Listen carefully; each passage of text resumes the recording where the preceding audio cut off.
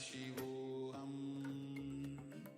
Om Nithyananda Paramashivoham. Om Nithyananda Paramashivoham.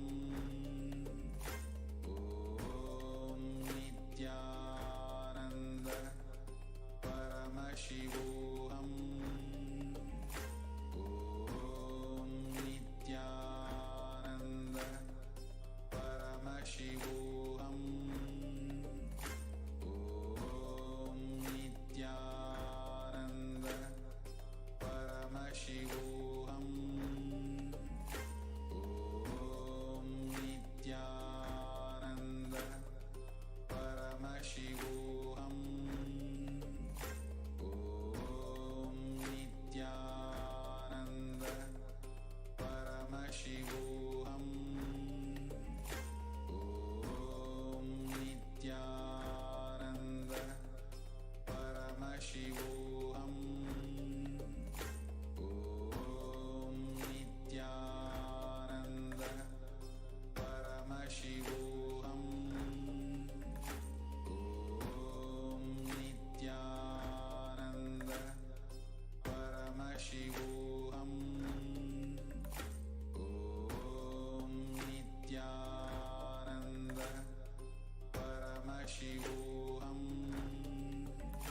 Om Nithyananda Paramashivoham. Om Nithyananda Paramashivoham. Om Nithyananda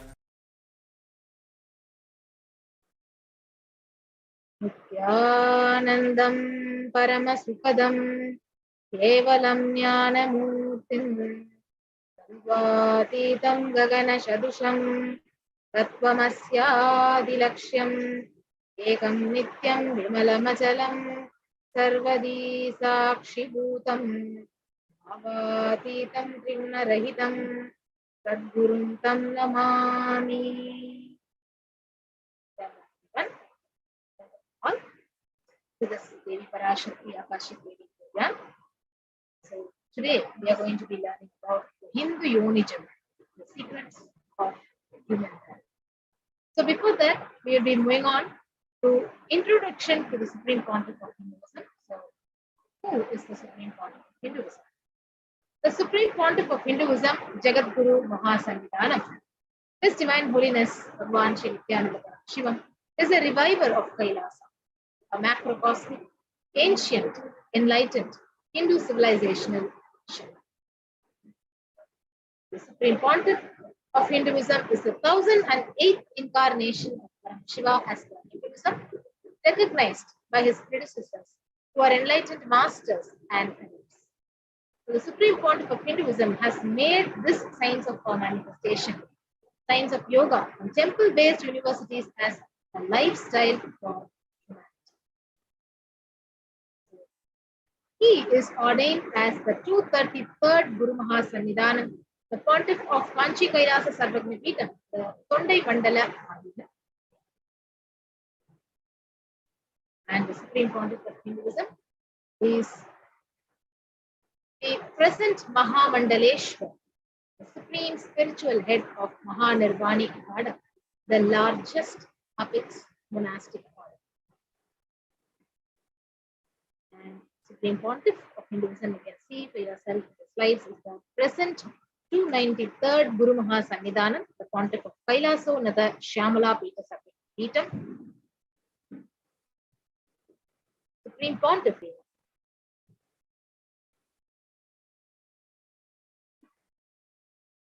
And he is the incumbent. He is elected as the Supreme Pontiff of Hinduism by a congregation of over 1,000 Hindu leaders, pontiffs across the globe.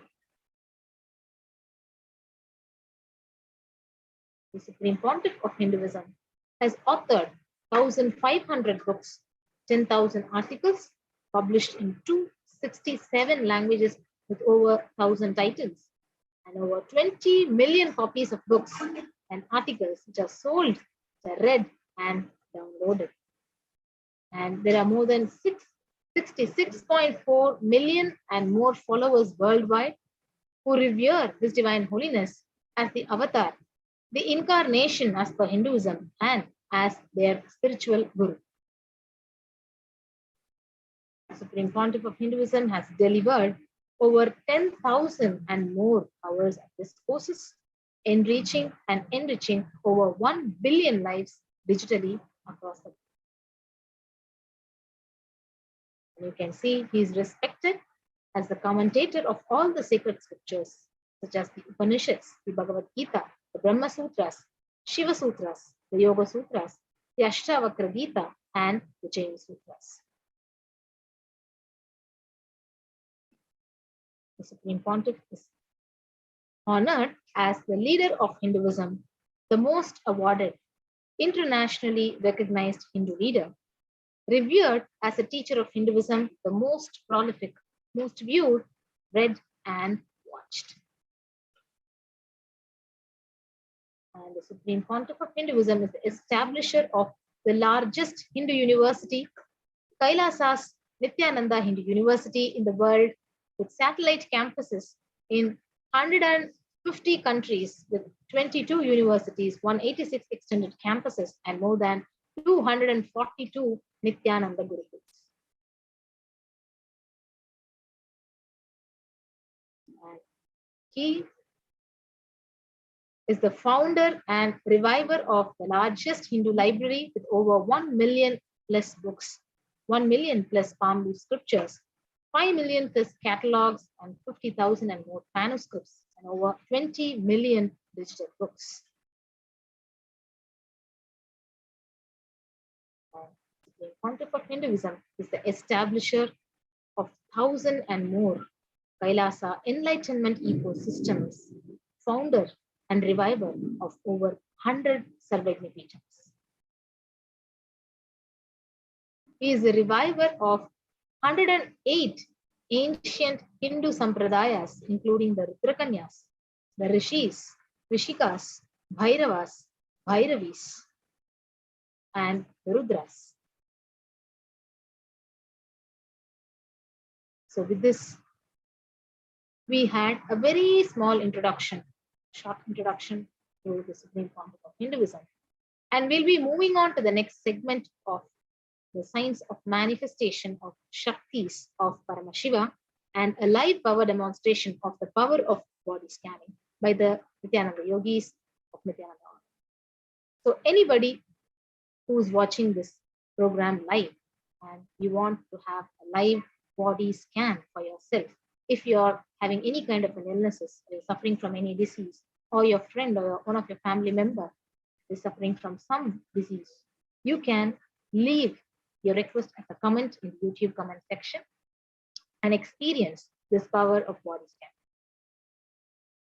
So with that, we'll be moving on to the next segment of this program of science of manifesting the extraordinary Shaktis of Paramashiva. Let us understand more about what are Shaktis and what is the difference between the Shakti and Siddhi.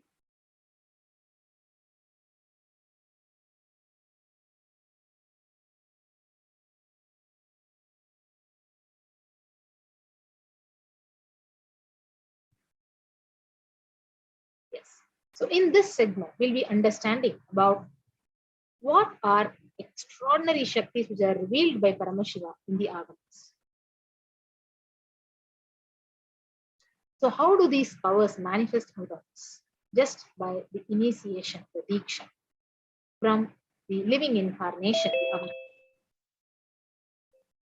So what are these Shaktis? In the Veda Agamas, the source scriptures, Paramashiva has revealed in detail that every human being is hardwired to be able to manifest 463 and more extraordinary Shaktis, and manifesting these powers are described as a system, a method, and a science for the human beings to explore the various possibilities, powers, and have access to the various states of consciousness. So Shaktis they manifest from this fundamental cognition that you are a man and you need to reach the divine, and not from the cognition. And not it doesn't manifest from the cognition that you are a man and you need to reach the divine, but only from the cognition that you are divine and you need to manifest divine.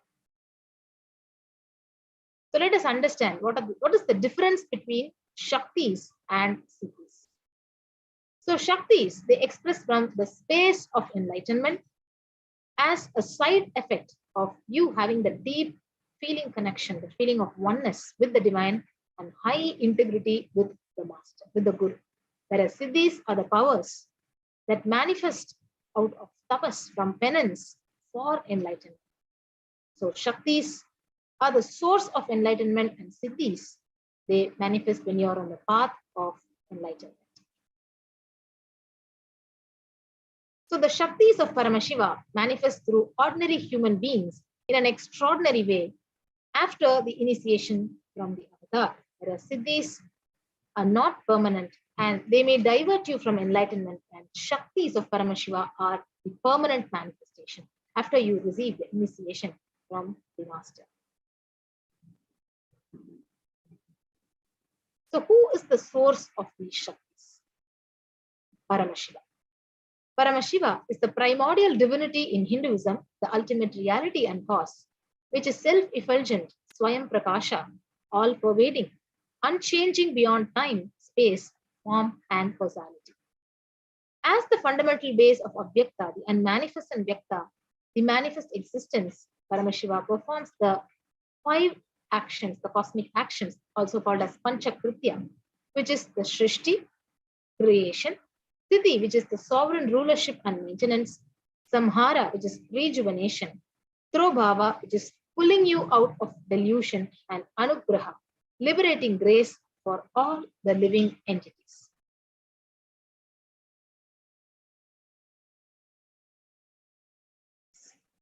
So the Supreme Pontiff of Hinduism, Jagadguru Mahasannidhana, His Divine Holiness Nithyananda Paramashivam, as the 1008th living incarnation and representative of Paramashiva and the reviver of KAILASA, the ancient enlightened Hindu civilizational nation, the great cosmic borderless Hindu nation. Ever since the beginning of the civilization, the Sanatana Hindu Dharma has been a cradle for enlightened beings and highly advanced sciences. So it was where this science of enlightenment and science of Shaktis, powers, was lived, and it was taught as a lifestyle. So for the first time in the modern day, Supreme Pontiff of Hinduism is reviving these yogic sciences and transmitting it to the world at a record-breaking, never accomplished before.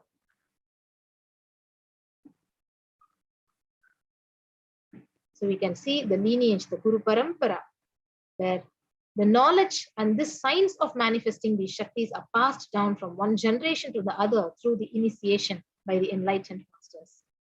So the Supreme Pontiff of Hinduism, who is being recognized as an incarnation at a very young age, he was trained and taught these sciences to revive the initiations for billions of people to manifest this science of our manifestation. From the disciplines of various Vedanta, Tantra, the Srividya, Yoga, Yogic powers, Mantra Sastra, Siddha Vidya, the science of Aushadha, Advaita, Bhakti Yoga, Paramashiva Jnana, and Paramashiva Vidya.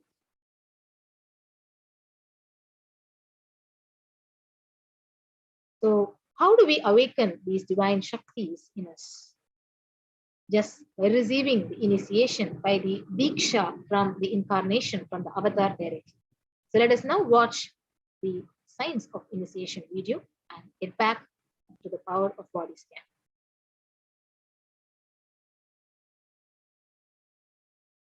A look, a word, a touch. Power of initiation. Diksha is the direct transfer of spiritual energy by an enlightened being through look, word, or touch. The traditional Vedic book Navaratneshwara states, Sarvasamapi dikshanam muktihi phalamakhanditam avirodhat bhavantyeva prasangyastu bhuktayah.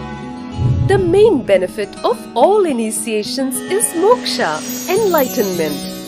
As a side effect, health, wealth, leadership and well-being happen. And in Rudrayamala Tantra, Shiva says, Devi Diksha Vihinasya na siddhihi na cha sadgatihi tasmat sarva prayatnena guruna dikshito bhavet. The one who is not initiated does not attain liberation nor a better future. So by all efforts, one should get initiated by Guru. What is the science of initiation? Neuroscience has proved that the process of initiation floods the brain with energy. This is the superconscious energy of Kundalini, our own highest inner potential energy. As the Kundalini flows from the thalamus to the cortex, it sets up a powerful energy loop within the brain, which awakens the latent non-mechanical parts which we have never used before. With increasing levels of coherence, the whole brain comes alive, turning into a superconductor of conscious energies that heal, empower, transform our lives, bliss and fulfillment. Initiation creates high awareness, visualization, creativity. It also slows the aging process and improves the immune system. Kundalini awakening, healing experience, levitation, teleportation, materialization. Experience the power of initiation through a range of exclusive programs conducted at the ashram. Nithyananda Dhyanapitham, Nithyananda Nagar, Birdi, Bengaluru. Contact. Welcome back, dear viewers.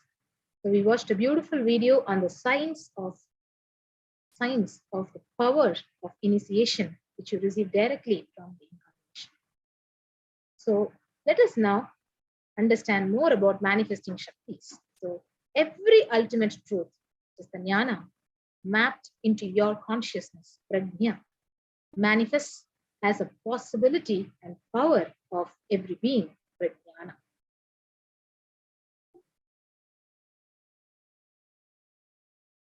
So the science of this power manifestation is authenticated through these four aspects of evidences, or also called as pramanas. The first pramana is the Shastra Pramana, which is the eternal, the unchangeable truths revealed from the source scriptures. The Apta Pramana, experiences and results of the Aptas or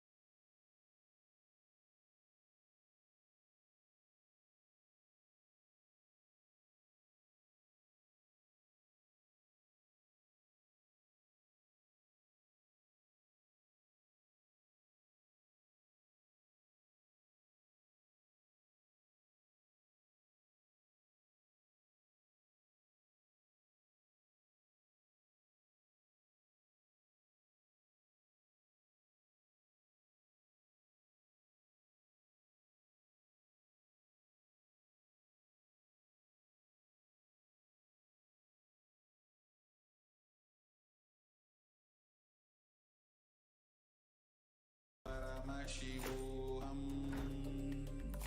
Om Nithyananda Paramashivoham.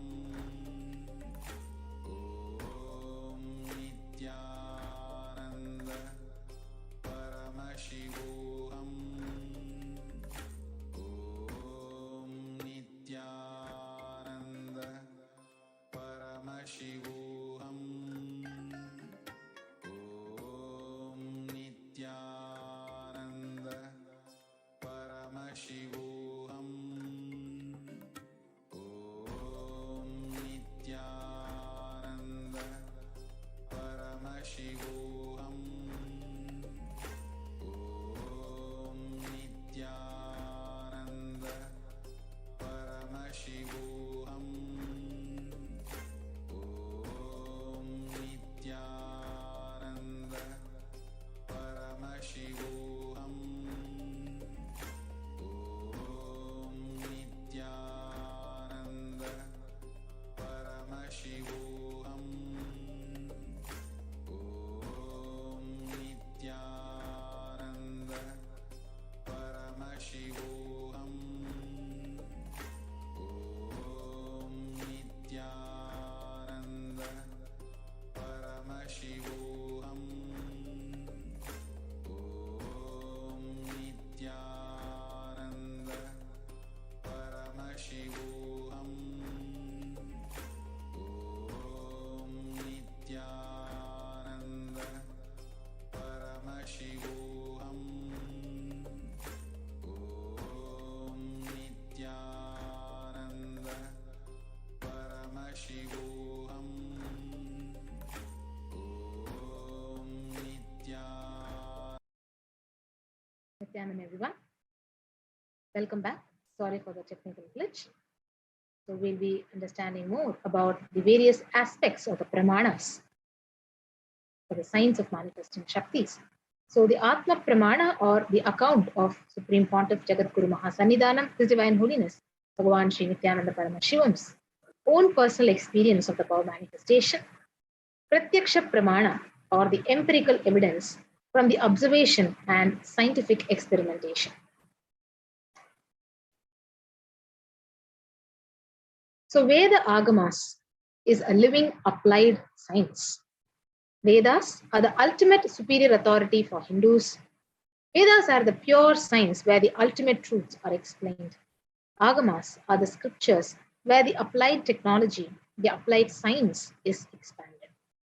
Vedas and Agamas, the Veda Agamas, are given the status of Shruti as they are directly revealed by Paramashiva himself. They are the ultimate, the eternal, unchangeable truths. A reference cited from these Shastras or source scriptures is called the Shastra Pramana. So let us now look into the Pramanas of the power of body scanning revealed by Paramashiva in the Agamas. So when we manifest this power of body scanning, one is awakened to the ability to scan any kind of illness, any disease, medically diagnosed issues, and give you the scan that Paramashiva has revealed to us through the third eye. So we'll understand the Shastra Pramana, the scriptural reference to manifest the power of body scanning. Swadehe jagato vapi sukshma sukshmatarani cha tattvani yani nilayam dyatvante vyajyate para. Bhagavan Paramashiva says, cognize deeply that from the subtle to the subtlest constitutive principles of your whole body, Swadeha, or of the whole universe, simultaneously consist of the essential reality. They are being absorbed in their source cause, Paramashiva, by the experience of such restful awareness. One becomes complete from all the thoughts, and the ultimate universal divine power, Parashakti, Paradevi, is revealed, and the supreme power manifestation happens. Next Pramana is the Apta Pramana, the reference of power of body scanning from the life of a great Siddha. So there was a great Siddha called as Teraya, and he was one of the prominent disciples of the great enlightened master Agastya. So one day, a man who was suffering from severe headache he comes to Agastya for healing. So Agastya, he uses this power of body scanning to scan him, and he exactly identifies the cause of the headache of the person. And he reveals that there is a small therai. So in Tamil, therai is also called as a type of a frog, which is sitting in the person's brain. So he immediately instructs his disciple Thereya to perform an open head surgery on him and remove the frog. So after the surgery was completed successfully, the person was completely healed and cured of the headache. So thus he gained the name Thereya. So this is one of the beautiful scriptural references, the stories from the Puranas. And next we have the Atma Pramana, the experience which Bhagavan himself had in his own life. So on the 22nd of December 2019, when the Supreme Pontiff of Hinduism, Divine Holiness, had an open compound, multiple compound fracture. This is what he himself said. So he said, only when I had the multiple compound hand fracture, I was forced to go for surgery and therefore for medical checkups related to that. At that time, they detected heavy metal quantity in my different organs, and it was revealed in that I had been poisoned without knowledge. I immediately used diagnostic methods instead of medical facilities to study the body condition due to poisoning. So through this power of body scanning, I found out what the problems, imbalances had happened in my body and where the balance has to be done. And I used allopathy as only the second opinion to verify my findings. So Bhagavan himself, when he had his own hand fracture, where he said pain is a lie, and he used this power of body scanning to heal himself. And next, we have the Sakshi Pramana, the various experiences of the devotees and the initiated disciples of the Supreme Pontiff of Hinduism, when they were healed using this power of body scanning by the Nithyananda yogis and Balasans and the sannyasis of Nithyananda order, who were directly initiated by the Supreme Pontiff of Hinduism, and their experiences when they manifested this power of body scanning. So now we will be having a live power demonstration of this power of body scanning. So all of you who are watching this program can leave your comment with a request and a consent for a body scan in the YouTube live stream comment section. And the sannyasis will be directly scanning you live, and they will be revealing to you what Paramashiva has revealed in the body scan for you. So I request all of you to have this wonderful experience of the power of body scanning through the Nithyananda yogis and sannyasis initiated by the Supreme Pontiff of Hinduism. So you can go ahead and request for a body scan. So any kind of an illness, any kind of a disease, and you're taking medications for some problem for a long time, you don't know, it is not getting healed. It may be for yourself, or it may be for your friend, or it may be for your family member, for anyone. So take this opportunity to avail and experience, to understand what is the cause of your disease, what is the cause of your problem, why you're struggling. So with that, we'll be moving on to the next segment after a short break.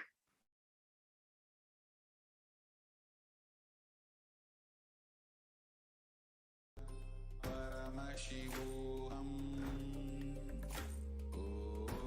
Om Nithyananda Paramashivoham. Om Nithyananda Paramashivoham. Om Nithyananda. Just be alive for next 3 years. Don't die within next 3 years. I guarantee you, I will reach you wherever you are.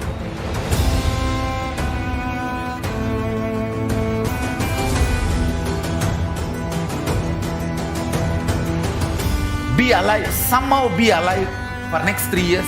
I will reach you wherever you are, whichever corner of the world you may be. I will reach you with enlightenment. It's my commitment to humanity.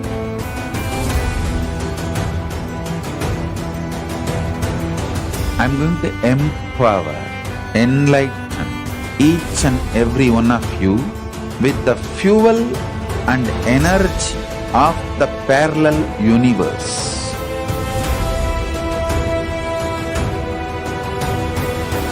I'll infuse this intense supernal effulgence DNA, Tejas, Ojas, Kundalini Shakti into your spine to consciously lift you to KAILASA.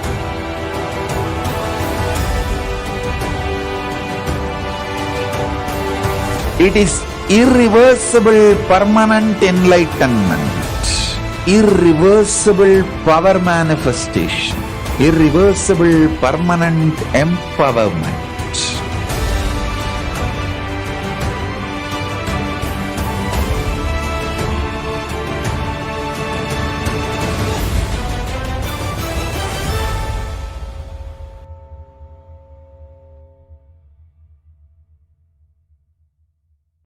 Greater signs of life can be realized with a greater ability to visualize.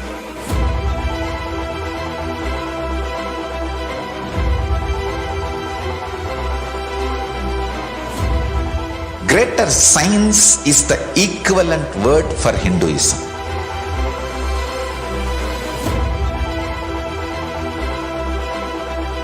When you understand the greater science of life, greater courage, more possibility, more fearlessness, more joy, more bliss.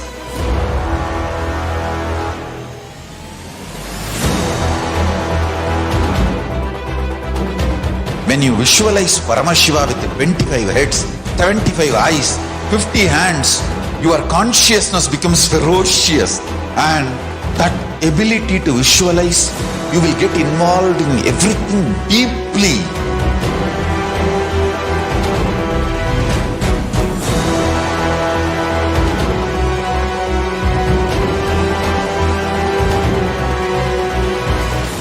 Involved people are the most delicious, most sweet, most beautiful, most juiciest beings of planet Earth.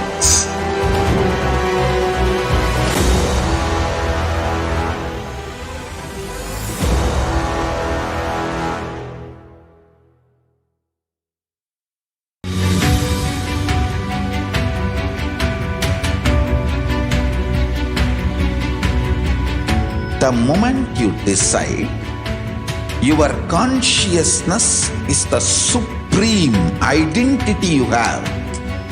You will not empower your depression, your frustration,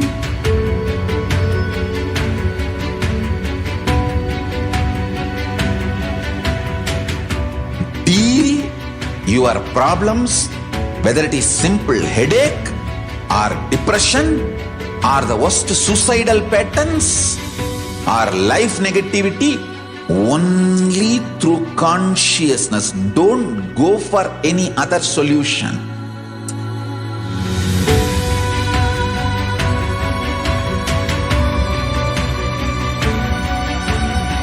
Don't keep stupid, toxic, life negative struggles inside.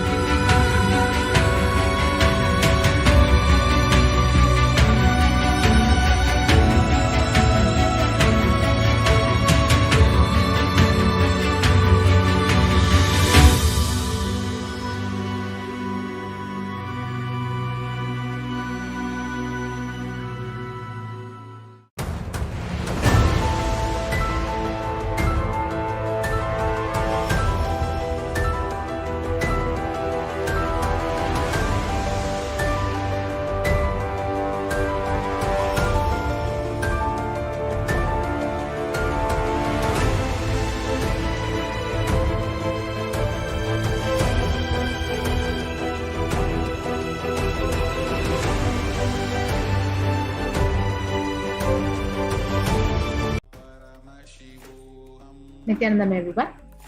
Welcome back. So, we are going to be manifesting this power of body scanning today. So, any one of you who would want to have a body scan can go ahead and post a comment in the live stream comment section and request for a body scan. So, I'm seeing Ma Saranka Vidyakaran, Ma Nithyananda Paramashivam has actually commented saying, Nithyanandam, please may have a body scan. Yes, Ma, for sure. So, and Ma Fenshu has also posted, Ma, can I have a body scan, please? Thank you. Yes. So, we'll do one by one. So, first, I'll be scanning Ma Nithyananda Paramashivam. Om Nithyananda Paramashivoham. Om Nithyananda Paramashivoham. Om Nithyananda Paramashivoham. Om Nithyananda Paramashivoham. Om Nithyananda Paramashivoham. Om Nithyananda Paramashivoham. Om Nithyananda Paramashivoham. Om Nithyananda Paramashivoham. Om Nithyananda Paramashivoham. Om Nithyananda Paramashivoham. Om Nithyananda Paramashivoham. Om Nithyananda Paramashivoham.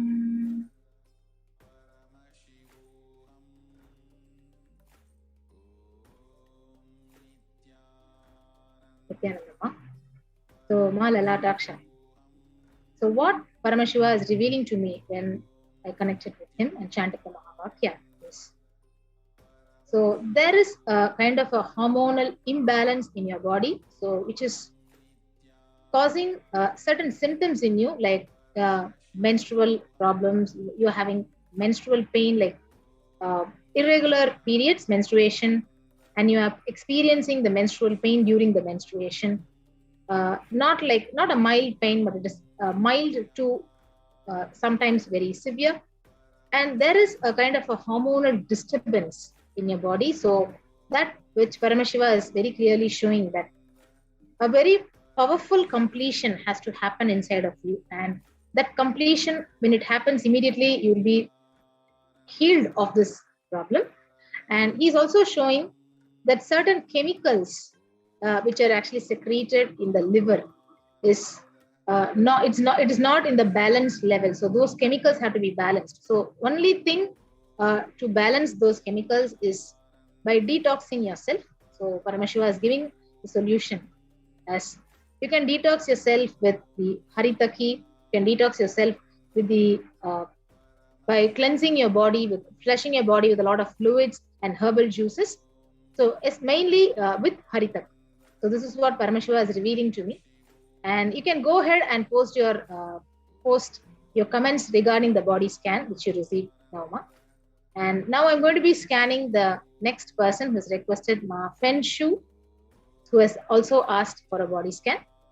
So I'll be chanting the Mahavakya, and before that, let me read out what Ma Lalatakshananda is actually experiencing. So Ma, I request you to go ahead and post about your comments regarding the body scan which Paramashiva has revealed to me. Yes, so now I'll be scanning Ma Fen Shu. Om Nithyananda Paramashivoham. Om Nithyananda Paramashivoham. Om Nithyananda Paramashivoham. Om Nithyananda Paramashivoham. Om Nithyananda Paramashivoham. Om Nithyananda Paramashivoham. Om Nithyananda Paramashivoham. Om Nithyananda Paramashivoham.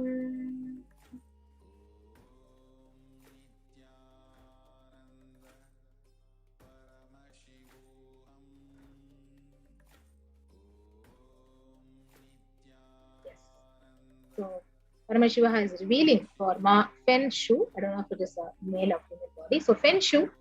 So for you, Paramashiva is revealing that there is a disturbance in your renal system, in your kidney, and some calcifications have started growing in your renal, in your kidney, and you need to keep flushing your body, flushing your system with a lot of fluids and a lot of water to get rid of this calcification. So it might turn into a stone, maybe in a few months. So this has actually happened to you because of the thought current that you're constantly feeling that you're not attended to by your family or by your loved ones, your dear ones. And that thought current, when you complete with that thought current, this calcifications which has begun to start in your kidney will start reducing, and you'll be like, when you complete with that thought current inside of yourself, this calcification will start dissolving. So, but you need to be more aware and take precautions of flushing your body and taking the haritaki and detoxing yourself. So, Ma Fenshu, you can go ahead and post your comments on the scan that was done to you. Yes, so Ma Saranka Vidyakaran also has said, yes, Ma, I will detox the body with fluids and haritaki, and I will take on the solutions. Yes, thank you so much, Ma. So, this power of body scanning is not a medical diagnosis. So, it is the application of a spiritual technique which has been used and time tested by various sages and rishis, and also by our own beloved Bhagavan, and by all the initiated disciples and Nithyananda yogis of Nithyananda order. So, if you have any other medical illness, and this is a spiritual technique which we are applying and helping you and supporting you to get rid of this, not only the symptoms, but the cause of the problem which you are actually going through. So, anyone else who is watching this program, you are welcome to request for a body scan and post your comment in the live stream, under the live stream comment section in the YouTube, and you can request and experience this power of body scanning. So, Fen Su, you can go ahead and post your comment for the body scan that you received.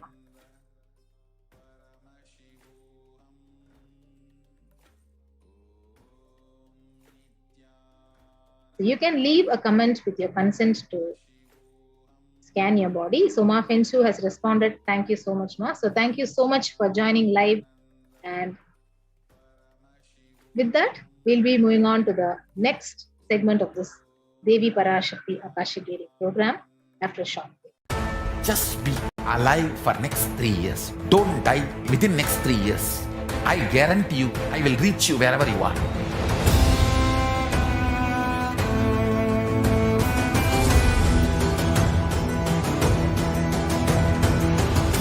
Be alive, somehow be alive for next 3 years. I will reach you wherever you are, whichever corner of the world you may be. I will reach you with enlightenment. It's my commitment to humanity.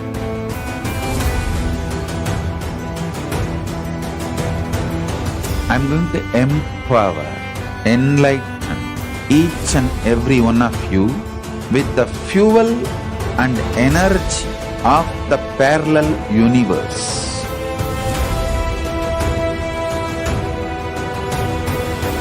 I'll infuse this intense supernal effulgence DNA, Tejas, Ojas, Kundalini Shakti into your spine to consciously lift you to KAILASA.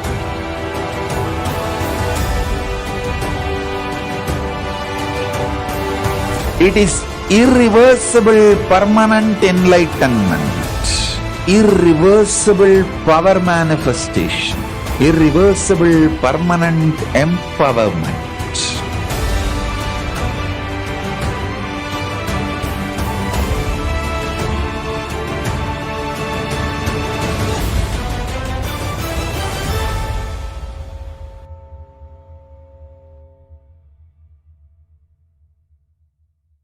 Greater signs of life can be realized with a greater ability to visualize.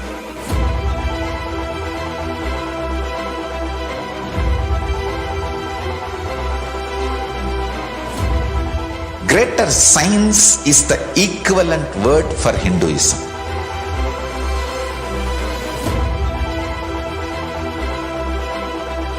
When you understand the greater science of life, greater courage, more possibility, more fearlessness, more joy, more bliss.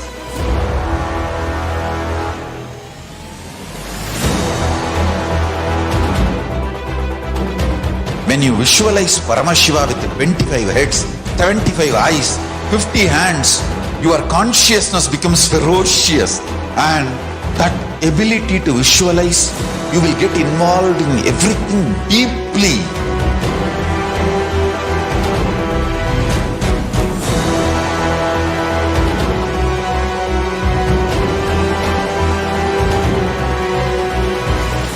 Involved people are the most delicious, most sweet, most beautiful, most juiciest beings of planet Earth.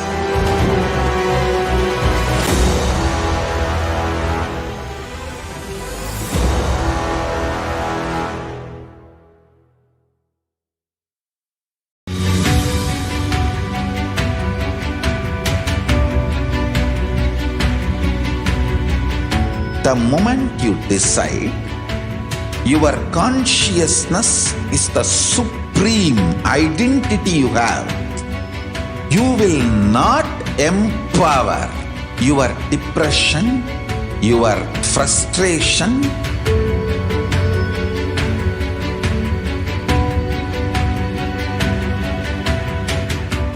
deal your problems, whether it is simple headache or depression or the worst suicidal patterns or life negativity, only through consciousness. Don't go for any other solution.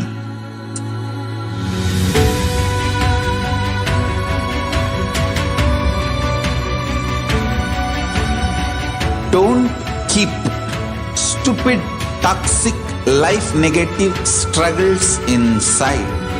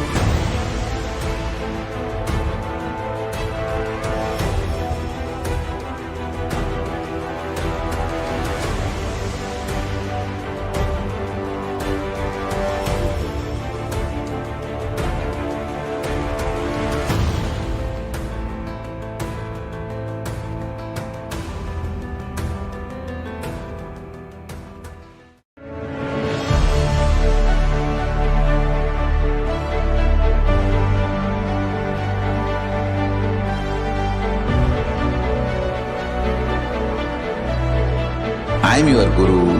I will make you enlightened. It's my commitment.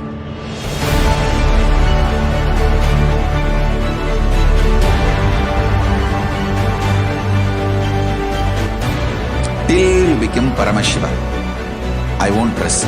Don't worry at all.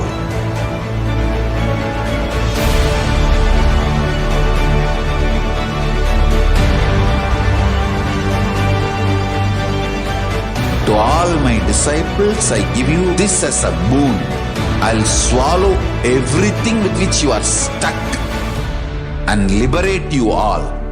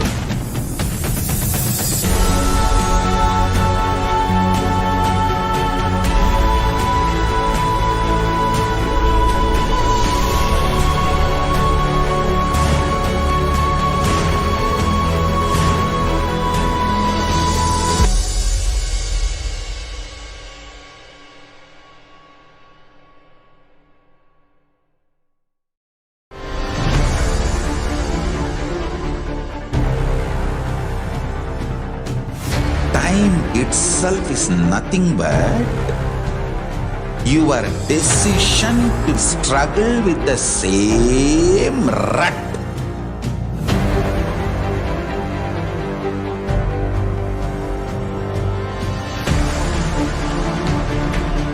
Your decision to struggle with the same rut is time, Kala. Your decision to swallow time is Kala Bhairava.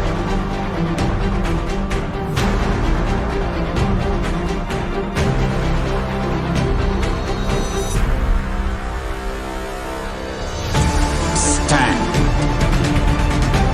Be a conscious woman or man.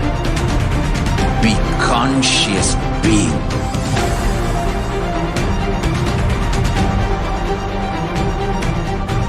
Shrink the time through conscious will persistence.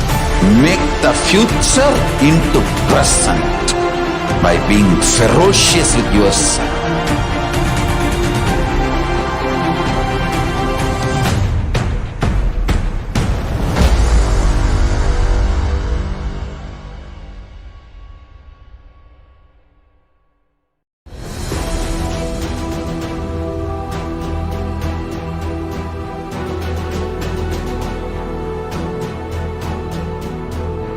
Your consciousness has power at this moment to swallow, digest, clean up all negativity and all toxins.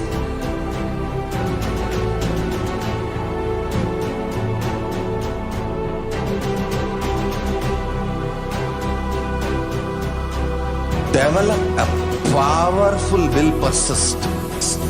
That's the most important asset for life.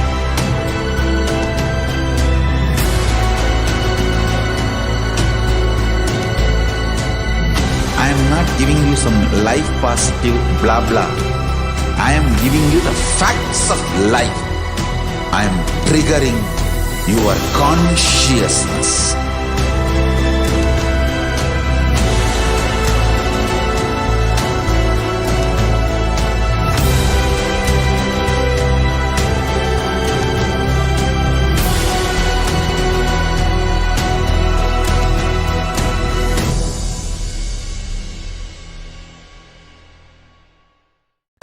Just be alive for next 3 years. Don't die within next 3 years.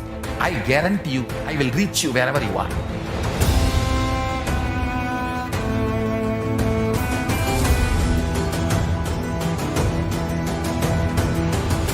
Be alive, somehow be alive for next 3 years.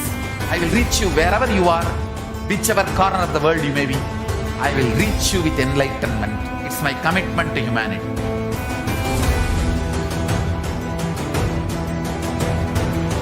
I'm going to empower, enlighten each and every one of you with the fuel and energy of the parallel universe.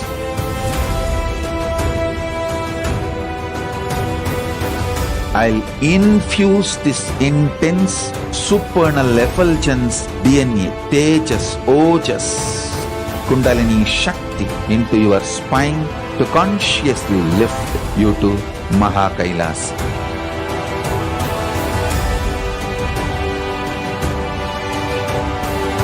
It is irreversible permanent enlightenment, irreversible power manifestation, irreversible permanent empowerment.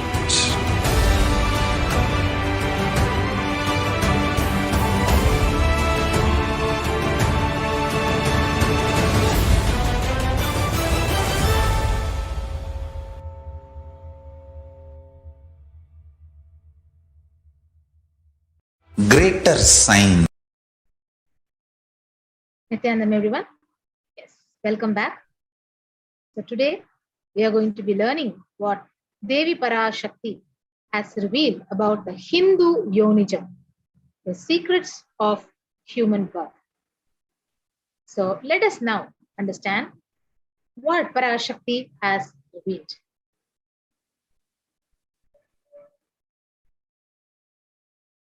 So we'll be chanting the Dhyana Sloka from the Lalita Sahasranama, invoking the presence of Devi Shakti.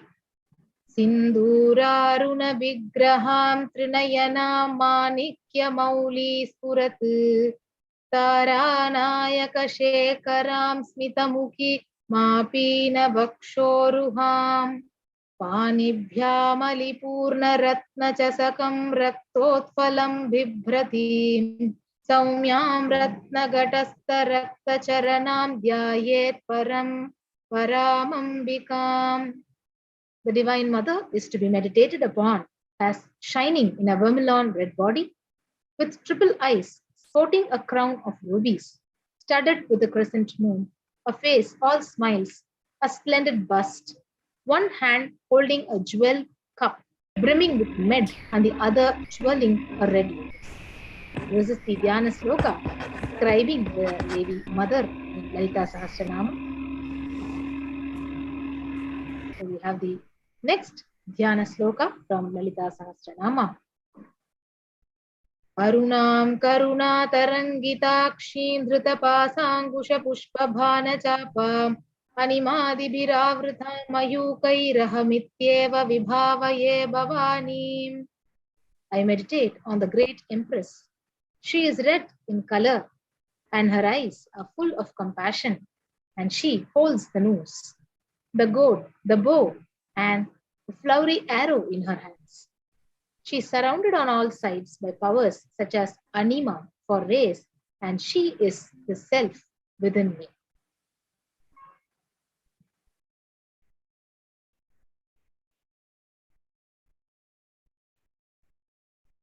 Devi Parashakti.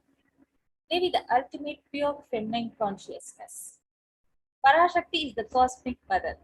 It is her cosmic womb from which billions and billions of universes comes out and goes. Sources where the Big Bang and the black holes goes on.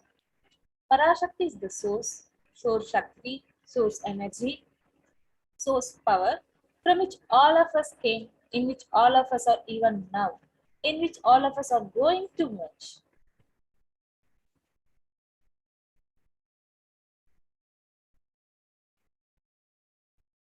So out of her extreme love and compassion, Parashakti herself is manifesting through the embodied form as the Nija Avatara of the Supreme Pontiff of Hinduism, Jagadguru Mahasannidhanam, His Divine Holiness Bhagavan Nithyananda Paramashivam, who is gracing us, answering us all our questions, who is literally attending to our prayers, giving us boons, healing us, revealing our past, present, and future, delivering profound spiritual truths, and ultimately giving us the experience of Paramashivoham itself.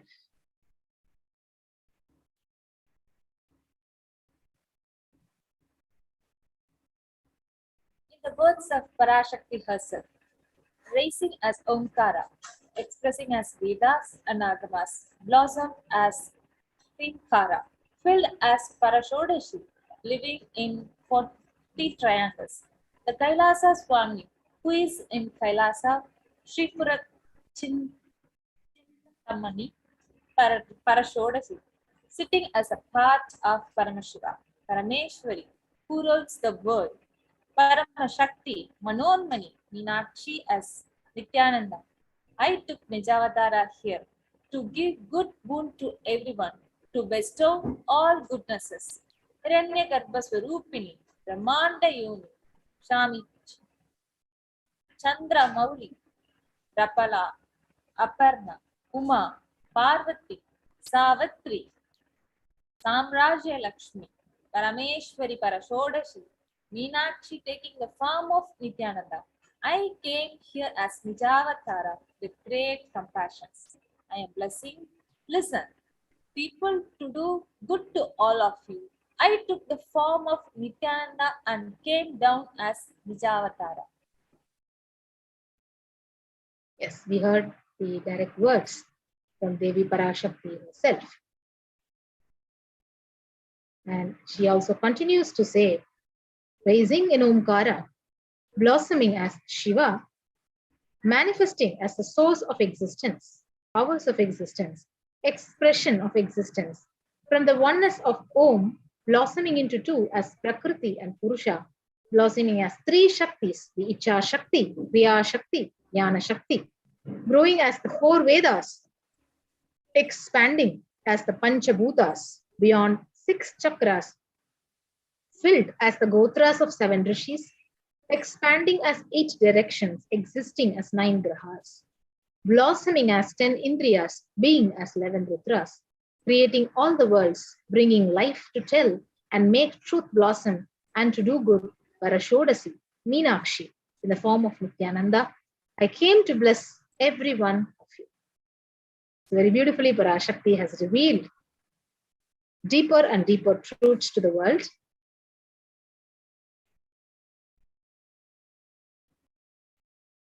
So we'll How to receive Devi Parashakti. So let us see how to receive Devi Parashakti. Literally, you are seeing Paramashiva and Paramasakti at the moment. She is there in your screen. So always receive her very traditionally. Keep a betel leaf, two betel leaf, one banana, one betel nut, and one coin in front of your screen. Watch Devi. Coin is considered a traditional dakshina in Hindu tradition. It can be the lowest value. In India, it can be even a 1 paise.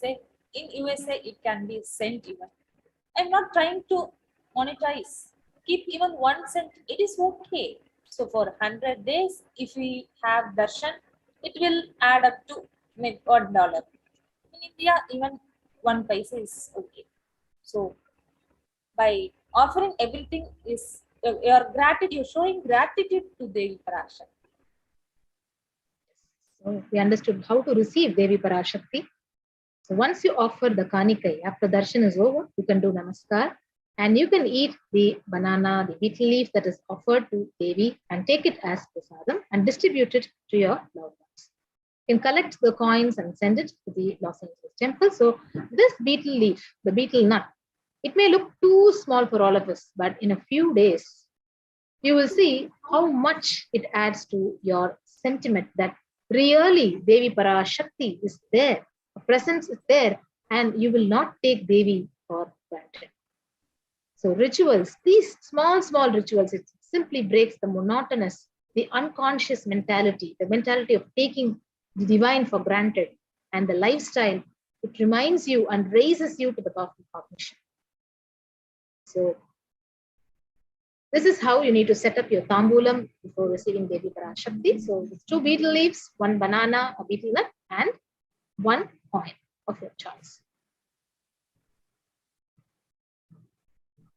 Akashic reading from Devi Parashakti, the state of the world. Let us see what Devi is revealing from this video on 31st May about the sacred secrets of Hindu birth. What's what Devi is revealing? Let us all watch us.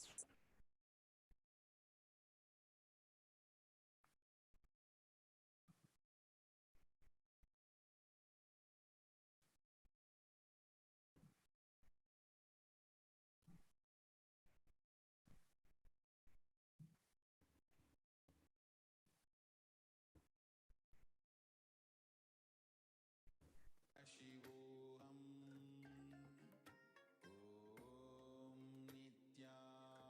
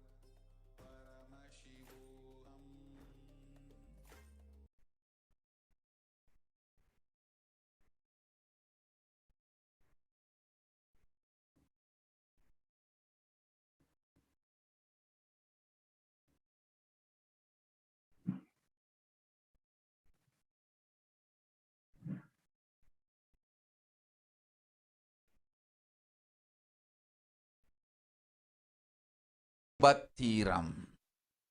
நன்றாய் கேளுங்கள்.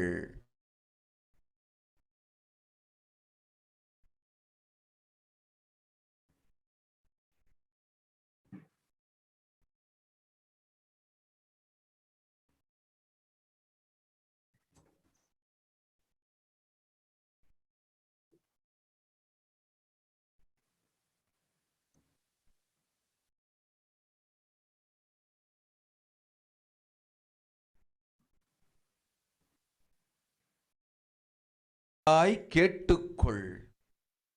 உன் கேள்விக்கு உன்மூலமாய் உலகெங்கும் இருக்கும் இந்துக்கள் எல்லோர்க்கும் அளிக்கின்றேன் உத்திரம். கேட்டு வாழ்ந்தால் உங்கள் வாழ்க்கை பத்திரம். நன்றாய் கேளுங்கள். பிறப்பின் ரகசியத்தை பிறப்பிலா பெருமை உடைய பரமேஸ்வரி சொல்லுகின்றேன் கேளுங்கள். அண்டஜம், யோனிஜம், ஜலஜம், பீஜம் எனும் 4 விதமான பிறவிகளில் 84,000 யோனிகளில் பிறக்கும் பிறப்புகளிலேயே பெருமை வாய்ந்ததும் உத்தமமானதும் மனித பிறவி. அந்த மனித பிறவியிலும் பலமுறை பிறந்து உழன்று அரசியல், பொருளாதாரம், சுகபோகம், தர்மம், அர்த்தம், காமம் எனும் ஆசைகள், துக்கங்கள், அச்சங்கள் அனைத்திலும் அழன்று உழன்று இனி வேண்டாம் இப்பிறவி, வேண்டுவது மோட்சமே என்று முடிவெடுத்தோர்க்கு மட்டுமே ஹிந்து மத யோனிஜம், ஹிந்து பெற்றோர்க்கு பிறந்திடும் சனாதன ஹிந்து தர்ம யோனிஜம், மனித பிறவி உத்தமம், சனாதன ஹிந்து தர்ம மனித பிறவி உத்தமோத்தமம். இந்த உத்தமோத்தம பிறவி எடுத்த எல்லோருக்கும் ஜீவன் முக்த விஞ்ஞானத்தையும் சனாதன தர்மத்தையும் காக்கின்ற கடமையும் உண்டு. அதனால் வருகின்ற நன்மையெல்லாம் அனுபவிக்கும் உரிமையும் உண்டு. இந்த கடமையை செய்வோம் என்று சத்தியம் செய்ததனால்தான் அந்த உரிமை அளிக்கப்பட்டது.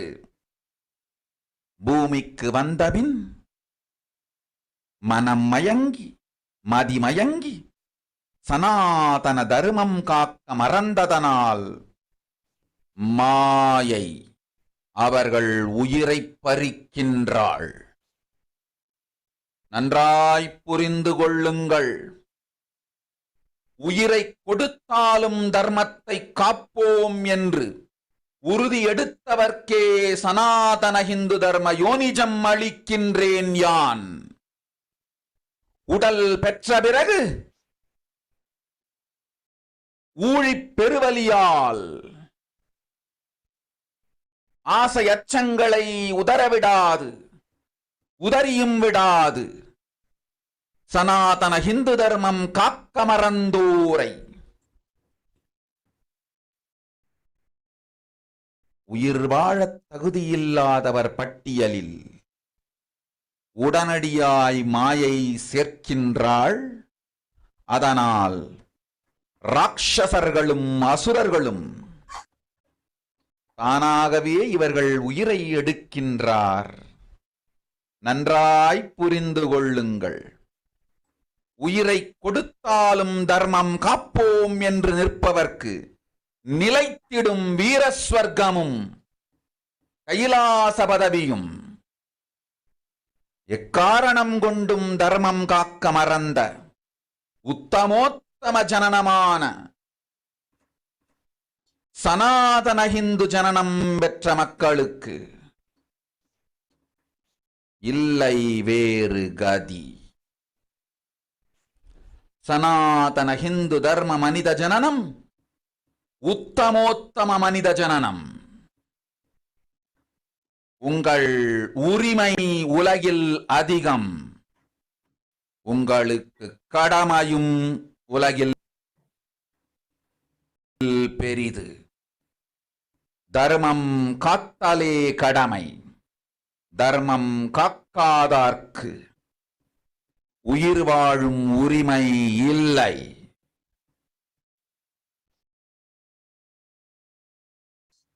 நன்றாய் புரிந்து கொள்ளுங்கள்.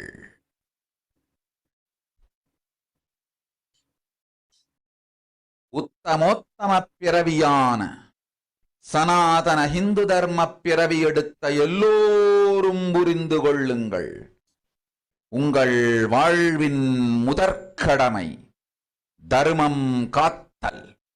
தர்மம் காக்க தர்மம் உங்களை காக்கும்.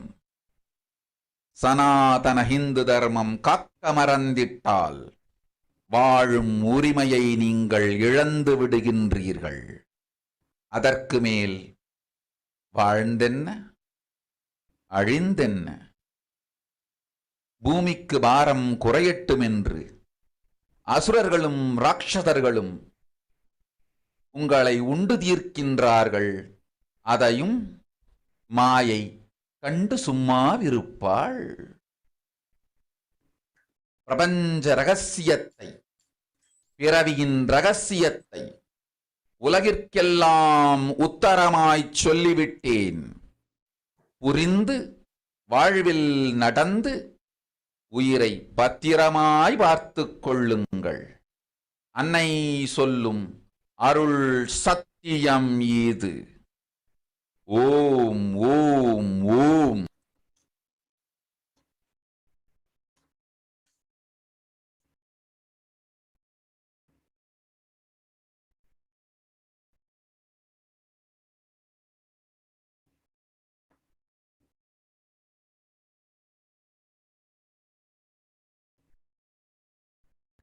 Just be alive for next 3 years. Don't die within next 3 years.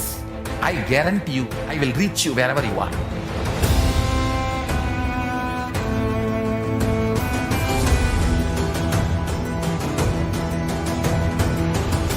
Be alive, somehow be alive for next 3 years. I will reach you wherever you are, whichever corner of the world you may be. I will reach you with enlightenment. It's my commitment to humanity.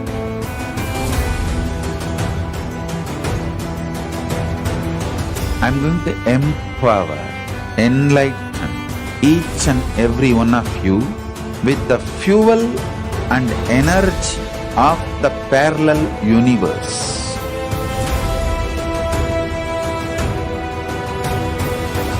I'll infuse this intense supernal effulgence DNA, Tejas, Ojas, Kundalini Shakti into your spine to consciously lift you to KAILASA.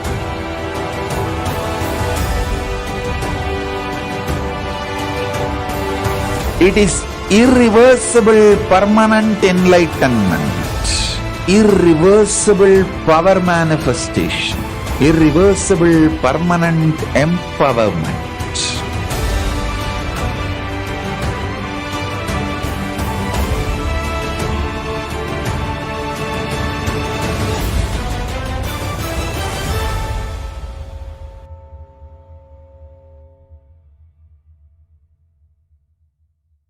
Greater signs of life can be realized with a greater ability to visualize.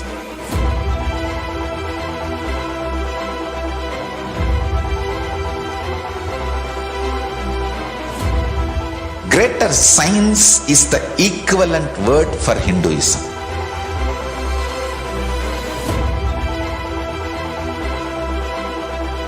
When you understand the greater science of life, greater courage, more possibility, more fearlessness, more joy, more bliss.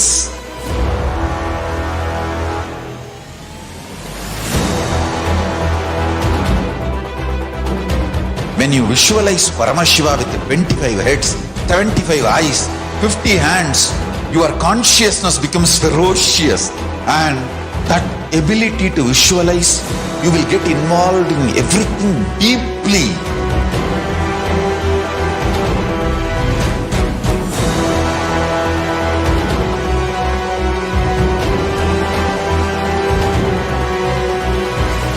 Involved people are the most delicious, most sweet, most beautiful, most juiciest beings of planet Earth.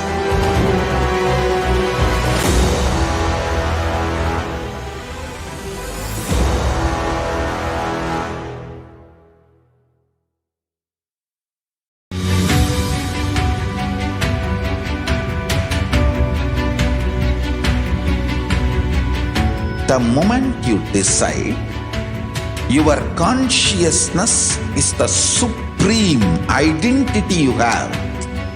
You will not empower your depression, your frustration,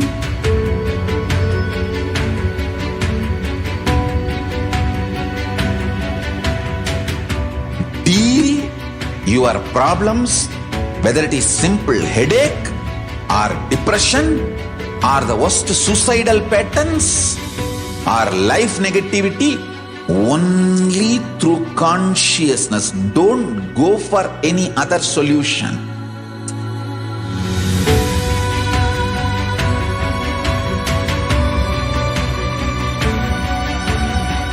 Don't keep stupid, toxic, life negative struggles inside.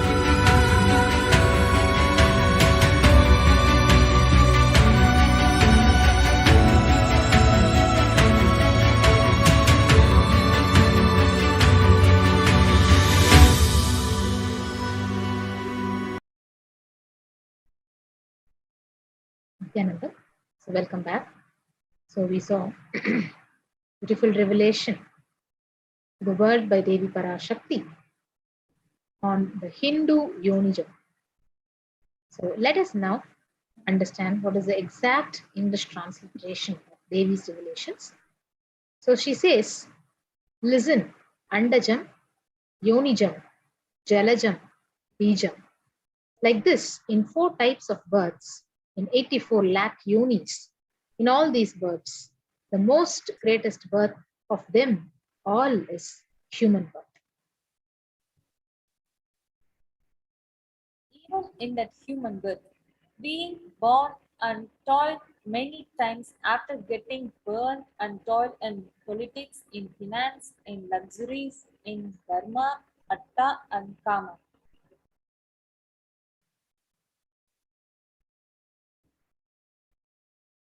So even after getting toiled and struggled in so many fields, and those who decide of not wanting this birth, wanting only moksha, only those will have the Hindu Dharma Yonijam, the Sanatana Hindu Dharma Yonijam of being born to a Hindu parents.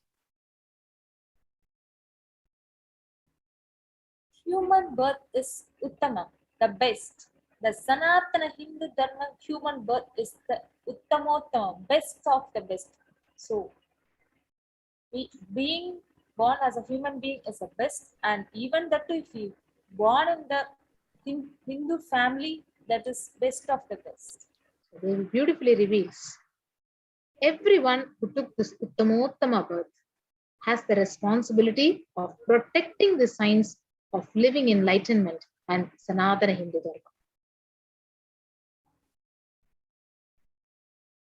And also, they have the rights of experiencing its benefits. This right was given to them because of the commitment given by them to do this responsibilities. She also says, after coming to Bhuloka, by getting mentally deluded and forgetting the dharma of protecting the Sanatana Dharma, Maya, she is taking away all their soul. Understand carefully. I am giving the Sanatana Hindu Dharma Unijam only for those who gave the commitments of protecting Sanatana Hindu Dharma even by giving their lives. So after getting the body, because of painful deluge, not dropping the fear and grief. So for those who forgot to protect the Sanatana Hindu Dharma, Maya, she will immediately add them all to that list of those who are not worthy of living. Therefore, Rakshasas and Asuras are automatically taking away their lives. Understand properly. For those who stand that even by giving their lives, they will protect Dharma, will permanently have Veera Swarga and Kailasa Padati. So beautifully, Devi reveals for any reason, people who forgot to protect this Sanatana Hindu Dharma, having the Uttamottama birth of Sanatana Hindu birth, there is no other way for them.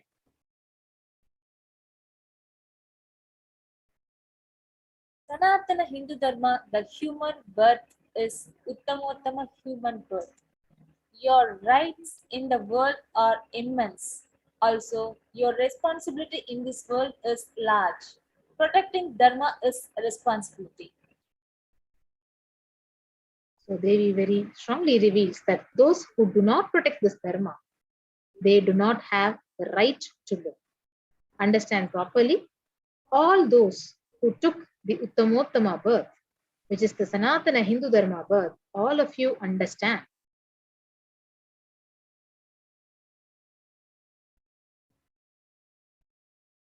The first responsibility of our life is protecting Dharma. If you protect Dharma, Dharma will protect you. If you forget to protect the Sanatana Hindu Dharma, you lost the right of living. So Devi reveals, if you forget to protect the Dharma, the Sanatana Hindu Dharma, you even lose the right to live. So after that, what bothers? Whether you live or get destroyed.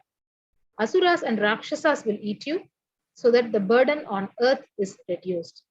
Seeing that, Maya, she will keep quiet. So Devi has revealed very beautifully that being born in the Hindu family, if you take a Sanatana Hindu Dharma birth, if you take birth in a Hindu family, and if you fail to protect Hinduism and Sanatana Hindu Dharma, then the very way you're living and your existence itself is a waste and you will be destroyed. So it is a ferocious revelation from Devi Parashakti herself. So what is our real responsibility as Hindus and building the Hindu nation? As we all know, Hinduism, it represents the most ancient yet progressive indigenous spiritual tradition.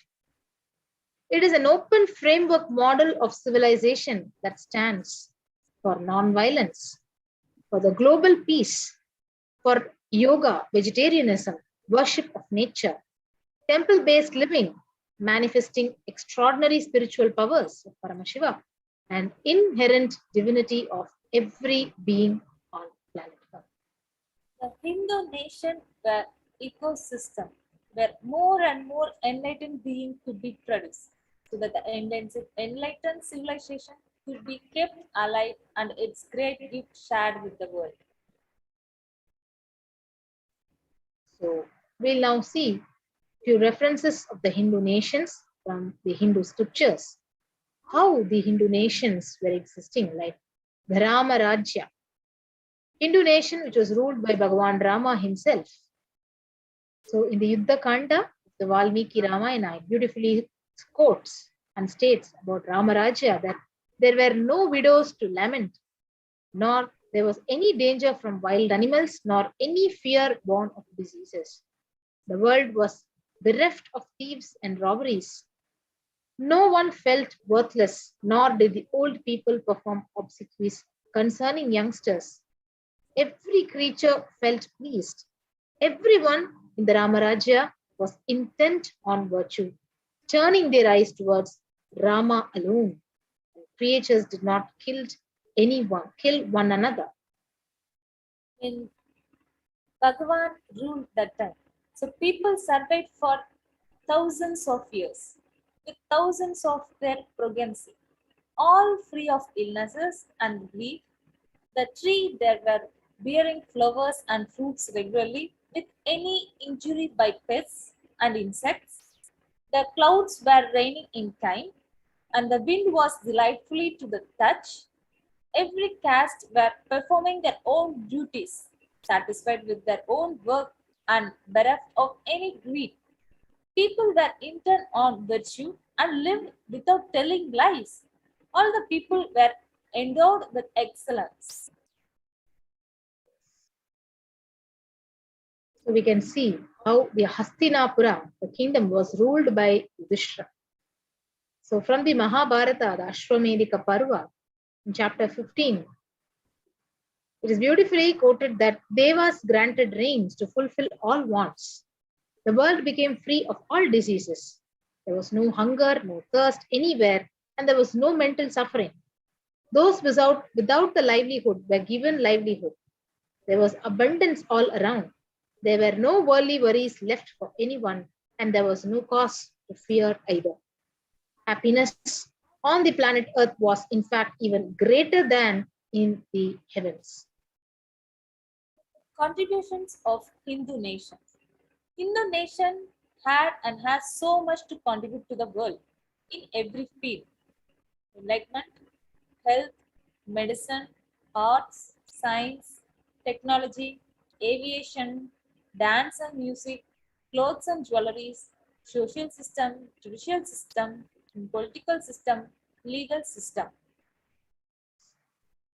So now the most important question is, how were all these ancient Hindu nations destroyed? So how was it destroyed? So the destruction of the Hindu civilization.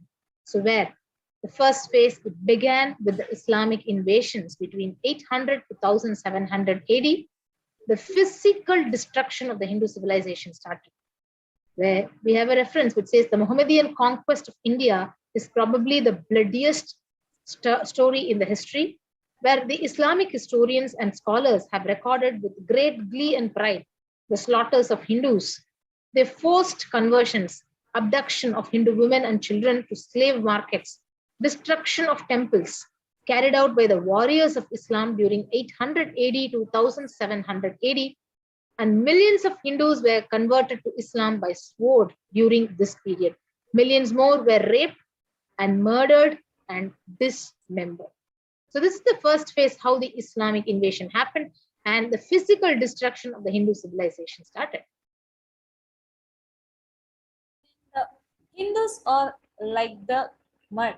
If silver is demanded from them, they must, with the greatest humility, offer gold.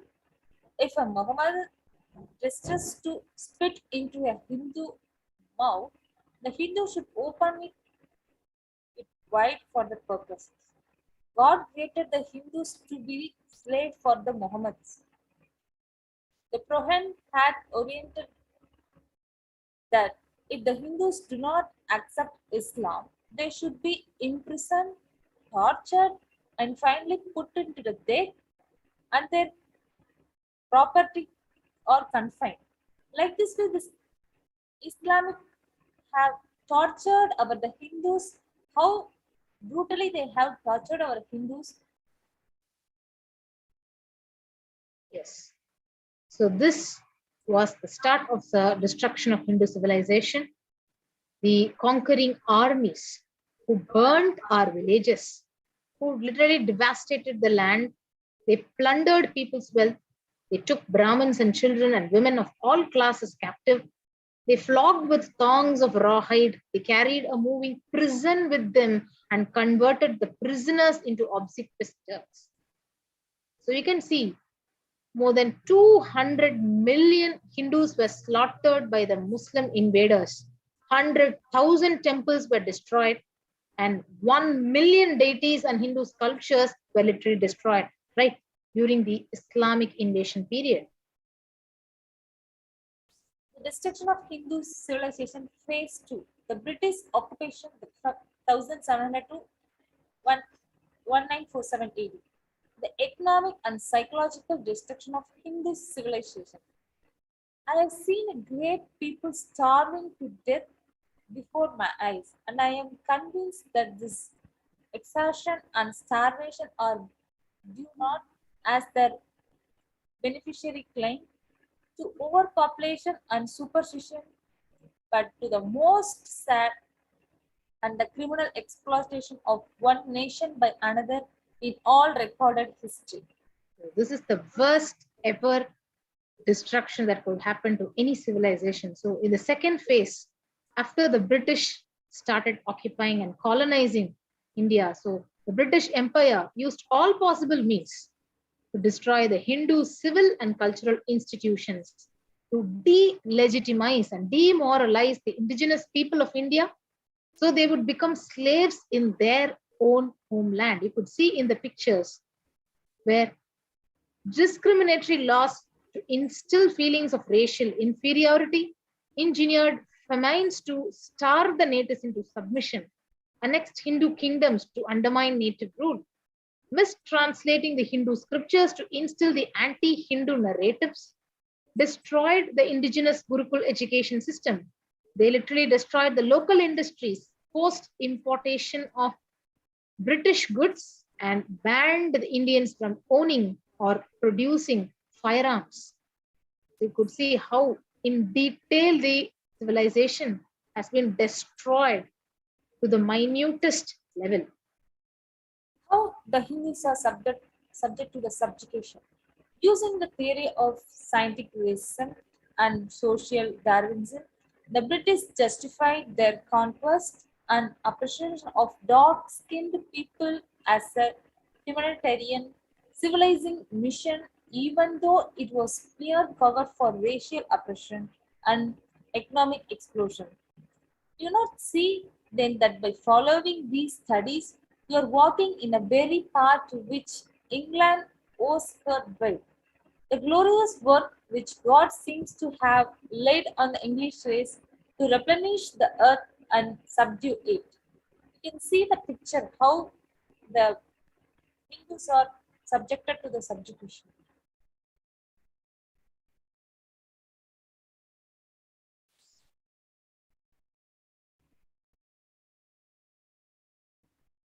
So the next comes the colonial subjugation, where 200 years of intense racial hatred towards Hindus were created. So the Hindus are full of dissimulation and falsehood, the universal concomitants of oppression, the vice of falsehood. Indeed, they carry to a height almost unexampled among the other races of men. So, as for religion, no people have ever drawn a more gross and disgusting picture of the universe than what is presented in the writings of the Hindus. Very few words are required regarding Islam because the superiority of the Mohammedans in respect of the religion is beyond all dispute.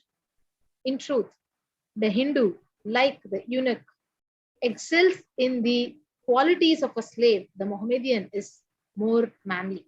So this is how they were literally treated, and the civilization was destroyed.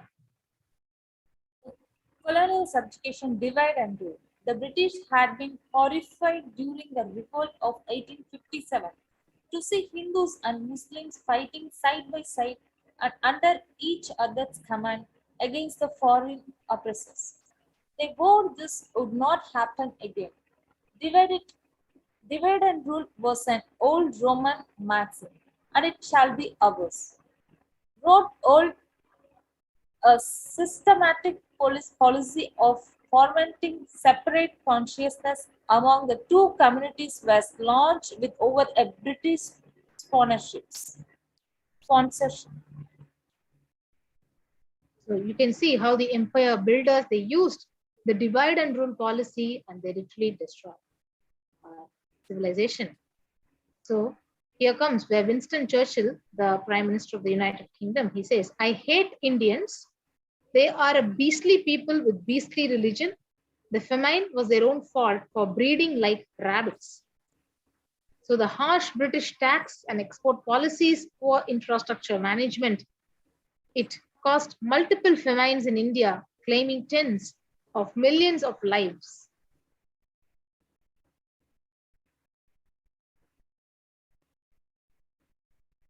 So Indians were forced to eat leaves, grass, and human flesh, and parents threw their starving children into rivers and wells, while others committed suicide to escape their living hell.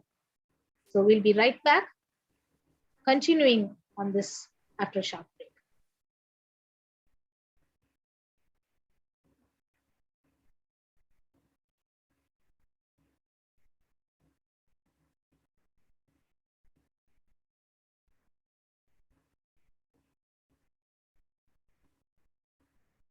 Just be alive for next 3 years. Don't die within next 3 years. I guarantee you, I will reach you wherever you are.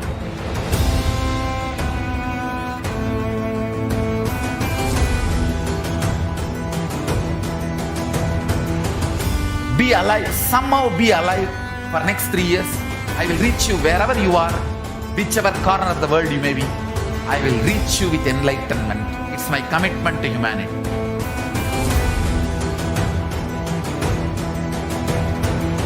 I'm going to empower, enlighten each and every one of you with the fuel and energy of the parallel universe.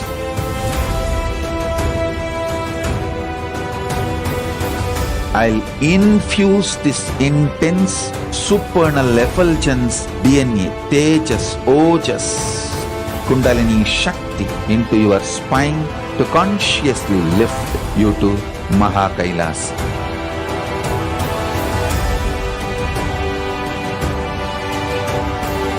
It is irreversible permanent enlightenment, irreversible power manifestation, irreversible permanent empowerment.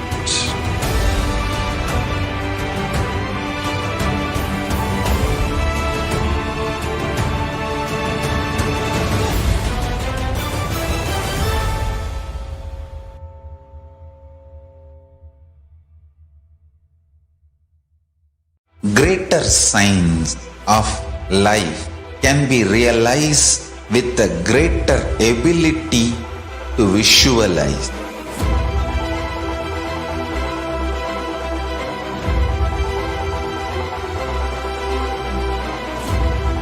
Greater science is the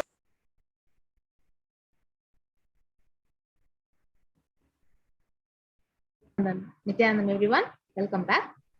We were seeing the colonial subjugation, the engineered famines to break the spirit of people.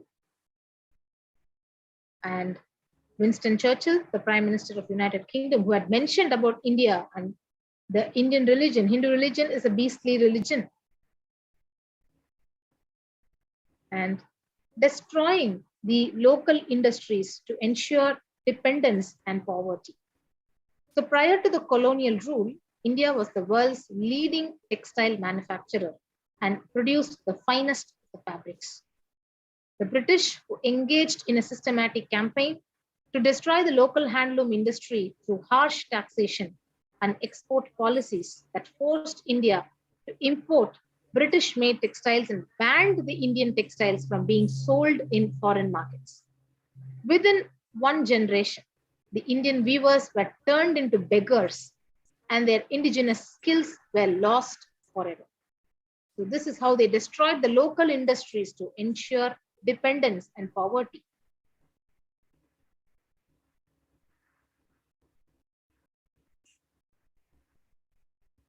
By 1878, the Indian railway mechanics in Jamlapur in Bengal and Amjar in Rajputana had become so proficient at maintaining locomotive trains that they started designing and building their own models at a fraction of the cost of imported British trains. The British Parliament responded by passing an act in 1912 banning all local manufacturers of trains to ensure India's economic dependency on their colonial masters and destroy the native technological know-how. This is how they destroyed the local industries to ensure dependency and poverty. So the seizure, taxation, and how the temples were ruined. So this is from the journal. It says it was a strange but determined piece of policy when throughout the country the pagoda lands were resumed by the East India Company and Tustec allowances were granted in their place. And now let us contemplate the result of this plan. From one end of the country to the other, the pagodas are ruined, unmaintained. The revenues of Tripeti are on a gradual decline and will die in the lapse of years a natural death. Some of the most celebrated temples in the country are worse off, but there are still, alas, many more strongholds of the devil. The false anti-Hindu narratives. The British rulers perpetuated the narratives that Indians were generally illiterate and education was restricted to high caste Hindus, but their own survey revealed that every village had at least one school and Sudras and other lower caste children constituted 70 to 84% of students. In contrast, the century of direct British misrule of India left the population with a dismal 12% literacy rate. This was from the Survey of Indigenous Education in Madras Presidency between 1822 to 1826. And creating a class of brown British natives. So you could see that Thomas Macaulay, on a minute on his vacation in his journal, he writes, "We must at present do our best to form a class who may be interpreters between us and the millions whom we govern. A class of persons, Indian in blood and color, but English in taste, in opinions, in morals, and in intellect. To that class, we may leave it to refine the vernacular dialects of the country, to enrich those dialects with terms of science borrowed from the Western nomenclature, and to render them by degrees fit for vehicles for conveying knowledge to the great mass of the population." So this is how they created a class of brown British natives. It is one of the colonial subjugation. Creating a class of brown British natives. Despite their best efforts to adopt English language, clothing, and mannerisms, the anglicized brown British native clothes of India were often viewed with contempt and ridiculed as Bengali baboons by their white masters for their ornate speech, self-importance, and fawning attitude towards any Western. Yes. So how converting the native Hindu Rajas into proper British gentlemen, you can see, and this is from the Maya College, the Eton of India, concerned at the rising awareness of nationalism. After the Indian Mutiny of 1857, the British realized that to strengthen their hold in India, they being just a handful, needed to widen their political and psychological management of India and the Indians. Thus, they began to focus on education of native princes and the pursuit of objective in Macaulay's Minute on Education of 1837 to create a class of people, Indian in blood and color, but English in opinions, in morals, and in intellect, which became the cornerstone of their strategy. Criminalizing the indigenous community, the Criminal Tribes Act of 1871. The British government passed the Criminal Tribes Act, where various ethnic communities were deemed subversive to colonial authority simply because they did not conform to their idea of civilized living.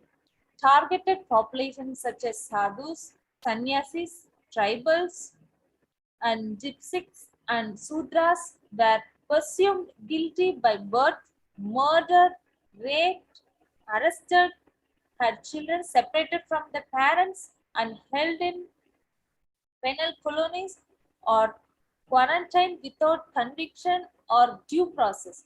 Upon release from British custody, targeted communities were subjected to surveillance and give tattoos to them and make them easier to wear.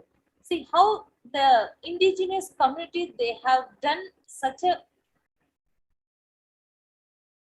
Yes. So this was how the indigenous communities were destroyed in an effort to demonize Hindus and feed the stereotype of the savage Oriental. The British authorities and media sensationalized the stories of bloodthirsty thugs or bandits who would offer human sacrifices to the wicked and fearsome goddess Kali. The image of the thug was promoted worldwide as an example of all that was wrong with India. And in addition to denigrating the Hindu culture, the narrative of the thug menace was also used to justify the colonial rule, suspend the civil liberties, target the subversive elements that challenged British hegemony. So these were the thug and the dacoity suppression acts the British passed the Indians. So here where Shashi Tharoor, the MP of the Indian Parliament, he says, the British came to one of the richest countries of the world. Over 200 years of exploitation, looting and destruction reduced it to a poster child of third world poverty. So you can see how more than for 200 years, how much of money, like more than 45 million Hindus were dead due to famines and poverty imposed by the British policies and reprisal killings for the 1857 mutiny, and 680 native kingdoms were usurped by the British Raj. destruction of a Hindu civilization, the phase 3, the secular India, 1947. What a disgusting, savage people, we are a politics, progress, socialism, communism, science. Where are they before this black religious savagery? India can never be a Hindu republic. So this is what exactly Jawaharlal Nehru has commented in his prison diaries in 1935. So here again, Ambedkar, the India's first law minister and principal, who is supposed to be the architect of Indian constitution, Pakistan or the partition of India, he says, if Hindu Raj does become a fact, it will no doubt be the greatest calamity for this country. No matter what the Hindus say, Hinduism is a menace to liberty, equality, and fraternity. It is incompatible with democracy, and Hindu Raj must be prevented at any cost. So this is where the destruction happened with the formation of secular India. Secular, the modern Indian legal system, academy, and media all systematically undermine, suppress, and delegitimize the Hindu institution and cultures. So, Hindu constitution established government control and taxation over Hindu temples, schools, etc., while other religions are free from interference. Article 26 to 30 of Indian Constitution discriminate against the Hindus by giving special rights and benefits to non-Hindus, government benefits, scholarships, etc. Hindu kingdoms and self-governments are abolished. Anti-superstition laws passed to criminalize the Hindu practices. Mainstream India academics Describing the Hindus as sexist, racist, backwards, and oppressors, and the negative media portrayals of Hindus in Bollywood and TV, which is still continuing. You can see the media narratives used to stereotype and demoralize Hindus. The Bollywood and the mainstream media outlets consistently portray Hindu gods and gurus as cartoonish, dishonest, corrupt, sex friends in a manner similar to British imperial propaganda. Media narratives are used to shape the human consciousness and further political agendas. The racist British colonial stereotypes portraying Hindus as superstitious, backwards, dishonest, and corrupt are perpetuated by their brown British successors in the modern India unabated. We'll continue to learn more after a short break.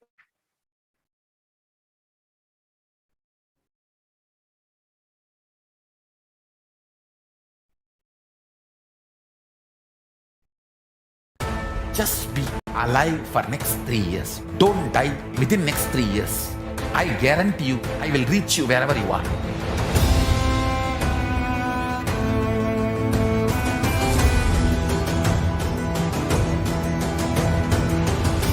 Be alive, somehow be alive for next 3 years. I will reach you wherever you are, whichever corner of the world you may be. I will reach you with enlightenment. It's my commitment to humanity.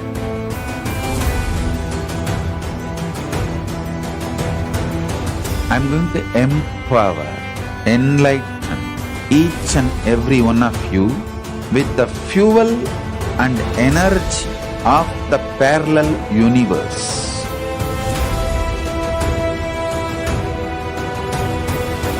I'll infuse this intense supernal effulgence DNA, Tejas, Ojas, Kundalini Shakti into your spine to consciously lift you to KAILASA.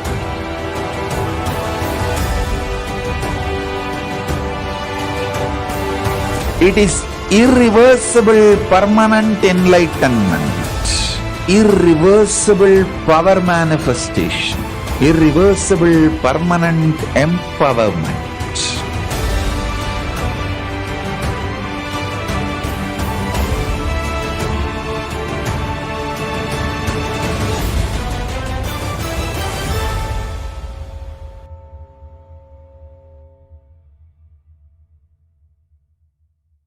Greater signs of life can be realized with a greater ability to visualize.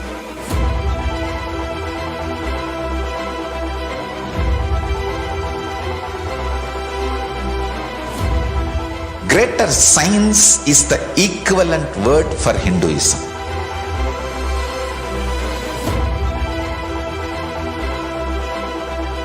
When you understand the greater science of life, greater courage, more possibility, more fearlessness, more joy, more bliss.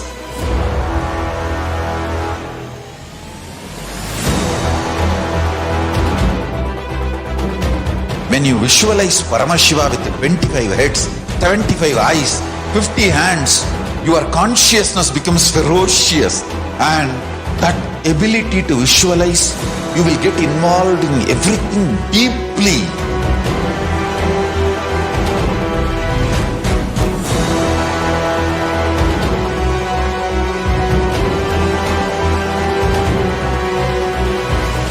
Involved people are the most delicious, most sweet, most beautiful, most juiciest beings of planet Earth.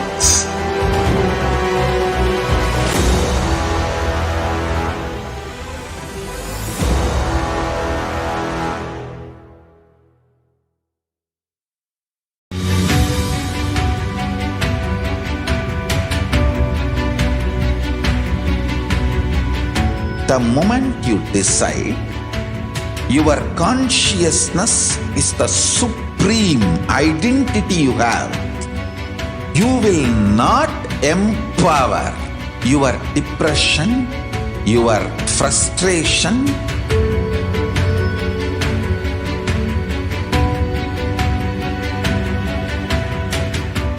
deal your problems, whether it is simple headache or depression or the worst suicidal patterns or life negativity, only through consciousness. Don't go for any other solution.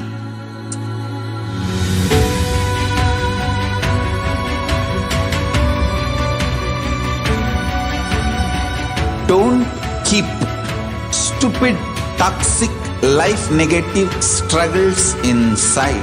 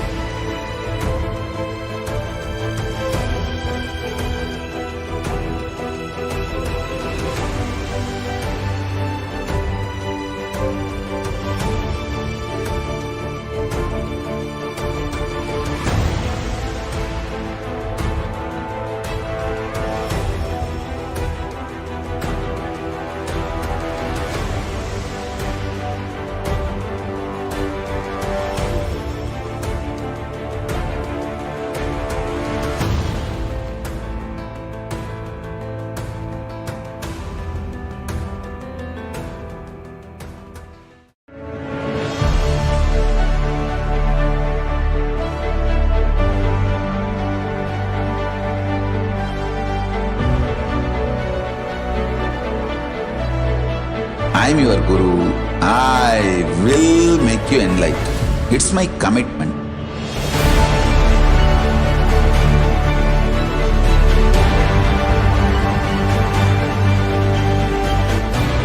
Till you become Paramashiva, I won't rest. Don't worry at all.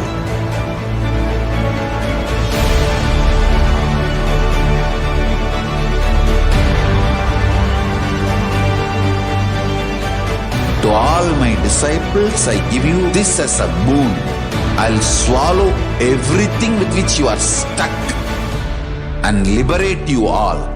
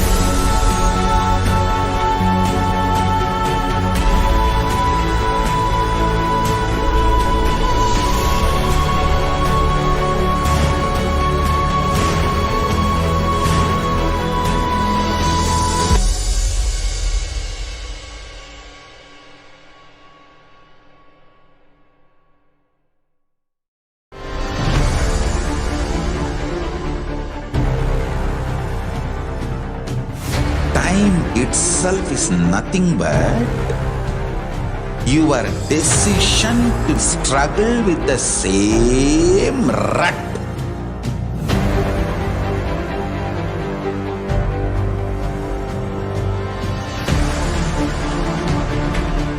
Your decision to struggle with the same rut is time, Kala.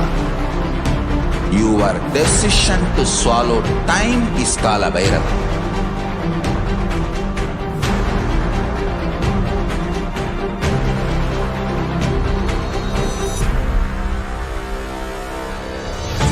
Stand.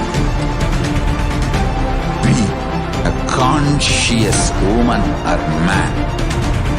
Be conscious being.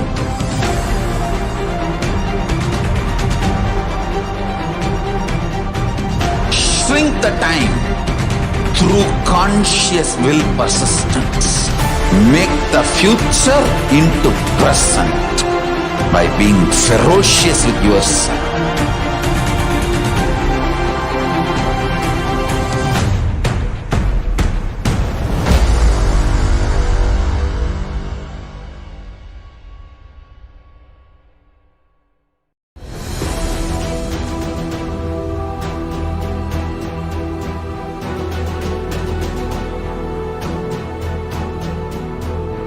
Your consciousness has power at this moment to swallow, digest, clean up all negativity and all toxins.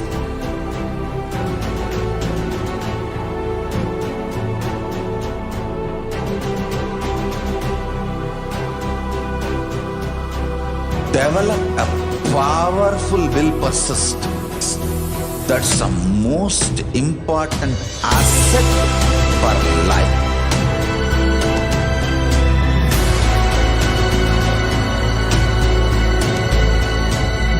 I am not giving you some life positive blah blah. I am giving you the facts of life. I am triggering your consciousness.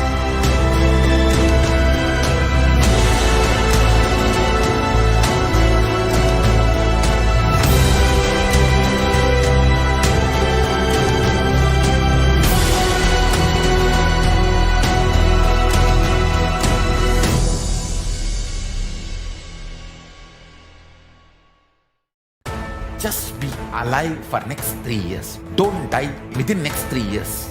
I guarantee you, I will reach you wherever you are.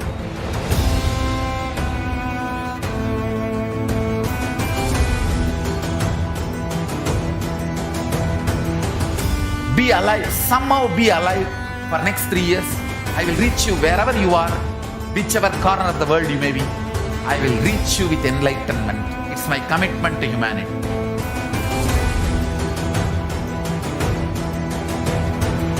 I'm going to empower, enlighten each and every one of you with the fuel and energy of the parallel universe.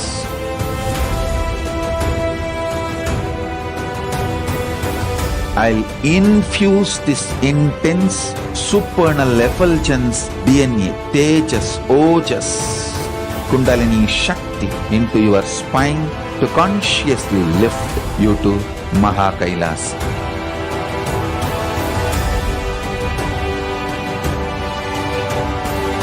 It is irreversible permanent enlightenment, irreversible power manifestation, irreversible permanent empowerment.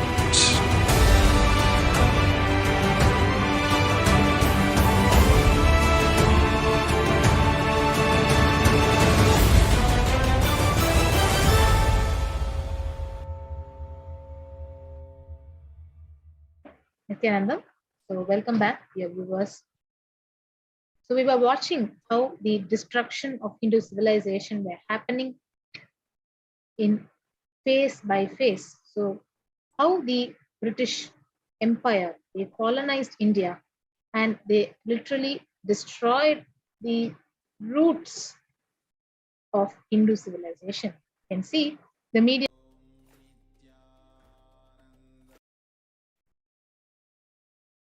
used to stereotype and demoralize Hindus. Bollywood and other mainstream media outlets, they consistently portray Hindu gods and gurus as cartoonish, dishonest, corrupt sex friends in a manner similar to British imperial propaganda. The media narratives are used to shape human consciousness and further political agendas. Racist British colonial stereotypes portraying Hindus as superstitions, they are backwards, dishonest, corrupt, perpetuated by their British brown successors in modern India, unabated. So this is where the revival of Hindu nations is really needed at this point of time.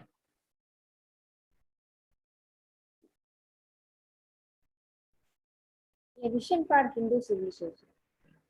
During the time of Mahabharata, we Hindus had 56 deshas, countries, 200 states, 1,700 samsthanas, provinces, and 10,000 sambradayas, traditions. In all 56, the Hindus are persecuted.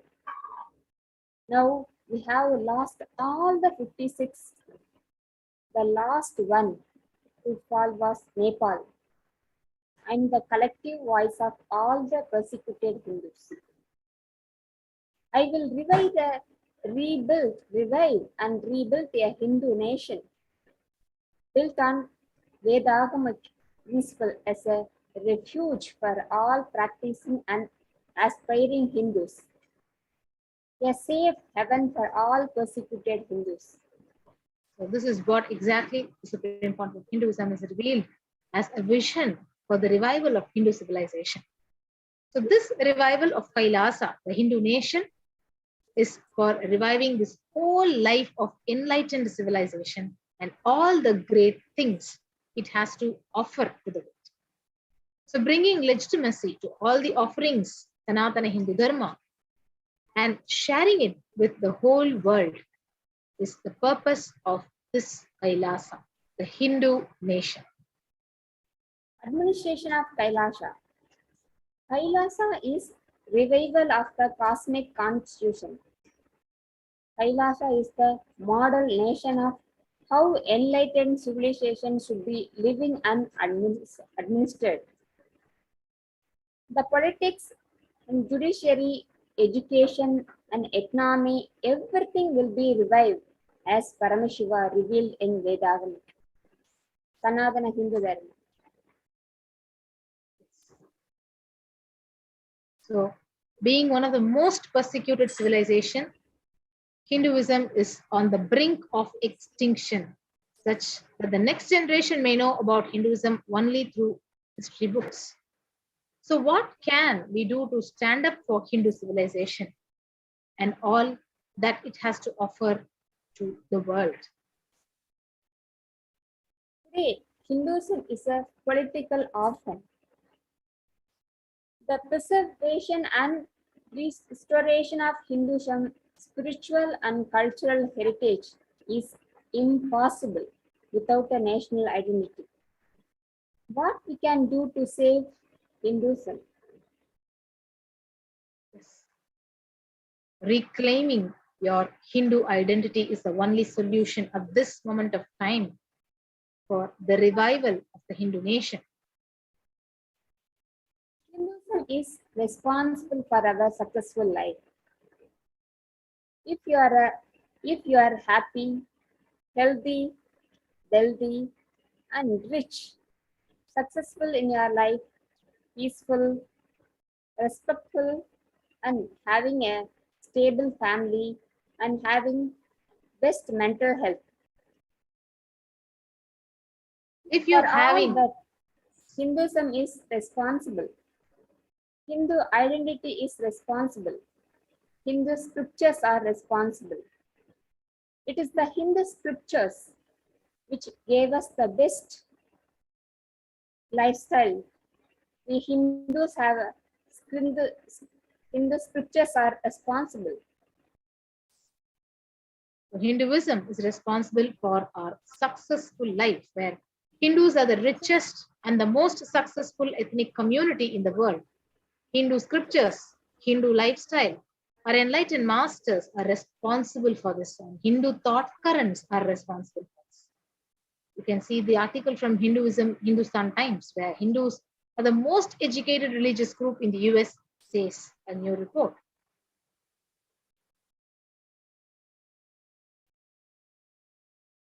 Reclaiming your Hindu identity, not just anti-Hindu elements being active. It is responsible. Hindus being inactive is responsible for this whole destruction of Hinduism. Let us now take a responsibility for Hinduism and let all the Hindus all over the world reclaim your Hindu identity. So now we are in the brink where what is the responsibility of Hindus? So according to the World Health Organization, globally, more than 264 million people of all ages suffer from depression. And according to the World Drug Report 2019, 35 million people worldwide, they suffer from drug use disorders.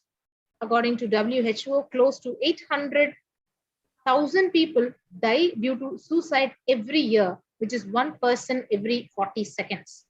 So worldwide, you see, there are more than 70 billion land animals are killed for food every year. It is the responsibility of Hindus to revive this enlightened civilization again and again and give all the gifts of this enlightened civilization to the humanity. The revival of the enlightened civilization, the KAILASA, the Hindu nation, is the revival, the survival need of the humanity at this point of time. Invitation to all the Hindus. Inviting all the Hindus, born Hindus, practicing Hindus, sympathetic towards Hinduism, curious towards Hinduism, wanting to explore and enjoy Hinduism. Please come and be part of revival. Yes, so KAILASA invites all the Hindus. And now let us listen to the Supreme Pontiff of Hinduism. Why KAILASA, the only Hindu nation, is needed for humanity at this point of time.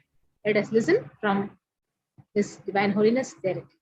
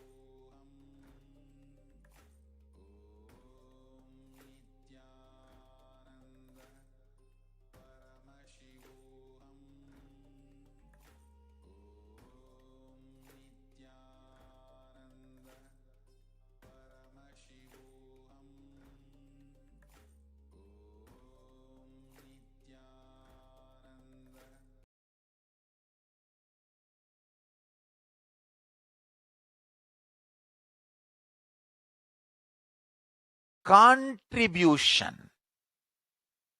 Hinduism, Veda Agamas have great things to contribute to the world. Like the great power manifestation science, the ancient culture and arts, the ancient lifestyle truths, the ancient medical practices,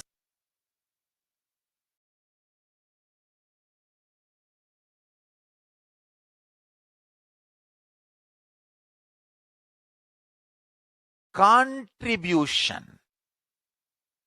Hinduism, Veda Agamas have great things to contribute to the world.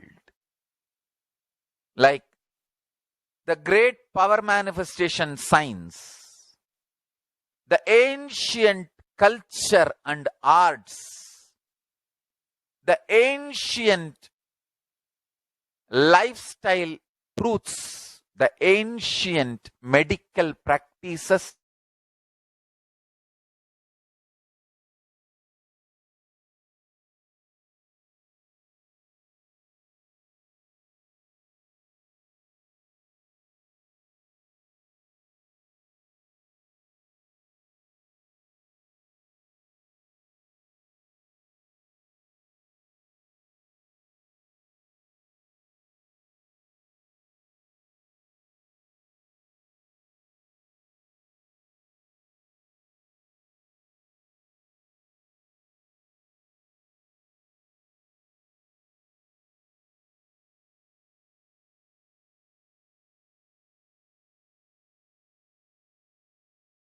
world, to contribute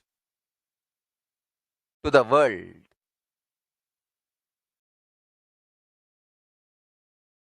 Hindus need to tell the world what they are contributing in every level.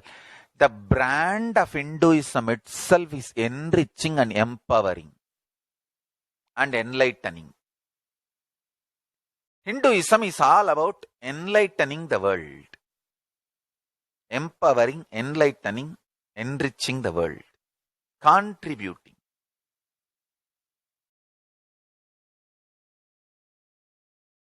That is our spiritual life. That is our spiritual strength. That is our spiritual core principle. O humanity, I request you with folded hands, some one corner of the world, if you just give me few hundred acres, I will keep this whole science alive. Leave it for the whole humanity freely. Fortunately, Paramashiva has given me the power to decode all this Hindu medicinal system, Hindu judiciary system, Hindu social law and order system, Hindu power manifestation system, Hindu mental sciences system, Hindu yogic sciences, the sciences of Hindu biology, Hindu physics, Hindu psychology, Hindu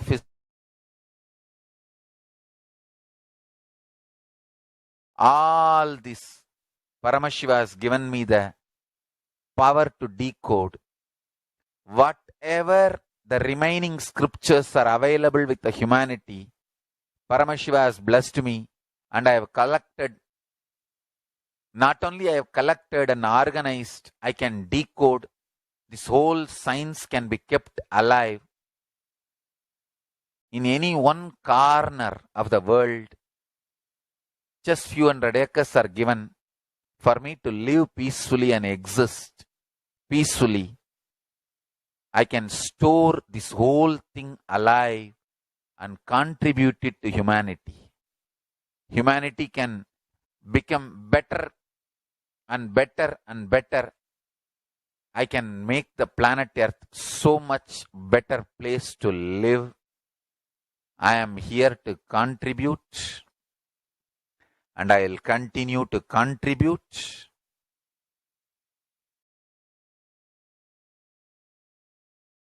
as long as I am allowed to live.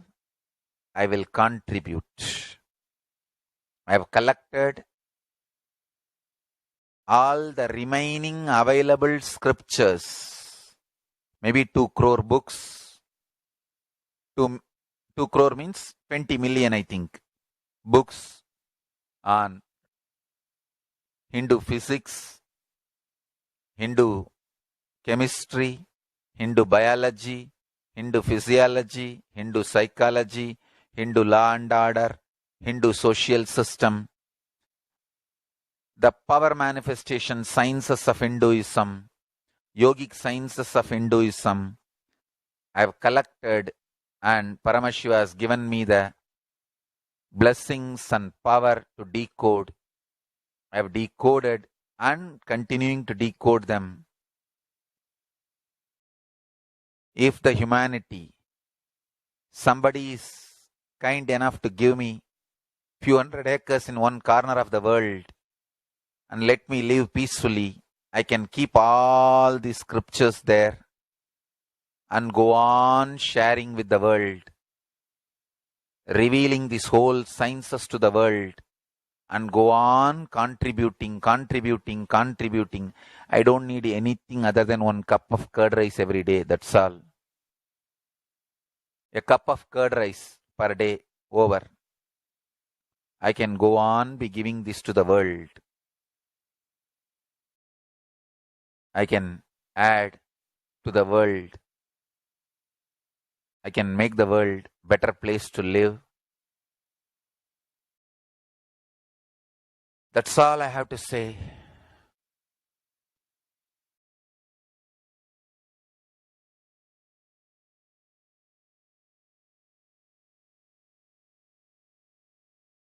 Thousands of medicines are described detail in ancient Siddha and Ayurvedic scriptures.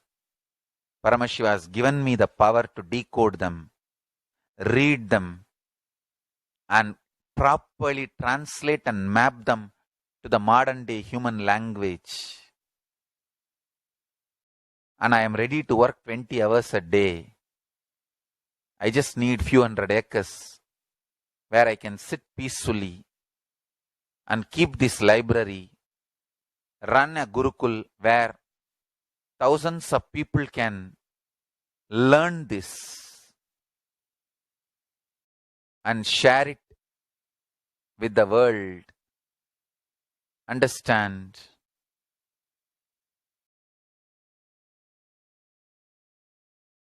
I am only interested in contributing.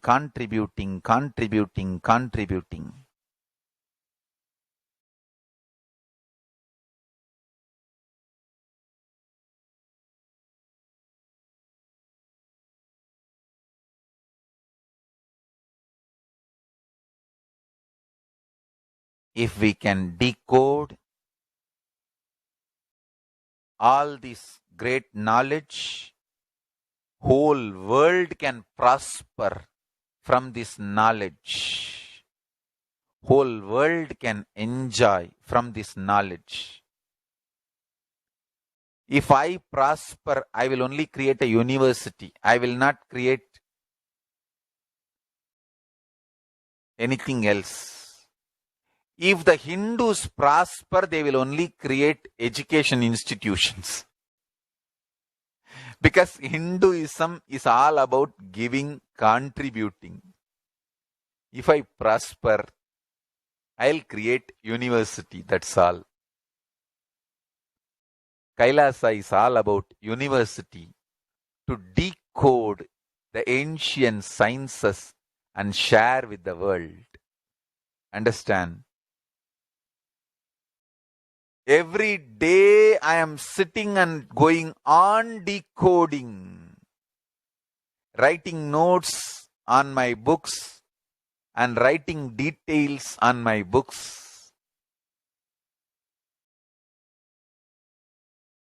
Whether it is making human beings manifest powers, and I have also now started downloading and decoding the science of making animals manifest powers.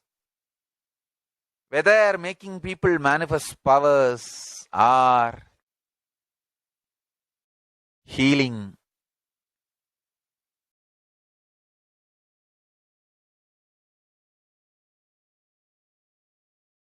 in every level, life is all about contribution, contribution, contribution.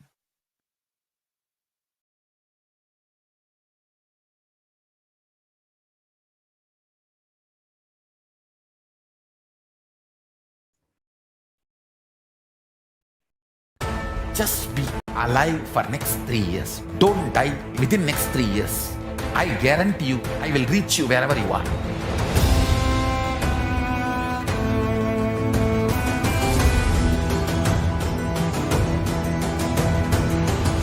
Be alive, somehow be alive for next 3 years.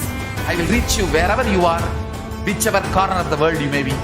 I will reach you with enlightenment. It's my commitment to humanity.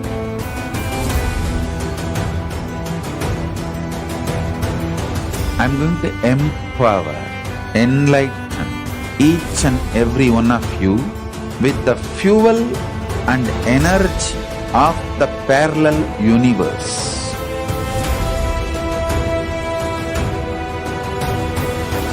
I'll infuse this intense supernal effulgence DNA, Tejas, Ojas, Kundalini Shakti into your spine to consciously lift you to KAILASA.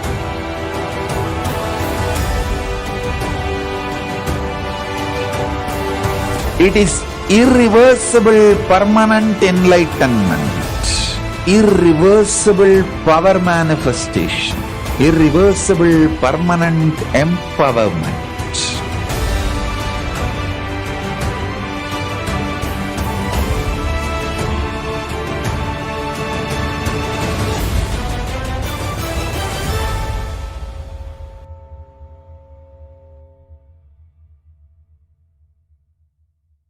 Greater signs of life can be realized with a greater ability to visualize.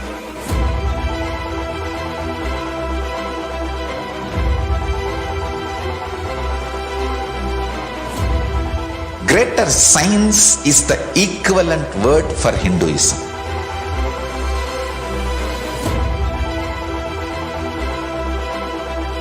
When you understand the greater science of life, greater courage, more possibility, more fearlessness, more joy, more bliss.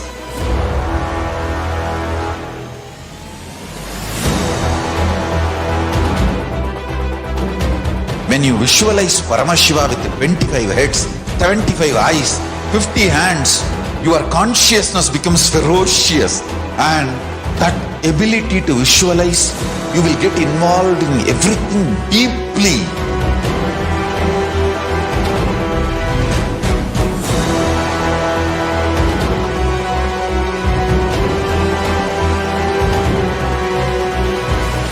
Involved people are the most delicious, most sweet, most beautiful, most juiciest beings of planet Earth.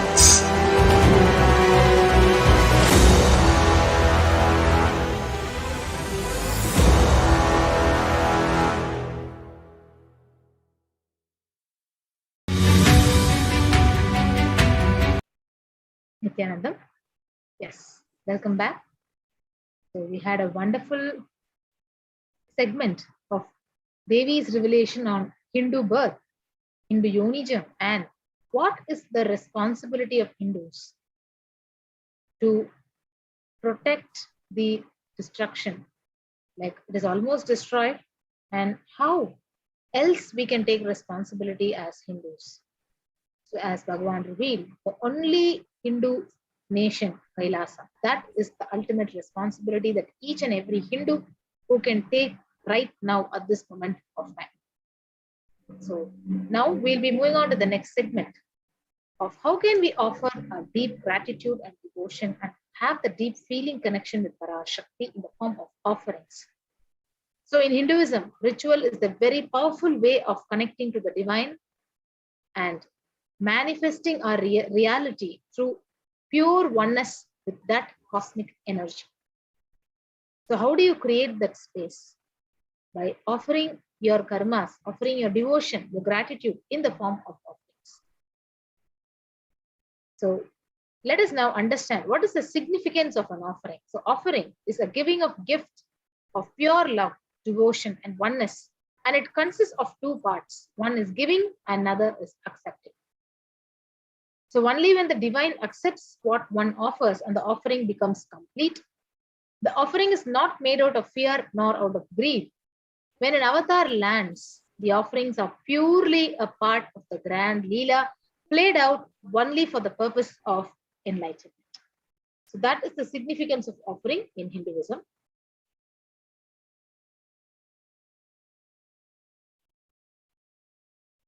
So we have the Dhyana Sloka to receive the blessings of Parashakti.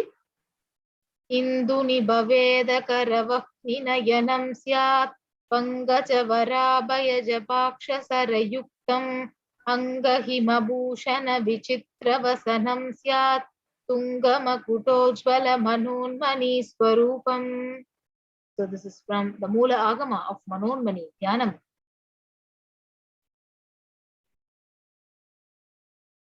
Meaning for the Dhyana Sloka. Moon-like face, holding Vedas, books on hand, fire in eyes, with lotus flower, gracing and blessing hands and one hand with Jabamala, beautifully decorated with jeweled ornaments in wonderful clothes, and shining being crowned. Her name is Manonmani. So this is a beautiful translation of the Dhyana Sloka of the Mula Agama of Manonmani Dhyanam. We have one more Dhyana Sloka which says, Yaye Devim Trinetram Sashini Bhavadanam Veda Hastam Dadhanam Savye Padmam Varadama Pare Chabayam Chakshamalam Divyaira Bharanair Vibhushita Tanum Brahmadi Vipujitam Devi Meva Manonmanim Pratidinam Kamarta Datrim Shubham.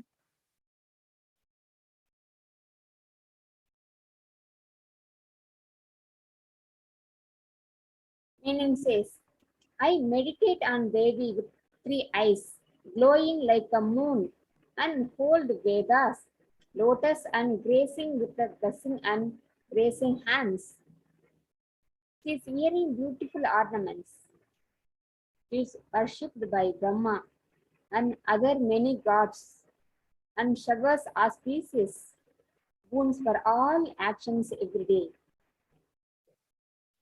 Let us now understand the significance of the divine element gold, where the Atharva Veda it beautifully states, Tredha Jutam Janmanedam Hiranyam Agnerikam Priyatamam Babhuva Somasyaikai Insitasya Parapadata Apamekam Veda Samreta Ahustatte Hiranyam Trividasya Vishe.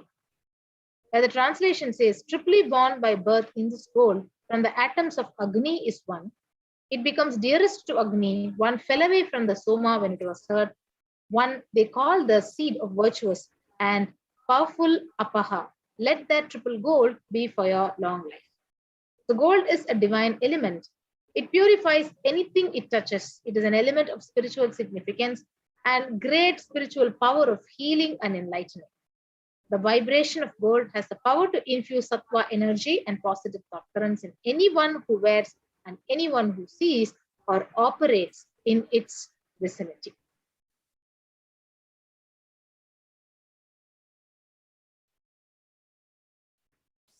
Significance of divine element gold. Gold is present in all scriptures, agamas, Vedas, and Shrutis, and Smritis, Idihasas, and Puranas. In all Hindu scriptures, it is abundantly displayed that gold is the most auspicious and purest metal which purifies our being. In the Hindu civilization, everything was built in gold, exchanged in gold.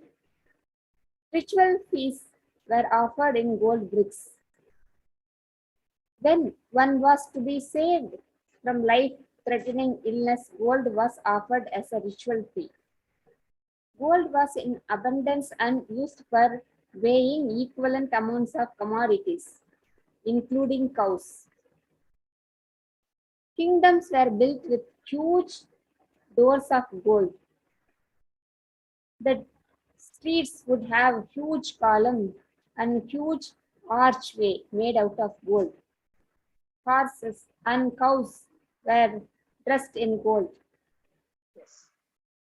So with that understanding, let us move on.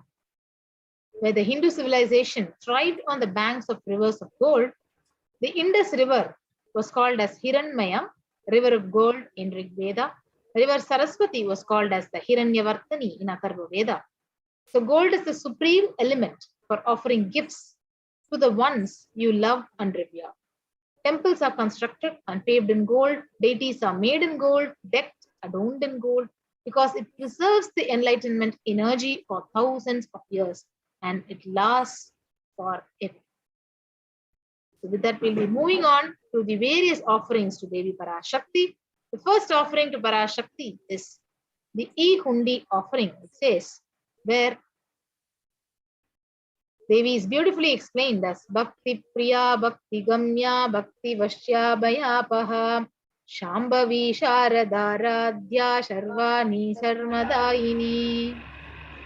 Devi is found of true devotion, and it is realized through true devotion. She can be won over through true devotion. She removes all fears.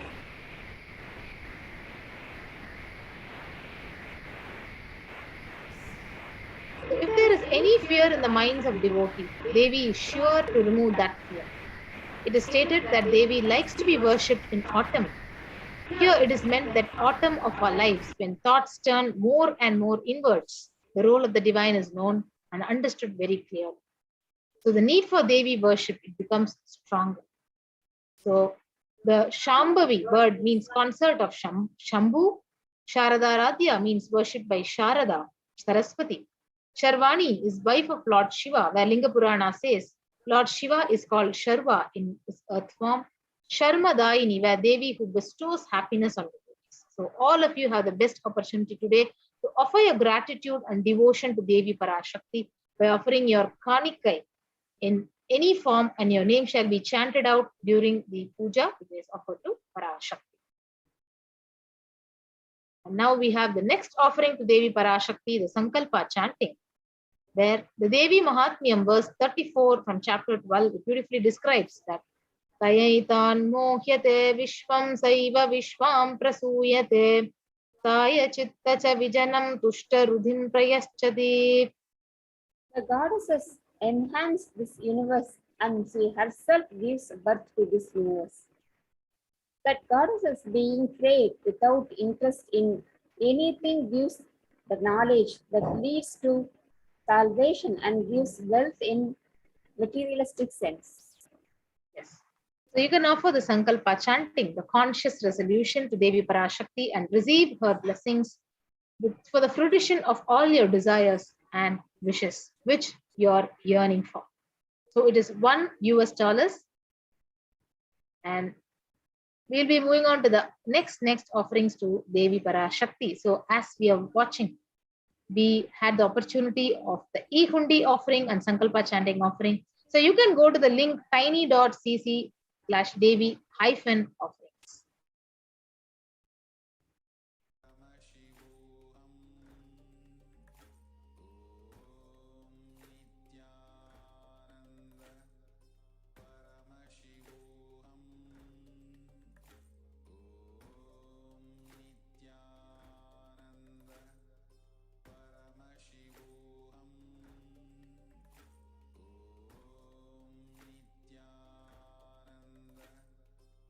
Paramashivoham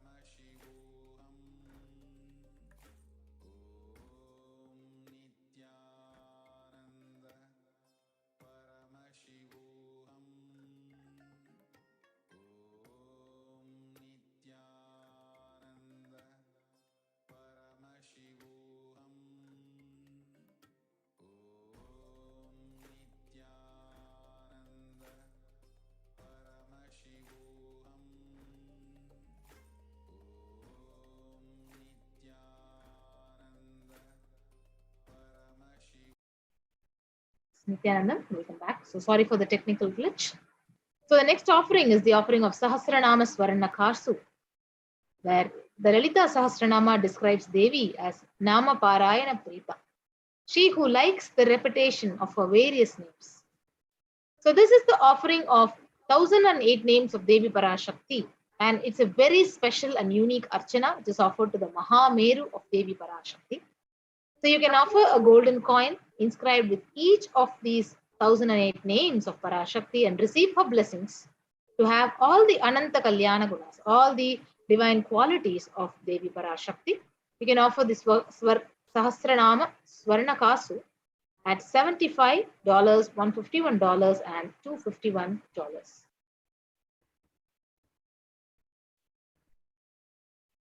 And we have the next offering to Devi Parashakti, the Mukta Anguti, the finger ring with the pearl, where the Meenakshi Pancharatnam, it beautifully describes Parashakti, Devi Meenakshi, as Muktahara Lasat Kirita Ruchiram Purnendu Vaktra Prabham Shinjannu Pura Kinkini Manidaram Padma Prabhaba Suram Sarvabhishta Phala Pradam Girisutam Vani Rama Sevitam Meenakshim Pranatosmi Santatamaham Karunya Varam Nidhim.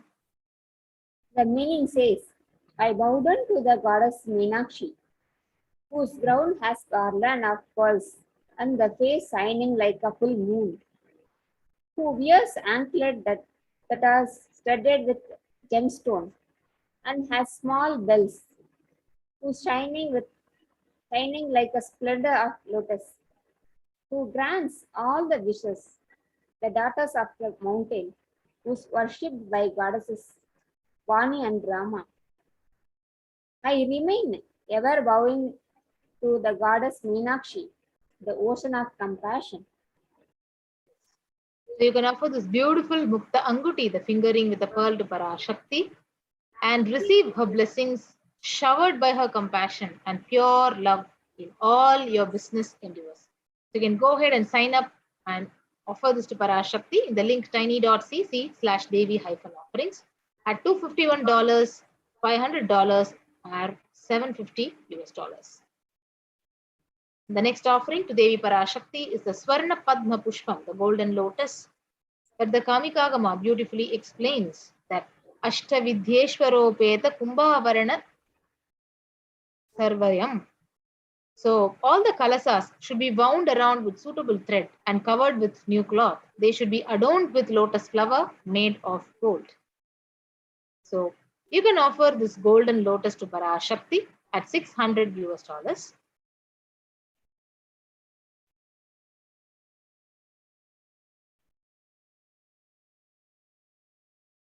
So there are hundreds of scriptural references for using the lotus in the worship of Paramashiva. So almost everything in the worship of the ultimate. It involves the consecration of deities of worship or meditation, or either it is mudras or asanas, or during the worship, it involves the lotus flower, either the lotus leaf, lotus pericarp, lotus petals. So lotus is a divine flower. The Shakti of Paramashiva is also called as a lotus.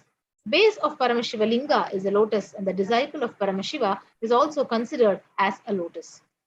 So you can offer the Swarna Padma Pushpam, the golden lotus of any size you wish to, and you can have the blessings of Parashakti to manifest the state, the space, the powers, and being of Devi in your inner space amidst any or every adverse situation of your life.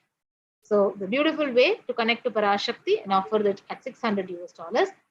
The next offering to Devi Parashakti is Swarna Metti, the golden touring, where the Shastra Pramana, it says, Nakhadhiditi Sanchanna Namajjana Tamo Guna Padadvaya Prabhajala Parakrita Saroruha.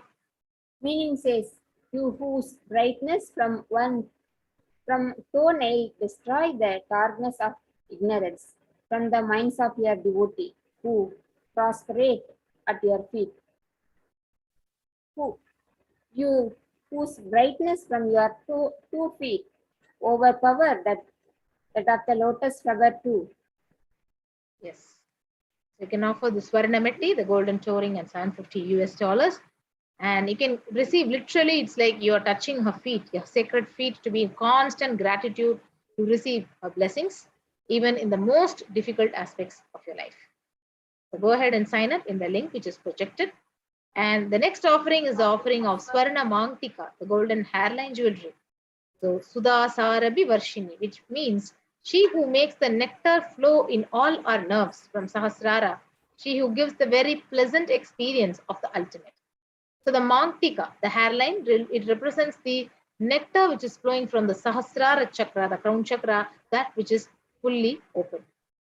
So you can offer the Swarna Mangtika, the golden hairline jewelry, to Parashakti at $750 and receive her blessings of achieving the blissful state of overflowing gratitude and space of complete completion. Yes. So we have the next offering of Pratyaksha Pada Puja, where most of you would have experienced miraculous blessings from the Supreme Pontiff of Hinduism. So where the 83rd sloka of Saundarya Lahari beautifully explains, Nakadhiditi Sanchandana Majjanatamo Guna Padadvaya Prabhajala Parakuta Saroruha. The illumining splendor of Devi's toe snails dispels the darkness of ignorance in the devotees prostrating at her feet. Her feet defeats the love lotus in beauty. So if you see the verse, it states that the nails of Devi have been sharpened by constantly being touched by the crowns of the celestial beings who always prostrate before Devi. Tamoguna is darkness, and in this sloka, tamas is indicative of an ignorance in the mind of devotee, and constantly prostrating before Devi, their ignorance is removed and they attain knowledge. So along with this Pratyaksha Pada Puja, we have also a beautiful seva, Vastra Seva, offering of the sacred cloth at $1,008 and receive the blessings of the Parashakti embodied Supreme Pontiff of Hinduism, Jagadguru Mahasannidhanam's divine holiness, Bhagavan Sri Nithyananda Paramashivam. So with that, we have a list of all the offerings which you can offer to Parashakti, which will be displayed in front of you in the screen. Where the E-Hundi offering, you can offer any amount as an E-Hundi offering to Devi Parashakti, and the Sankalpa chanting, offering the conscious resolution where your name and your sun sign and the moon sign would be chanted for $1. Devi Sahasranama Kasu, where Devi's names are inscribed in the golden coin, and the Mukta Anguti, the pearl finger ring, the Swarna Padma Pushpam, the golden lotus, the Swarna Metti, Swarna Mangtika, and ultimate Pratyaksha Paduka, Pada Puja, and the Vastra Seva. So with that, we come to a conclusion of this segment of the program, where you can take and call for action, and you can sign up in the link which is provided in the slides, which is projected, tiny.cc/Devi-offerings, and offer your gratitude, offer your devotion at the feet of Devi Parashakti. And next is the wonderful opportunity for all of us is the Paramashivoham Level 3 program, which is going to be happening between July 13th to August 22nd. So it is the best ever program, a process, or a happening that can happen to any being on this planet Earth, to know the greater signs of life, the greater purpose of life, and the greater, your higher and higher dimensions of your own existence, of your consciousness in various vertical time zones, your secrets of immortality, and more truths revealed about your own higher identities. So if you want to know more about your own self in the higher dimensions of parallel universes, you can take an action and sign up in the link paramashivoham.org. So not only that, so many of you would have this one question. So I'm watching the satsang, and I'm a regular attendee of His Divine Holiness Bhagavan's webinars and initiation. So why should I do the Paramashivoham Level 3 program? So when Swamiji is giving all those profound initiations in webinars, so what is the need to be in a 21-day program in front of the camera, in front of Swamiji's presence? So the same experience happens. So that is the one question most of you would be thinking about. So let us understand one important thing. So Bhagavan himself has revealed in one of the satsangs that even if you attend the satsang at least for 3 months, if you are in highest integrity, highest intensity for all the initiations that Swamiji is going to be giving, then you will definitely get the experience of Paramashivoham. But we would always fall back. We would always fail because there is always a dilution that happens in our thought current. There is always an instability we go through just because of the thought currents, the mood swings that we go through. So it is not that happens that we will be in high integrity and high intensity to the satsangs and initiations for 3 months. But when you sit in the Nayana Diksha, in the breathing space, in the presence of the incarnation for 16 days, you will see the signs of mirroring of neuron simply happens effortlessly in you without you doing nothing. So we have seen millions of people walking out of diseases, healing relationships, manifesting jobs, careers, and whatnot, and more and more. So this is the best opportunity that anybody can have in their lifetimes, to be in the presence of the incarnation and manifesting your life, your reality as you want, and experiencing your higher identities, which you would have not even expected, but that is the biggest gift that is even offered by the avatar himself. So it is the right time to take an action, to end all your struggles, to put an end to all your patterns, put an end to all the pain and suffering that you're going through.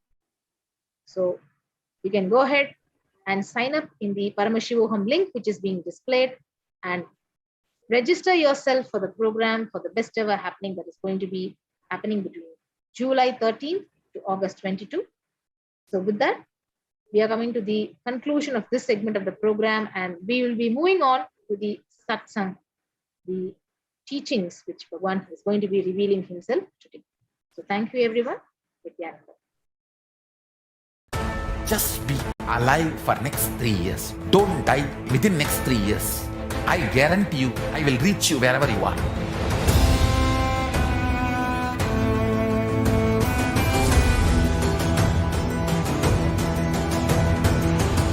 Be alive, somehow be alive for next 3 years. I will reach you wherever you are, whichever corner of the world you may be.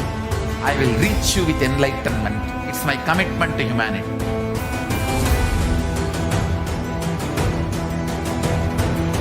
I'm going to empower, enlighten each and every one of you with the fuel and energy of the parallel universe.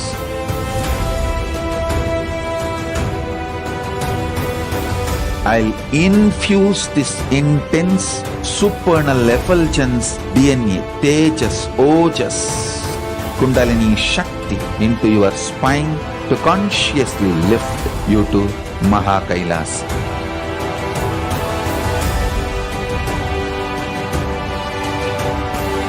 It is irreversible permanent enlightenment, irreversible power manifestation, irreversible permanent empowerment.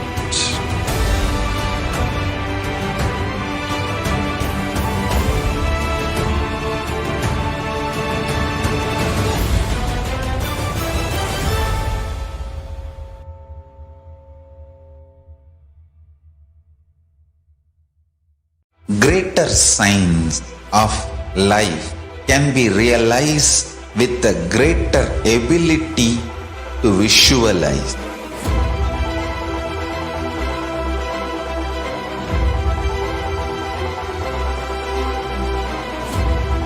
Greater science is the equivalent word for Hinduism.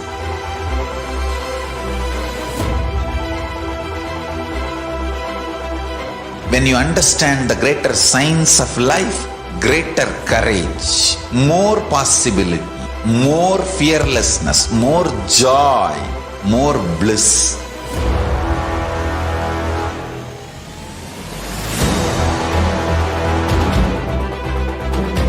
When you visualize Paramashiva with 25 heads, 75 eyes, 50 hands, your consciousness becomes ferocious and that ability to visualize, you will get involved in everything deeply.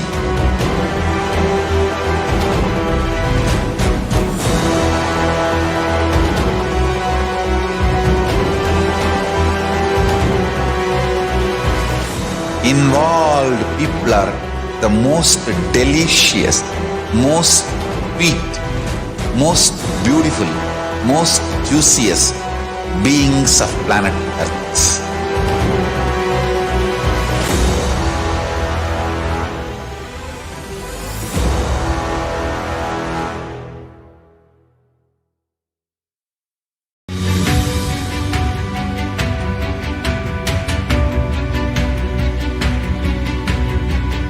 The moment you decide, your consciousness is the supreme identity you have. You will not empower your depression, your frustration,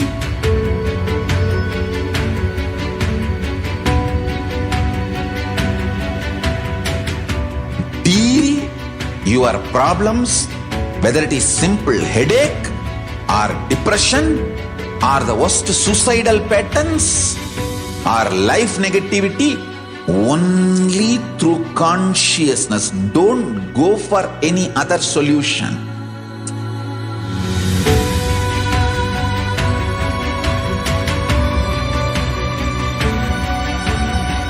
Don't keep stupid, toxic, life negative struggles inside.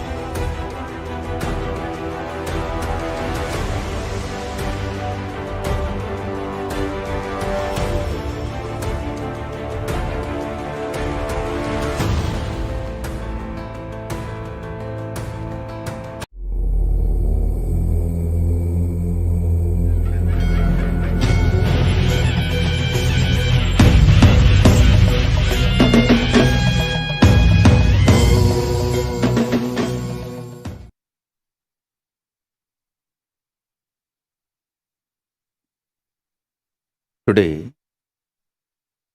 the initiation is for Sahaja Samadhi. Please understand. Nirvikalpa Samadhi,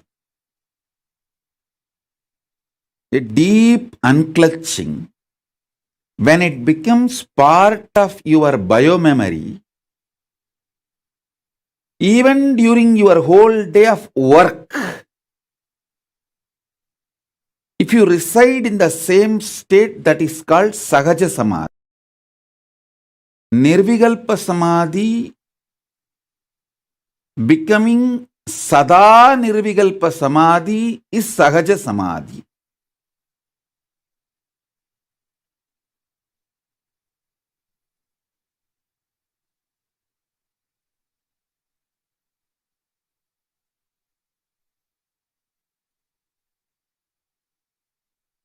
Now, I am literally going to pour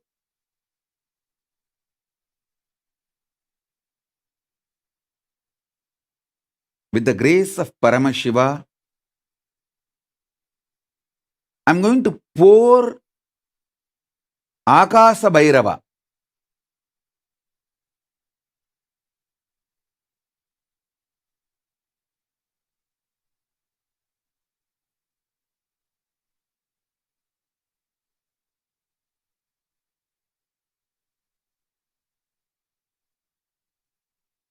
Akasa Bhairava is the pure energy, like a liquid gold.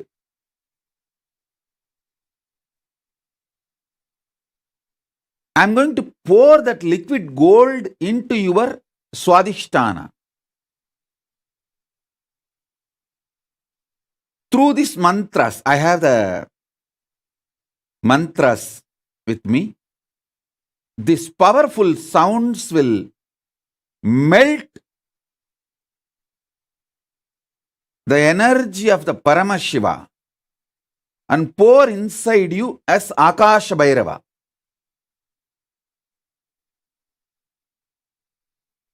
See, when Akasha Bhairava is poured inside you, tantrically you are initiated to live in Sahaja Samadhi. Akasha Bhairava is the Lord of Sahaja. My blessings to all of you. There are so many people putting the boons and prayers you want. I'll fulfill everything. Ma Nitya Nishkrodananda Monica, blessings. Shakti Das, Mayadas, blessings. I'll fulfill all the boons you want. I grant you the boon you are asking. You will be with me, I'll be with you. Blessings.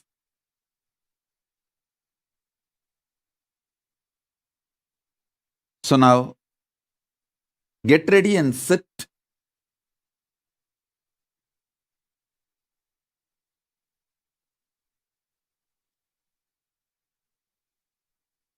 I'm going to pour the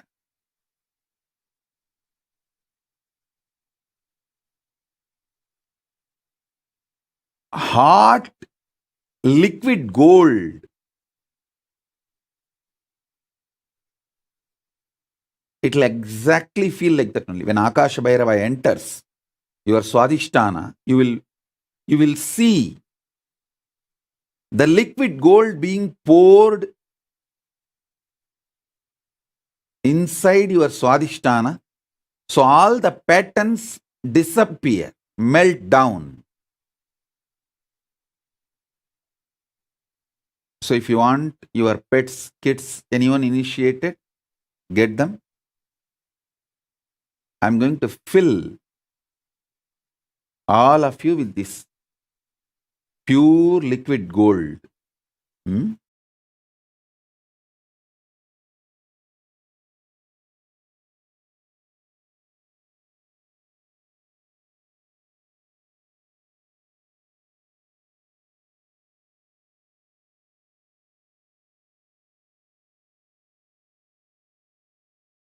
If you want to energize your Atmalinga, you can get it and keep. Even if you want to energize a bottle of water or hot chocolate, even if you are not going to drink now, if you want to drink later, but you want it to be energized by Akash Bhairava's energy, you can get that and keep it in front of the screen. It will be like a powerful explosion because I'm going to use the mantras. Very strong mantras from Agama, which is directly given by Akasha Bhairava. He himself is the Acharya of this mantra. Ananda Bhairava is the Rishi for Akasha Bhairava mantra. Means Bhairava himself gives Bhairava mantra.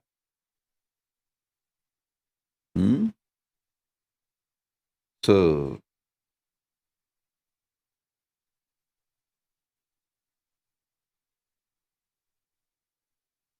settle down. I'll initiate all of you.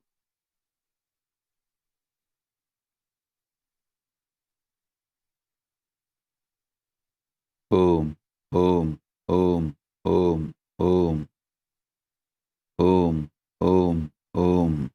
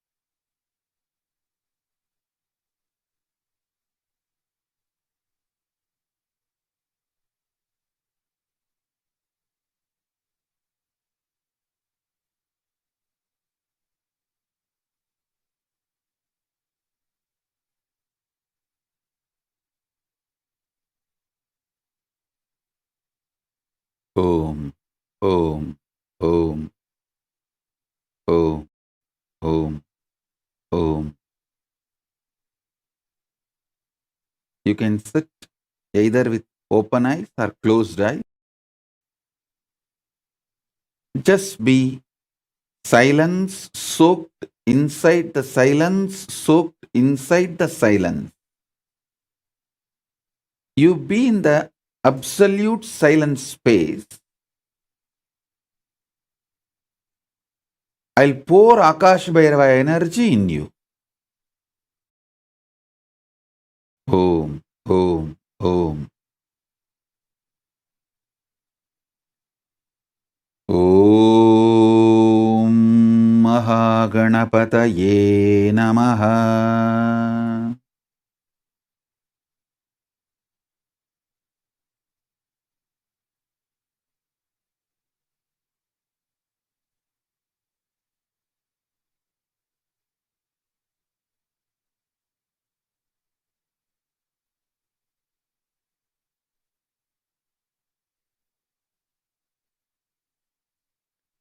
Om Kailasa Guru Mahanandishwaraya Namaha.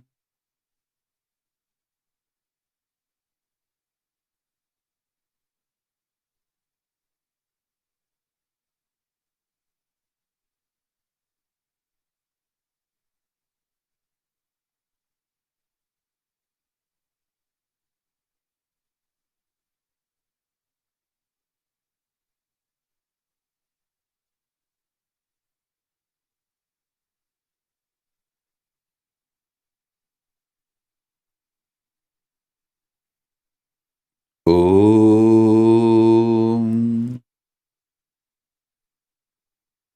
Om Akasha Bhairava Mala Mantra Ananda Bhairava Rushihi Gayatri Chandaha Akasha Bhairavo Devata Shrim Bijam Om Shaktihi Sarvabhishta Siddhyarte Viniyogah Hram Yidyadi Karanganyasa Om Kram Krim Krum Kraum Kraim Om Om Om Angushtabhyam Namaha Darjanibhyam Swaha Madhyamabhyam Vashak Anamigabhyam Hum Kanishtabhyam Vaushat Karadalakaravrishtabhyam Astraya Fat Kritayaya Namaha Sirase Swaha Shikayai Vashak Kavachaya Hum Netratrayaya Vaushat Om Garadalakaravrishtabhyam Astraya Fat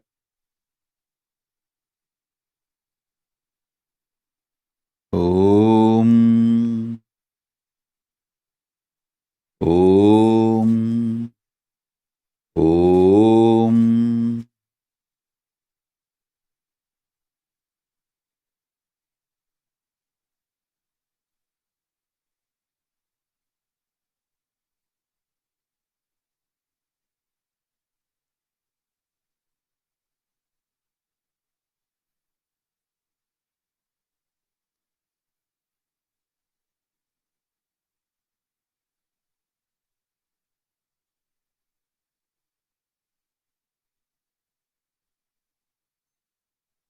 Shagashravani Vatvakram Shagastatrayalocanam Sarvabhishtapratam Devam Dhyayet Akashabhairavam Shagashravani Vatvakram Sahasratrayalocanam Sarvabhishtapratam Devam Dhyayet Akashabhairavam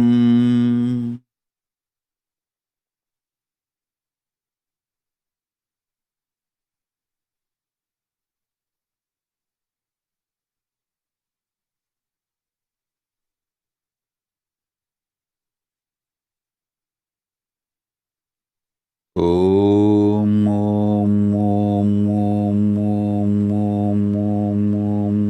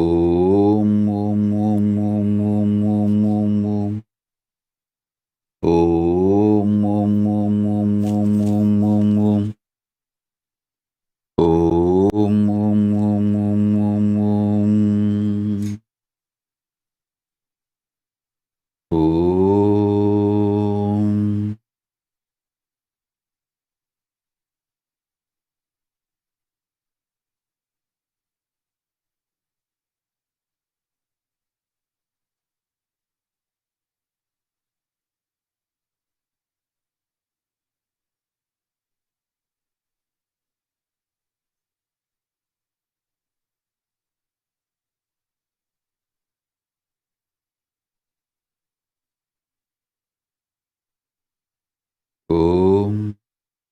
Om. Om. Om.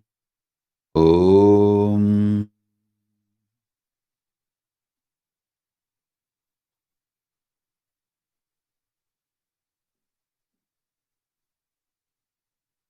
ॐ सहस्रपाणिपद्वक्त्रं सहस्रत्रयलोचनं सर्वाभीष्टप्रदं देवं ध्यायेत् आकाशभैरवम्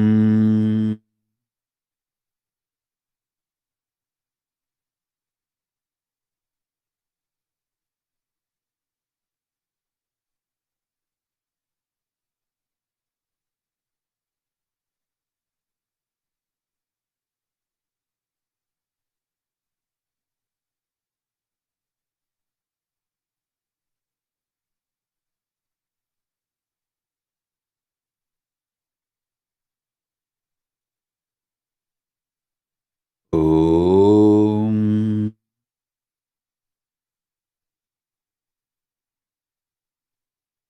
ॐ नमो भगवते आकाशभैरवाय ह्रीं ह्रीं क्लीं विघ्नच्छेदं कुरु कुरु रक्ष रक्ष ह्रीं ह्रीं क्लीं क्षं ह्रीं क्लीं ह्रीं श्रीं ब्रह्मणे स्वाहा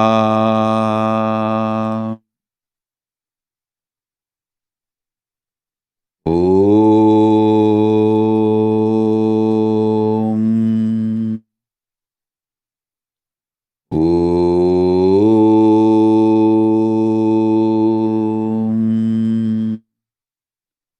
ॐ नमो भगवते आकाशभैरवाय ह्रीं ह्रीं क्लीं विघ्नच्छेदं कुरु कुरु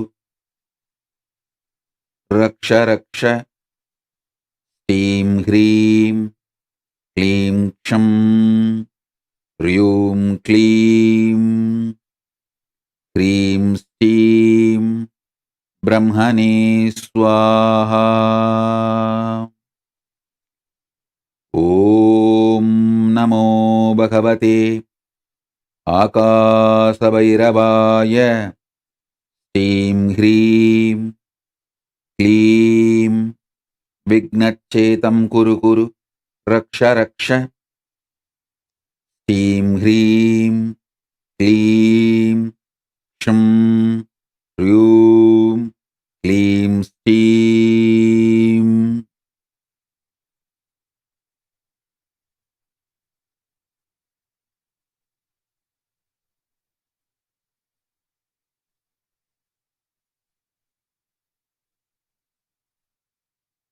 क्लीं ह्रीं श्रीं ब्रह्मणे स्वाहा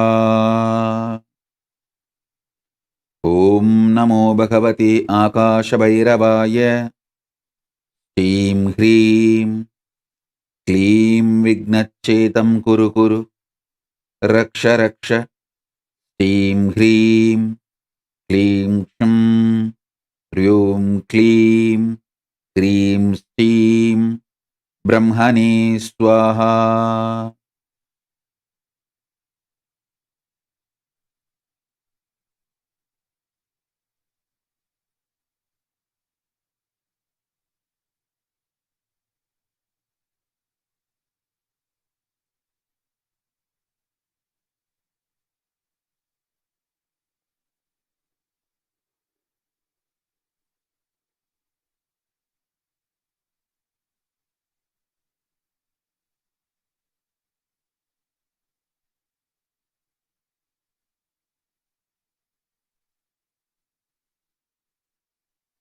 ॐ ॐ ॐ ॐ ॐ ॐ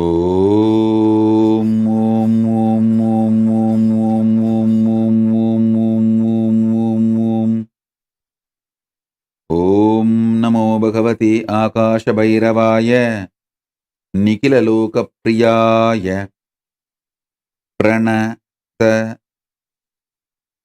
जन परितापमोचनाय सकलभूतनिवारणाय कराळाय अखिलपुरिसंहारकारणाय अनेककोटिब्रह्मकपाल मालालङ्कृताय नर रुधिर मांस भक्षणाय महाबलपराक्रमाय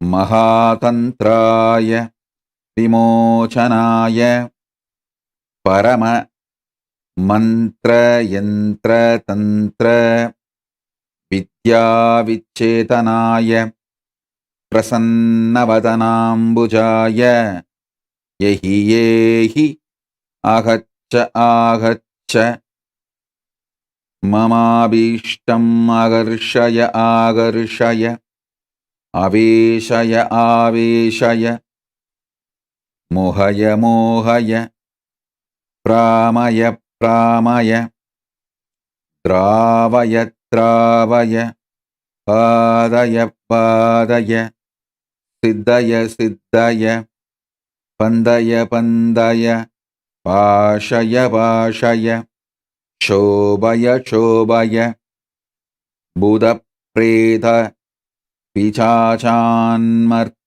मर्तय कुर्तय कुर्तय पादय पादय मोचय मोचय कुम्भय कुम्भय कम्बय कम्बय ताडय ताडय त्रोडय त्रोडय भेदय भेदय साधय साधय चण्डवादातिवेगाय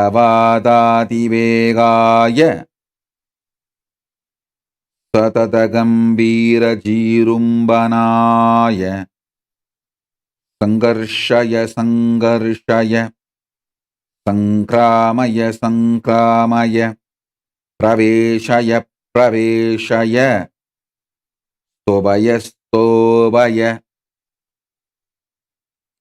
तोदय तोदय केदय केदय दर्जय दर्जय नादय नादय रोदय रोदय खादय खादय वेदय वेदय सकल रिबून् सिन्धि सिन्धि पिन्दय पिन्दय अन्दय अन्दय रुन्दय रुन्दय नन्दय नन्दय वन्दय वन्दय ॐ श्रीं ह्रीं क्लीं कल्याणकारणाय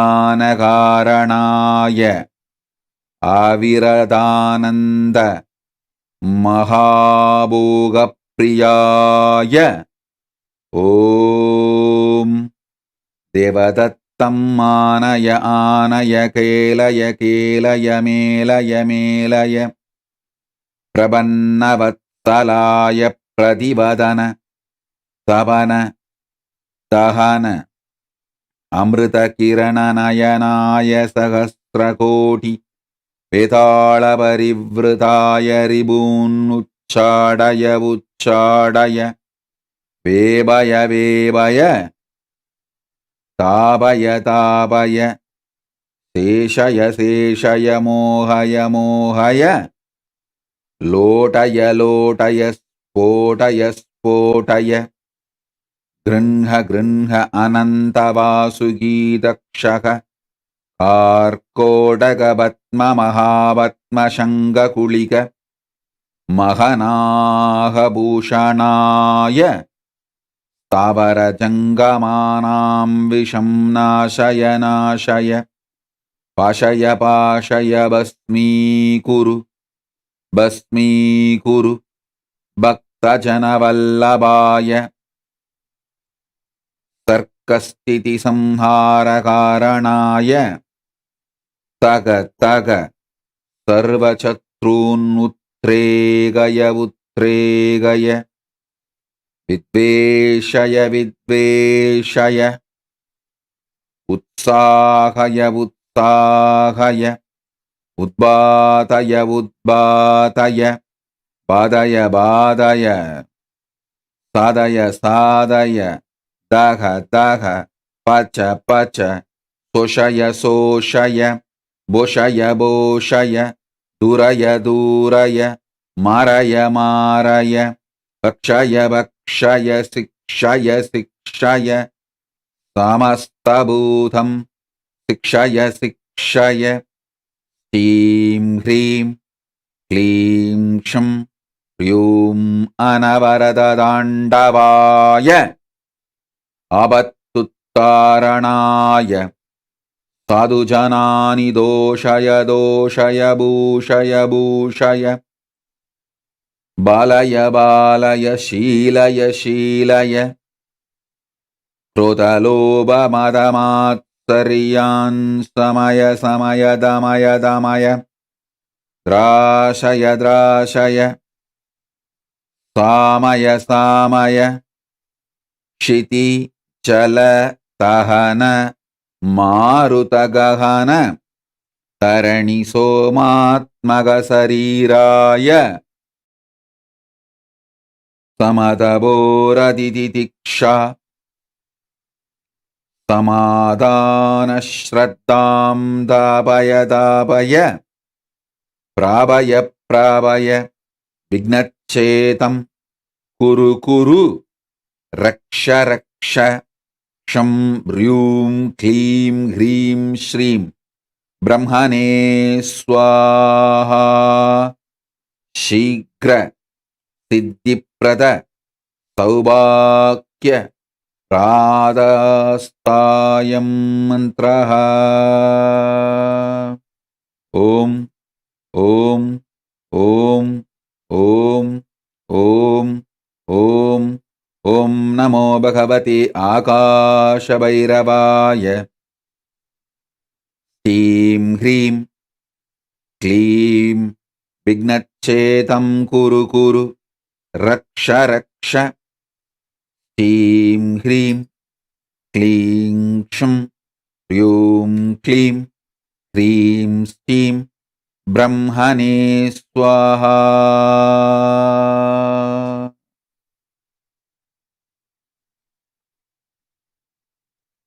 Om Om Om Om Om Om Om Om Om Om Om Om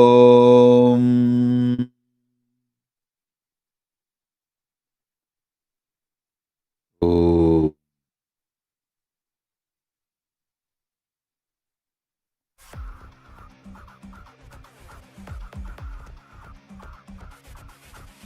देवराजसेव्यमान पावनामि पङ्कजं व्यालयज्ञसूत्रमिन्दुशेखरं कृपाकरं नारदादियोगिवृन्दवन्दितं दिगम्बरं काशिकापुरादिनाथ कालभैरवं भजे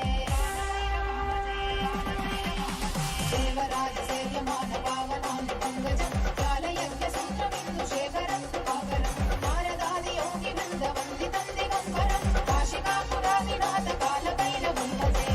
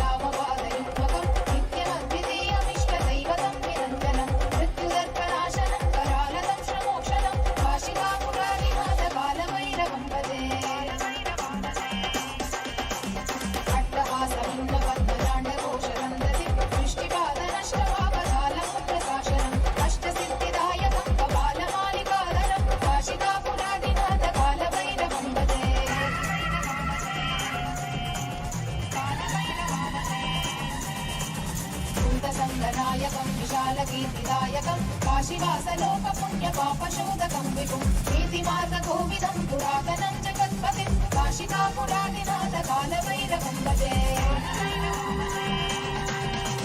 कालभैरवाष्टकं पठन्ति ये मनोहरं ज्ञानमुक्तिसाधनं विचित्रपुण्यवर्धनं लोकमोहदैन्यलोकगोपदापनाशनं हे प्रयाति कालभैरवाङ्घ्रि सन्निधिं ध्रुवम् काशिकापुरादिनाथ कालभैरवं भजे काशिकापुरादिनाथ कालभैरवं भजे काशिकापुरादिनाथ कालभैरवं भजे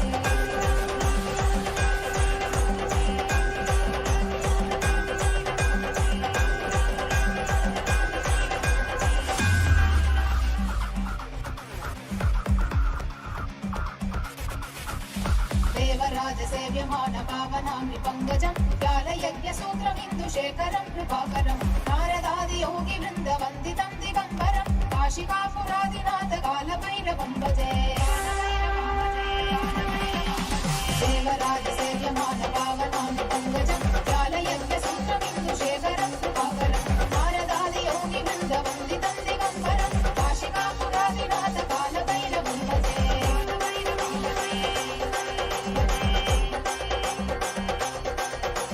कारुकोटिवास्वनं भवातिहारगम्बरं नीलकण्ठवीक्षिताटधायकं प्रयोजनं कालकालमङ्कुलाक्षमक्षशूलमक्षरं काशिकापुरादिनाथ कालभैरवं भजे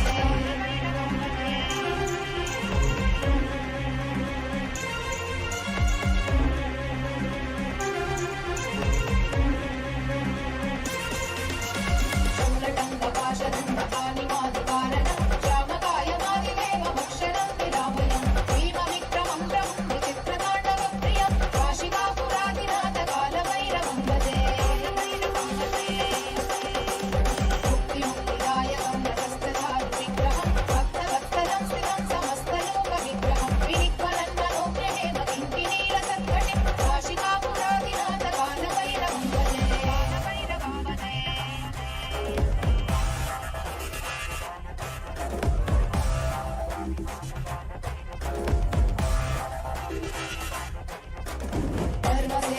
धर्मसेतुपालकं धर्मपाशमोचकं सुशर्मदायकं विभुं कर्णकर्णदेशपाशशोभिताङ्गमण्डलं काशिकापुरादिनाथ कालभैरवं भजे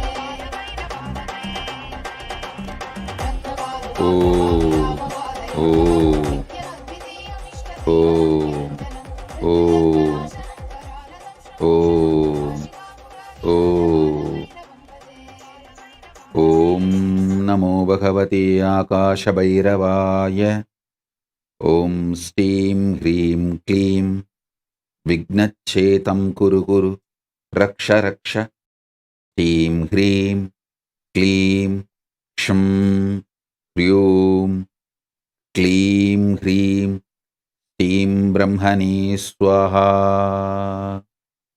ॐ ॐ ॐ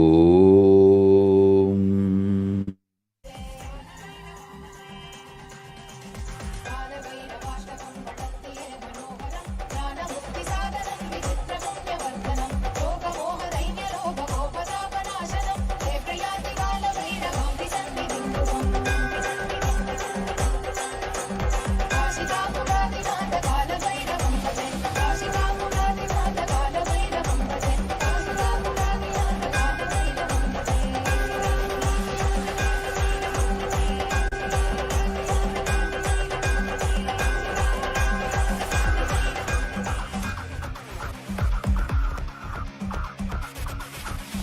देवराजसेव्यमान पावनामि पङ्कजं ज्ञानयज्ञसूत्रमिन्दुशेखरं कृपाकरं नारदादियोगिवृन्दवन्दितं दिगम्बरं काशिकापुरादिनाथ कालभैरवं भजे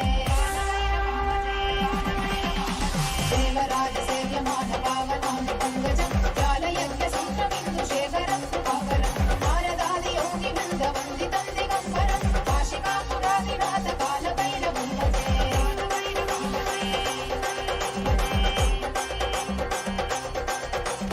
कारुकोटिवास्वनं भवातिहारगम्बरं नीलकण्ठवीक्षिताटधायकं प्रयोजनं कालकालमङ्कुलाक्षमक्षशूलमक्षरं काशिकापुरादिनाथ कालभैरवं भजे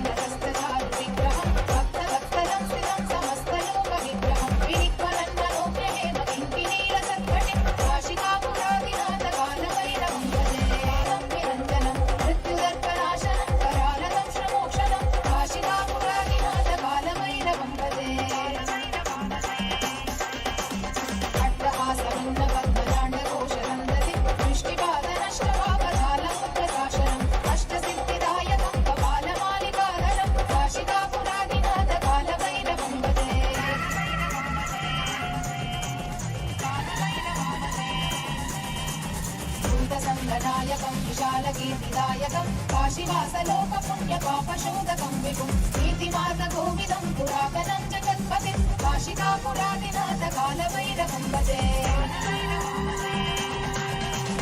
कालभैरवाष्टकं पठत्ये मनोहरं ज्ञानमुक्तिसाधनं विचित्रपुण्यवर्धनं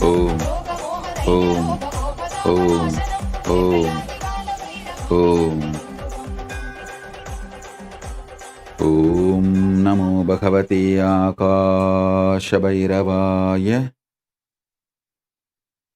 ह्रीं ह्रीं क्लीं विघ्नच्छेदं कुरु कुरु रक्ष रक्ष। ह्रीं ह्रीं क्लीं क्षं ह्रीं क्लीं ह्रीं श्रीं ब्रह्मणे स्वाहा।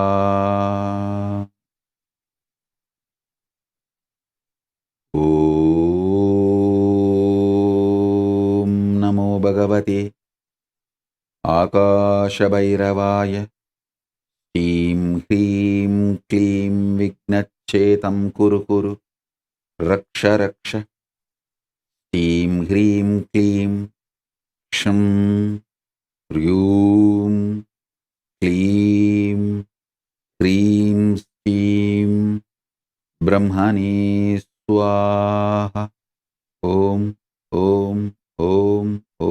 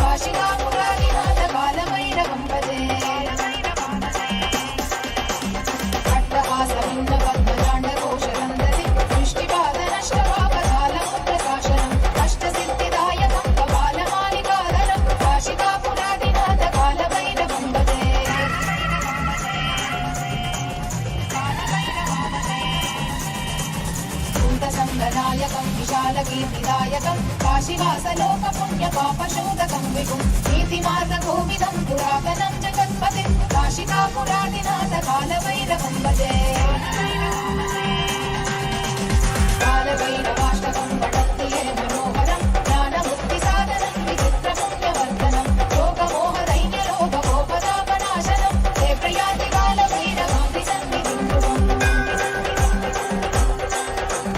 काशिकापुरादिनाथ कालभैरवं भजे काशिकापुरादिनाथ कालभैरवं भजे काशिकापुरादिनाथ कालभैरवं भजे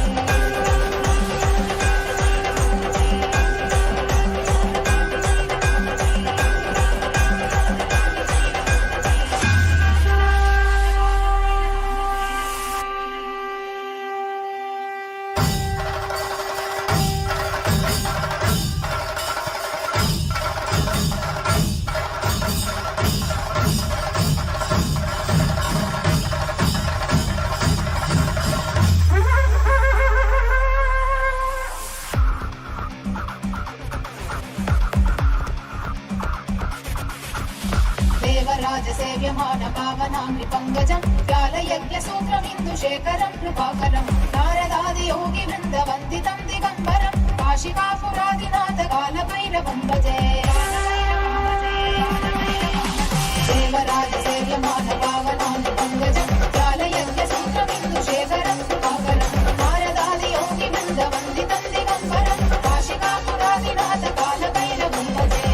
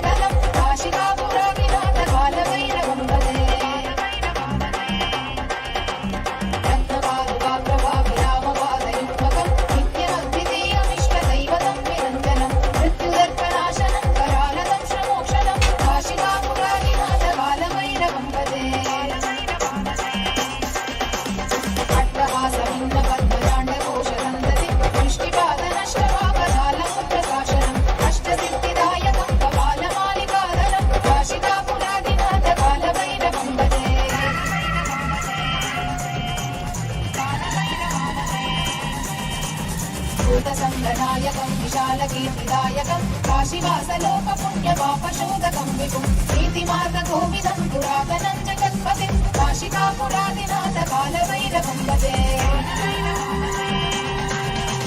కాలభైరవాష్టకం పఠత్తి హే మనోహరం జ్ఞానముక్తి సాధనం విచిత్ర పుణ్యవర్ధనం లోకమోహదైన్యలోభగోపదాపనాశనం హే ప్రయాతి కాలభైరవం విసన్నిధిం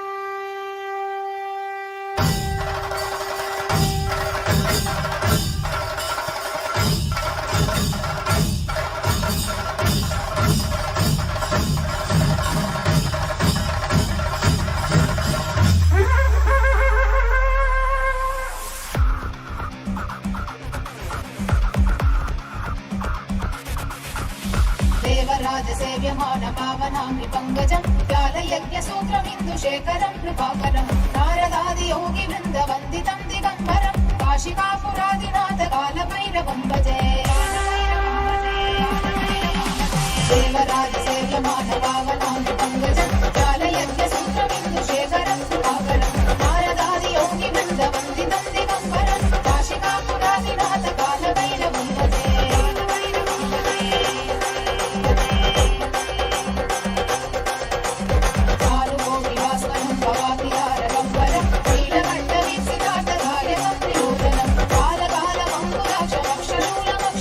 కాశికాపురాదినాథ కాలభైరవం భజే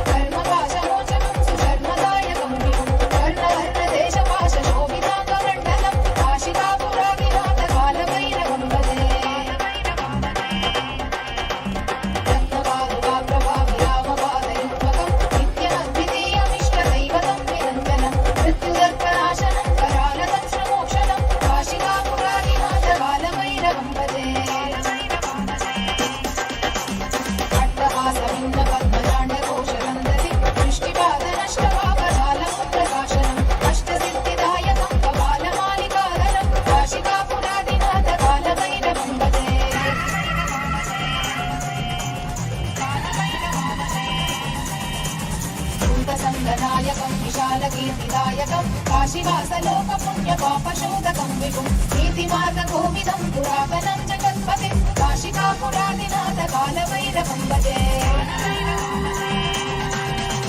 कालभैरवाष्टकं पठन्ति ये मनोहरं ज्ञानमुक्तिसाधनं विचित्रपुण्यवर्धनं योगमोहदैन्यलोभगोपतापनाशनं ते प्रयाति कालभैरवां विसन्निधिं ध्रुवम्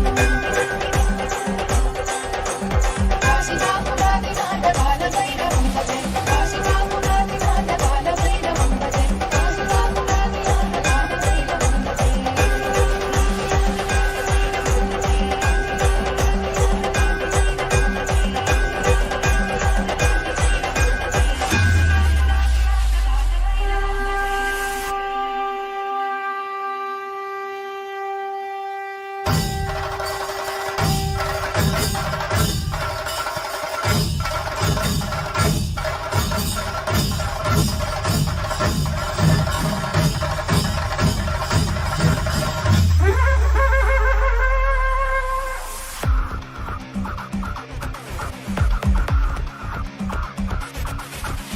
देवराजसेव्यमान पावनामि पङ्कजं व्यालयज्ञसूत्रमिन्दुशेखरं कृपाकरं नारदादियोगिवृन्दवन्दितं दिगम्बरं काशिकापुरादिनाथकालभैरवं भजे देवराजसेव्यमान पावनामि पङ्कजं व्यालयज्ञसूत्रमिन्दुशेखरं कृपाकरं नारदादियोगिवृन्दवन्दितं दिगम्बरं काशिकापुरादिनाथकालभैरवं भजे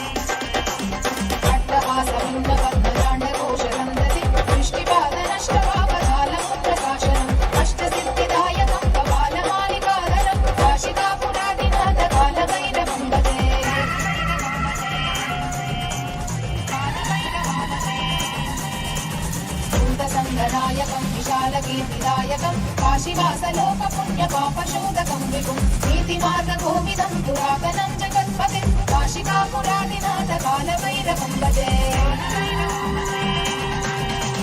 कालभैरवाष्टकं पठन्ति ये मनोहरं ज्ञानमुक्तिसाधनं विचित्रपुण्यवर्धनं योगमोहदैन्यलोभगोपतापनाशनं ते प्रयाति कालभैरवां विसन्निधिं ध्रुवम्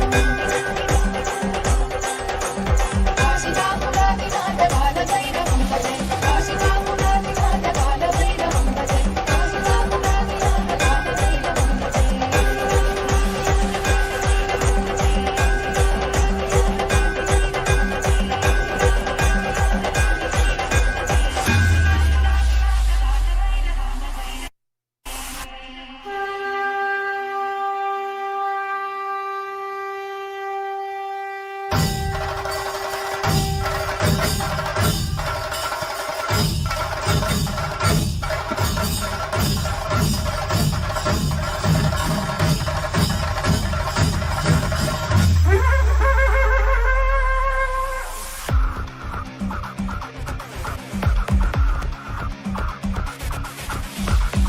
देवराजसेव्यमान पावनाङ्घ्रिपङ्कजं व्यालयज्ञसूत्रमिन्दुशेखरं कृपाकरं नारदादियोगिवृन्दवन्दितं दिगम्बरं काशिकापुरादिनाथ कालभैरवं भजे देवराजसेव्यमान पावनाङ्घ्रिपङ्कजं व्यालयज्ञसूत्रमिन्दुशेखरं कृपाकरं नारदादियोगिवृन्दवन्दितं दिगम्बरं काशिकापुरादिनाथ कालभैरवं भजे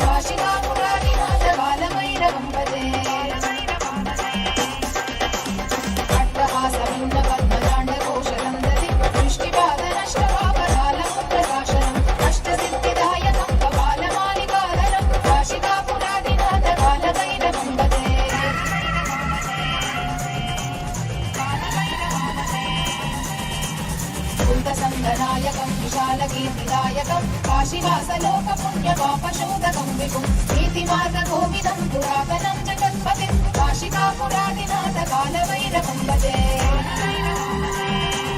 ఓం ఓం ఓం ఓం ఓం ఓం నమో భగవతే ఆకాశభైరవాయ శ్రీం హ్రీం క్లీం విఘ్నచ్చేతం కురు కురు రక్ష రక్ష శ్రీం హ్రీం క్లీం క్షం హ్రూం క్లీం హ్రీం శ్రీం బ్రహ్మణే స్వాహ ఓం ఓం ఓం ఓం ఓం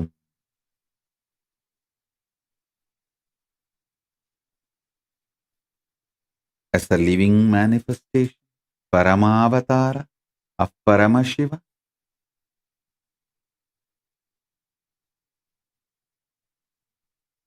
as a source of Akasha Bhairava. I bless you all to be in Nirvikalpa Samadhi and Sagaja Samadhi, eternally, blissfully,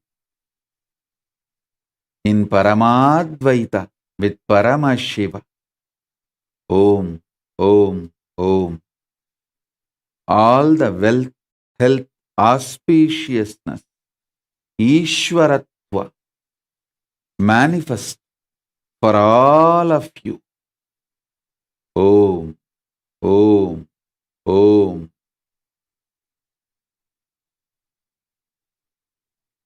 Beyond the self-doubt, self-denial, self-hatred, delusions, everything, let Paramashiva manifest Paramadvaita in all of us. Paramayishwaratva in all of us. Let all the wealth, health, auspiciousness, Ishta Siddhi Ashta Siddhi, all the great things, powers, Paramadvaita manifest in all of us. Om, Om, Om. With this, I bless you all. Let's all radiate with integrity, authenticity, responsibility, enriching, causing, living Shuddhadvaita Saivam Paramadvaitam. The state, space, powers, being, superconsciousness, and Kailasa of Paramashivoham. Om Nithyananda Paramashivoham. The eternal bliss Nithyananda. Thank you. Be blissful.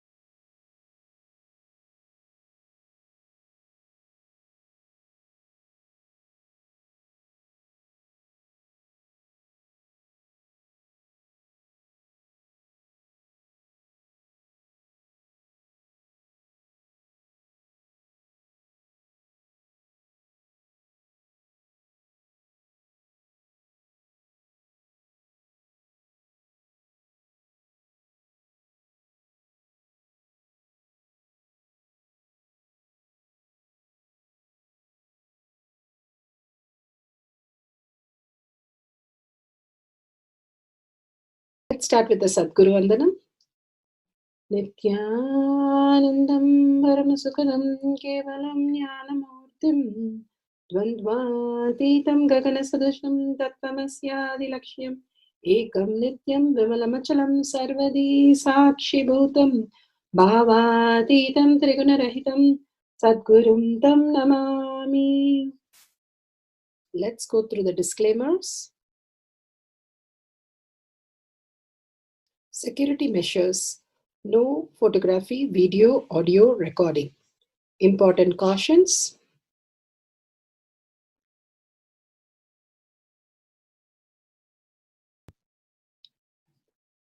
Please be aware of the important cautions.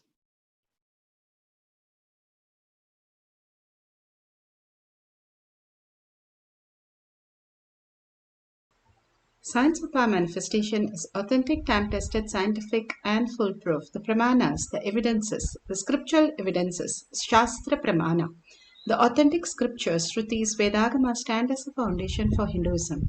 Apta Pramana, authentic, time-tested, foolproof compilation of the experience of the sages, rishis, and enlightened masters, which is in terms with the Shastra Pramana. Atma Pramana, with Apta Pramana, a guru is able to experience and live the truth claimed by the Shastras. And Shakshi Pramana, experience and manifestation of the guru's initiation in the disciple of a particular lineage, which is demonstrable to the world. And Pratyaksha Pramana, having the truth validated by the scientific study. All the Pramanas for each of the powers give us the cognitive shift. What we understand as mind, self-doubt, self-denial, self-hatred, the obsessive, compulsive reaction as space, to the space of oneness that Paramashiva is making us understand and cognize into the existential reality, the superconscious mutation, mapping to physical reality. Let's move to the Shastra Pramana for the power of materialization from Spandakarika, Section 3, Vibhuti Spanda, Sutra 3.4, 3.5. हि अर्थो स्फुतो दृष्ट सावधानेऽपि चेतसि भूयः स्फुटतरो भाति स्वबलोद्योगभावितः तथा यत्परमार्थेन येन यत्र यथा स्थितं तत्तथा बलमाक्रम्य न चिरात् सम्प्रवर्तते. Bhagavan Paramashiva beautifully explains, indeed, just as an object which, in spite of all the attentiveness of the mind, is perceived and seen indistinctly at first, then appears manifest more distinctly and clearly when observed with the strength of one's third eye. By the power of third eye, we can start manifesting the higher definition, higher dimension. Bhagavan Paramashiva says, a person who believes that we have three eyes, that is good, you have the Shakti. But a person who understands Paramashiva, who's manifested into all our eyes as our third eye and as our reality, will understand the deeper states of consciousness. It is like the sun has so many rays, and beautifully, each ray is also as powerful as the sun, but the sun itself is manifesting through each of the rays. Understanding this greater reality, each one of us came down to celebrate Paramashiva. After coming down, we started experiencing different identities, and we identify ourselves to different things and get into the chaos and confusion. Bhagavan Paramashiva establish ourselves, initiates us again and again to the space of Paramashiva, who we are, and shows us our reality through something beyond the mind. And the mind again pulls us into the delusion and makes us understand only this outer world. It is like the bird who is sitting on the tree and eating the fruit. The fruit is so good, it is enjoying, forgets everything. The fruit becomes very sour. Then he realizes that he will never eat the fruit and then want to give up the fruit. But again he finds another fruit which is very nice, forgets all the pain, again goes back to the worldly things. Again and again, when we are going back and forth with our life, the valley and the peak, we forget what is that we experienced before. But again and again, establishing ourselves as Paramashiva, whether it is a valley or peak, that Paramashiva is real, consciousness is real.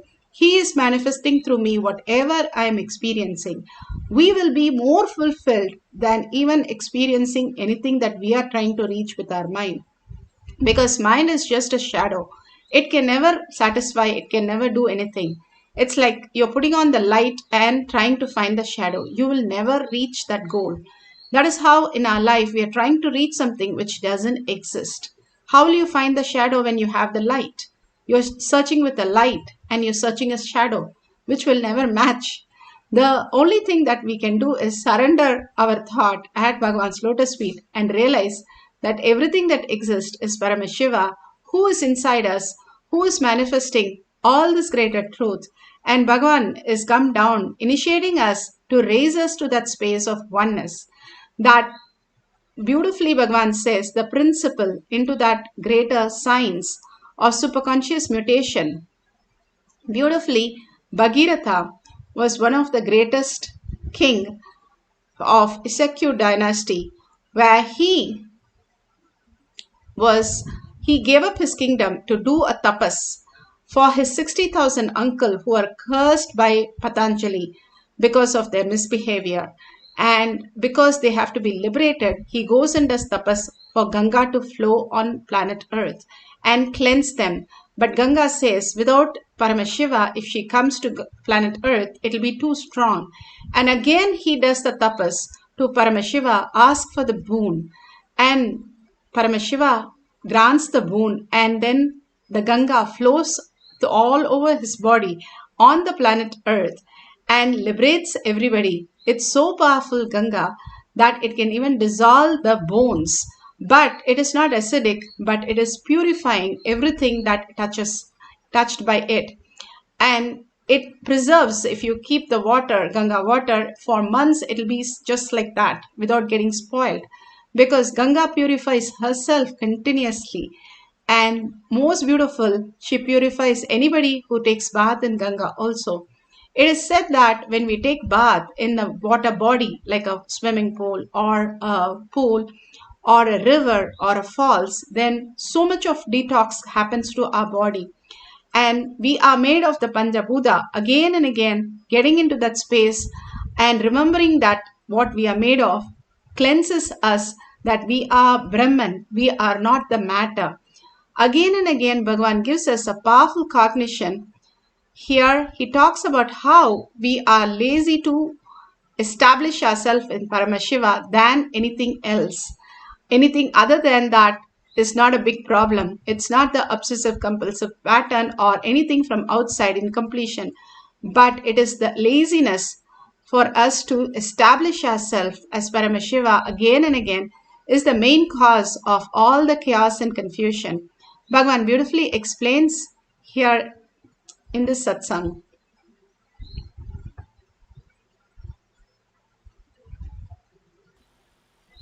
Even when the initiation flows like a breeze on everybody, even when the intense energy flows on everybody, these lazy bumps never catch it. Because if you reflect the higher consciousness, your body and mind needs to go through an alteration. See, the biggest problem is they are not even willing to accommodate this highest coherence in their body. See, for the highest coherence to become your muscle memory, you need to constantly think and move your body in a particular tune. If you are not able to do is different. You are not even interested in doing is different. They identify themselves with a heavy muscle memory.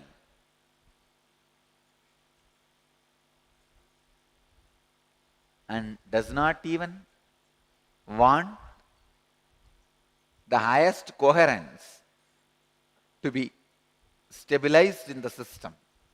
That is why in Zen monasteries, first they prepare the body and mind before initiating.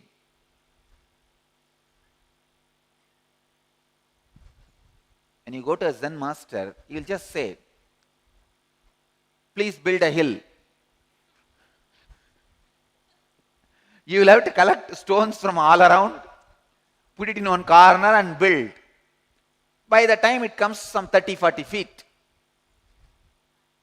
he'll come and say, "Wow." But I feel, as per the plan, the hill should happen this side. By the time you move the hill there,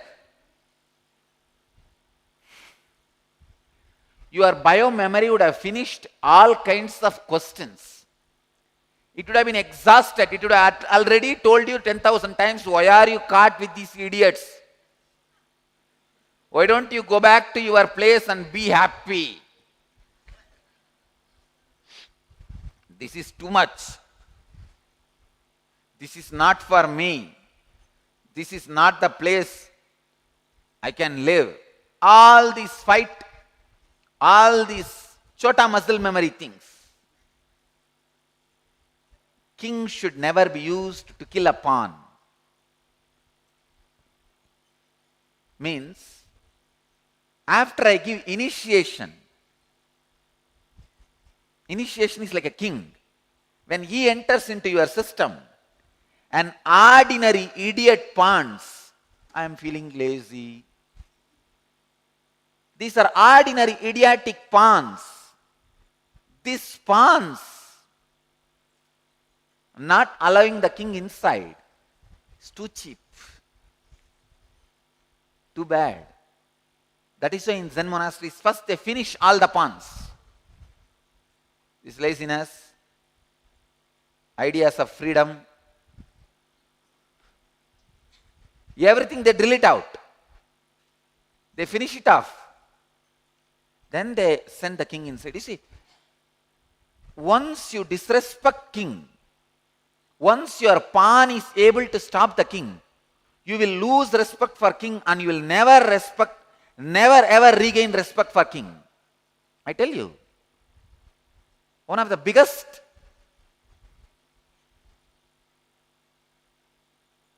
mistake happened, I can say happening in our organization is too much of energy, blessing, radiation of consciousness too quickly. See, when I am sending a king inside, the ordinary pawn who is there inside you, today I am feeling lazy, I don't want to go to satsang. Over. The pawn can disrespect king, then king will never be able to maintain his decorum again. And after that, you will never be able to regain the respect for initiation.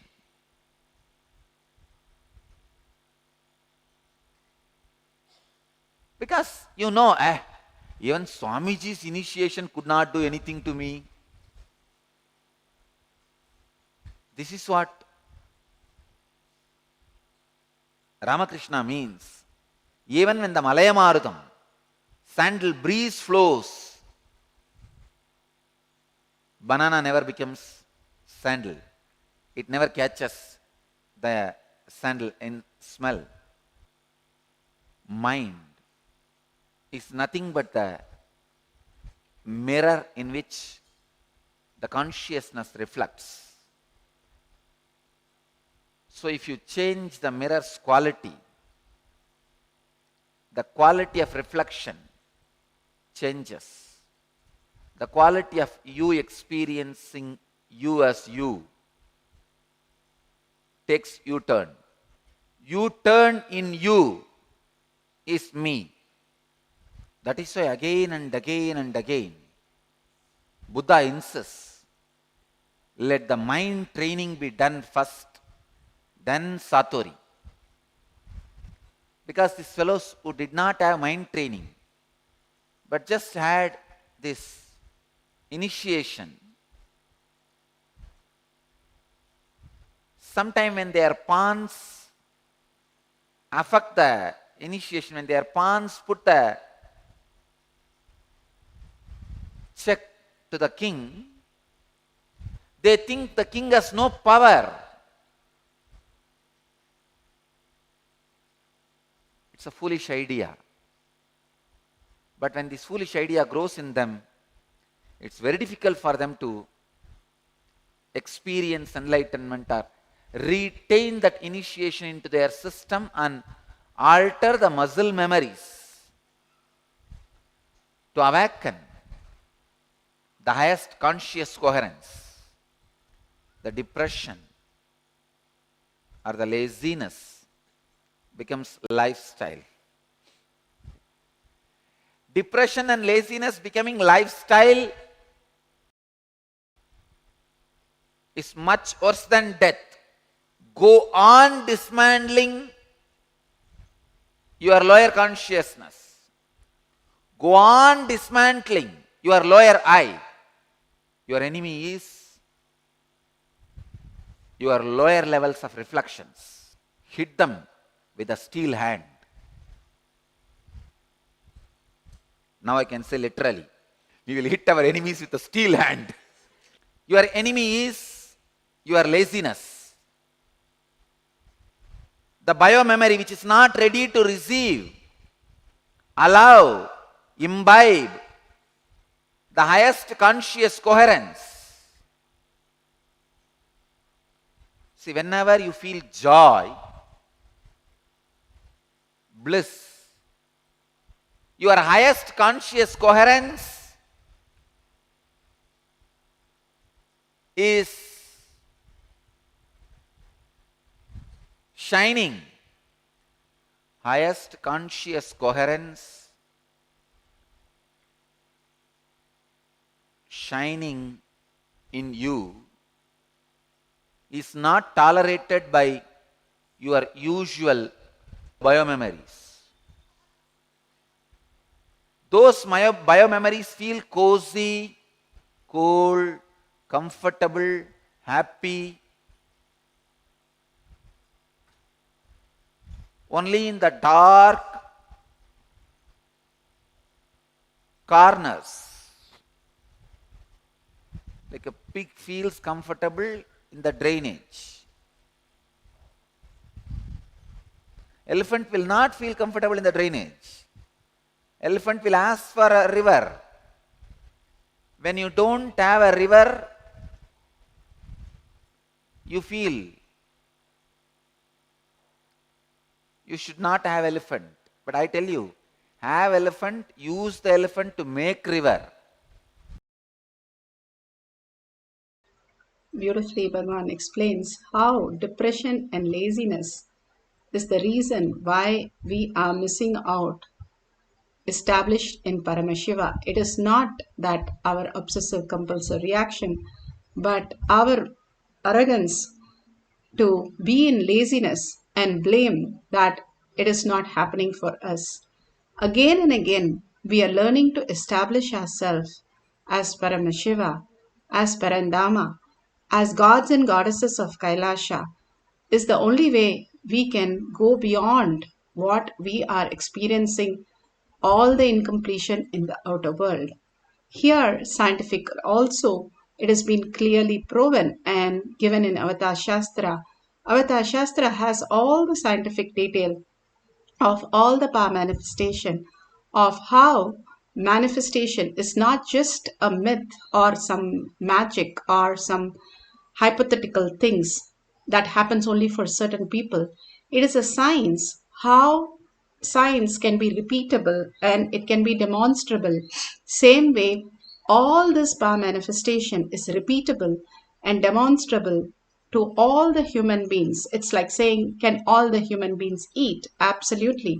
Same way, all of us can manifest powers. Even now we are manifesting our life. It's not something new we are going to do. We have to recognize the higher intelligence. These are nothing but growing in our higher intelligence, how to function in multidimensional logic. Now science is clearly proving all this logic is possibility in a human being. And all that is Bhagavan saying, all this is very much possible in each one of us if we understand these higher intelligence and function in our life with the right understanding called powerful cognitions. Here Bhagavan says, in this CT scan, clearly before when the baseline was done, there was no foreign body in the whole thing that they scanned. And after Bhagavan's energy darshan, there was a clearly seen as a radio opaque foreign body in the oral cavity without any delay or reprecision. The recording of the spiral CT scan after materialization revealed the presence of the materialized object both in the section and the 3D format.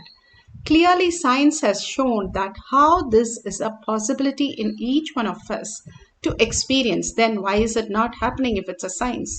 Because we are not following the science as we have to. Science is step by step. We have to go to step one.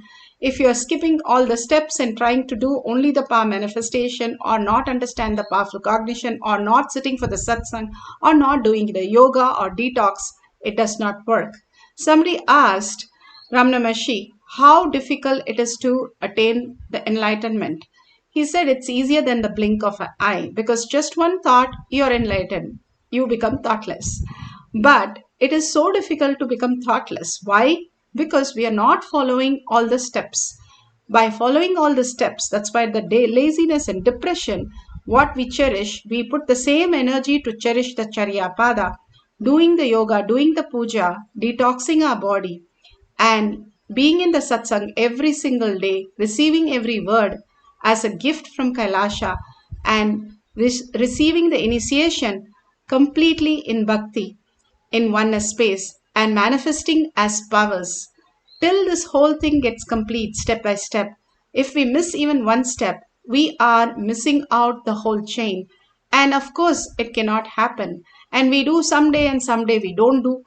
Obviously, it gets delayed more and more. You delay the whole process. It's like you going to school having a certain attendance, you going to college having the certain attendance, then you go to the job and manifest what you want. It's not day one you go to the job. Same way, you learning the whole process, what Paramashiva is giving continuously and manifesting as powers. Today, all of us, let's put away our gadget, wipe everything.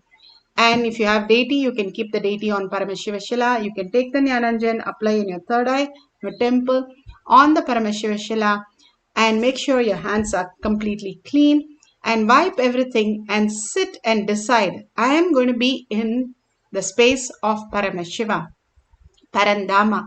I'm going to melt in that space continuously, or Parashakti, or Meenakshi, whoever you get connected to.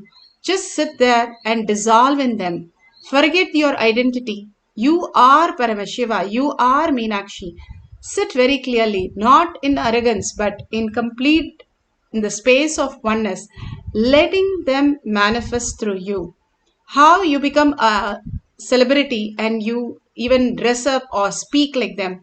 Like that, you are in the bhava of Paramashiva, where you melt and melt and melt and become oneness with that space itself. Now all that we are going to experience is deep chanting of Mahavakya, melting in oneness with Paramashiva, with deep gratitude and silence. When the mind just dissolves and you're in the deep silence, peace, gratitude, the oneness space, and love with Paramashiva, that very moment you attract all the health, wealth, happiness, joy, everything. Even science has clearly now understood this and they are promoting it. But this is much more powerful because Bhagavan's presence in the Kailash courtyard is so high. If you are here listening to this, Bhagavan says, do Anga Pradakshina to yourself. That means go around yourself and thank yourself because you are the chosen one out of the billions of people who are struggling with their life. So sit straight and hold the space. Paramashiva is real. Chant the Mahavakya continuously, not loudly, but continuously, intensely, without letting the thought come in. Again and again, go back to the listening, dissolving yourself at Bhagavan's lotus feet. When you melt in Bhagavan's lotus feet, whatever you have, He is going to take care. He is going to dissolve and raise you to what you want and much more than that. So let's start chanting the Mahavakya. Few minutes, put away your gadget and chant the Mahavakya. Commit with Paramashiva. Only He exists. Anything else is delusion. Now, sit straight. We'll enter into the process. Nithyananda Paramashivoham.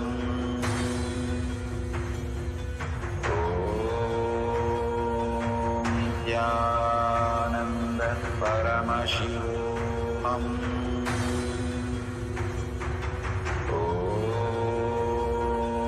Nithyananda Paramashivoham.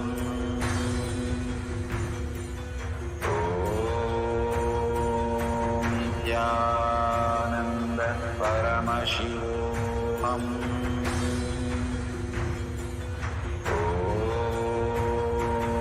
Nithyananda Paramashivoham.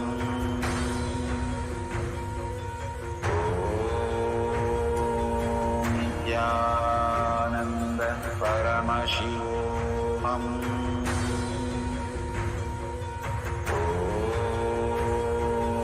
Nithyananda Paramashivoham.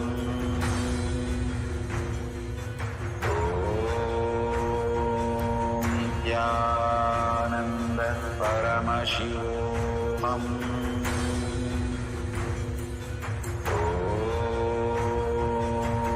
Nithyananda Paramashivoham.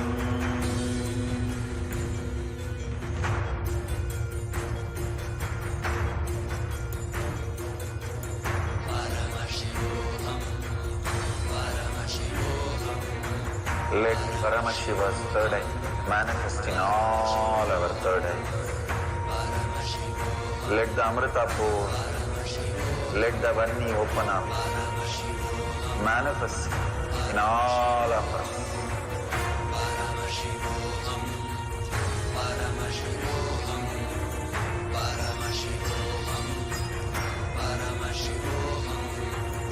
Let Paramashiva overflow, manifest the powers in all our third eye.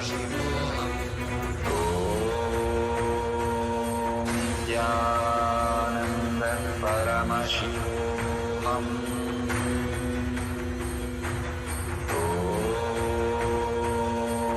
Nithyananda Paramashivoham.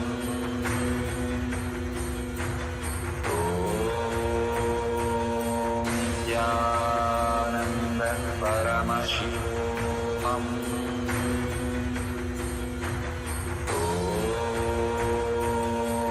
Nithyananda Paramashivoham. Nithyananda Paramashivoham. Nithyananda Paramashivoham.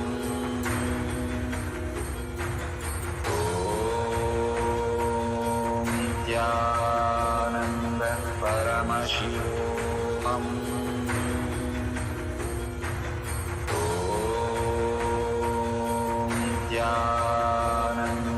Paramashivoham.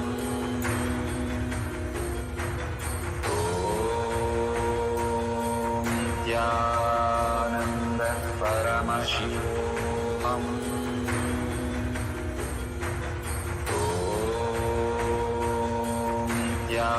Nithyananda Paramashivoham.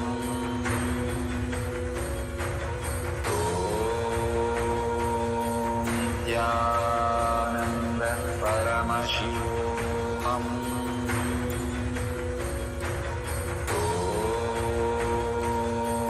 Nithyananda Paramashivoham.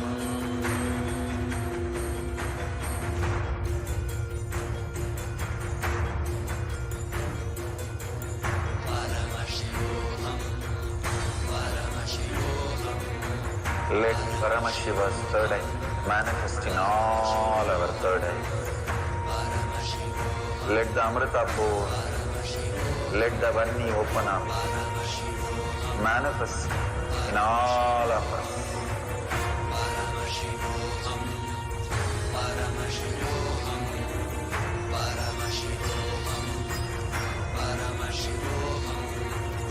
Let Paramashiva overflow, manifest the powers in all our third eyes. Nithyananda Paramashivoham.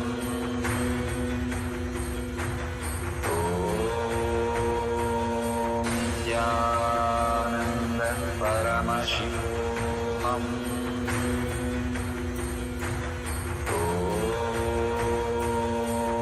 Nithyananda Paramashivoham.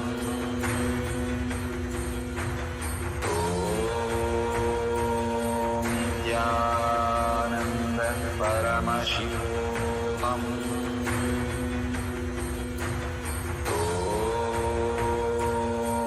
Nithyananda Paramashivoham.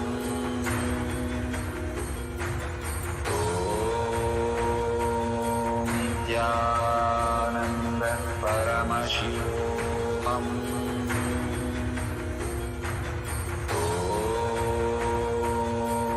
Nithyananda Paramashivoham.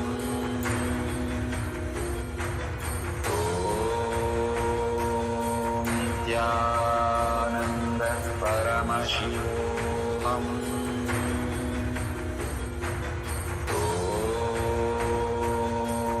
Nithyananda Paramashivoham. Om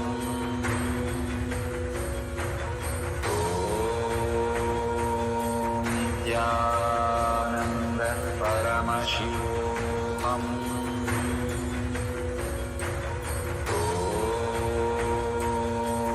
Nithyananda Paramashivoham. Om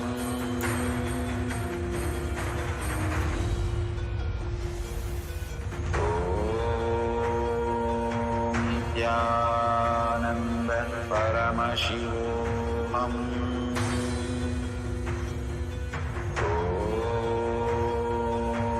Nithyananda Paramashivoham.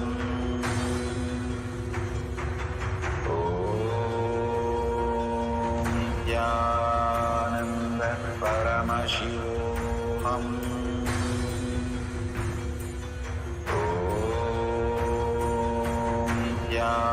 Nithyananda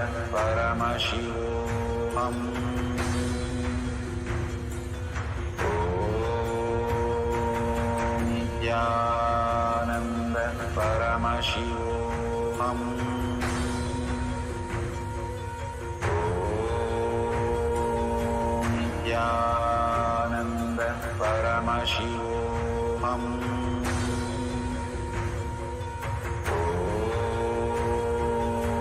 Nithyananda Paramashivoham. Om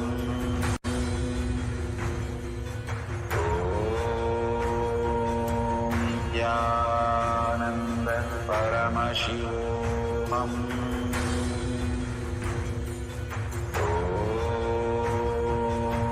Nithyananda Paramashivoham.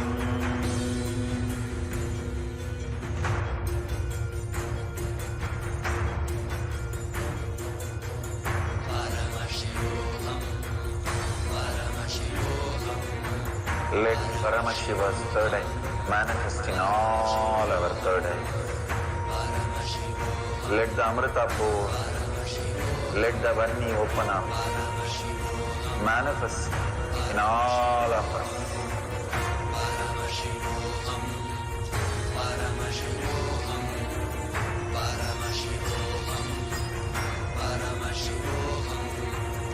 Let Paramashiva overflow, manifest the powers in all our third eyes. Om Nithyananda Paramashivoham. Om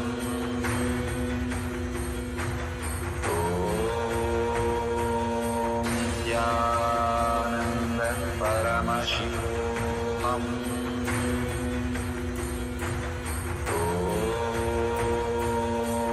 Nithyananda Paramashivoham. Om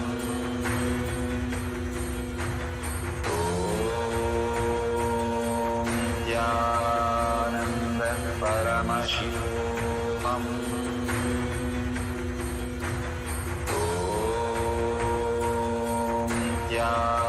Nithyananda Paramashivoham. Om Nithyananda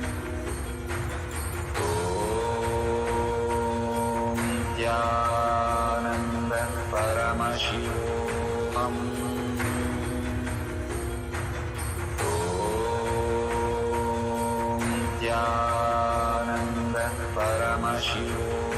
Om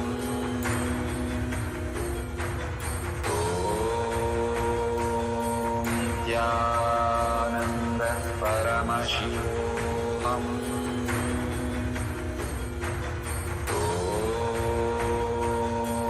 Nithyananda Paramashivoham. Om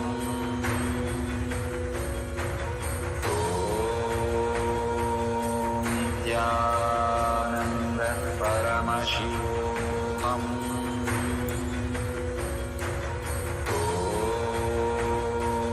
Nithyananda Paramashivoham.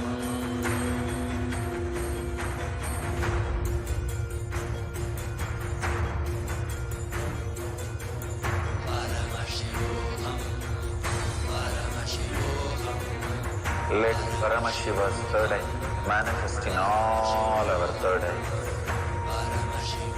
Let the Amrita pour, let the Vanni open up, manifest in all of us.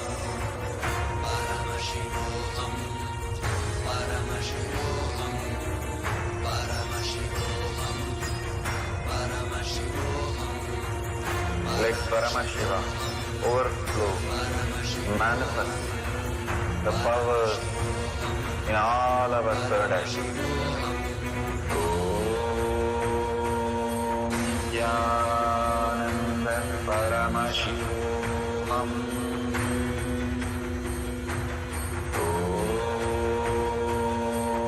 Nithyananda Paramashivam.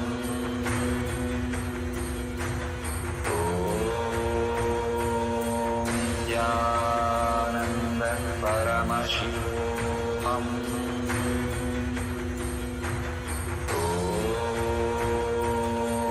Nithyananda Paramashivam.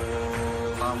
Nithyananda Paramashivam. Nithyananda Paramashivam.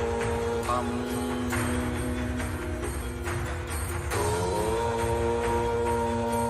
Nithyananda Paramashivam. Om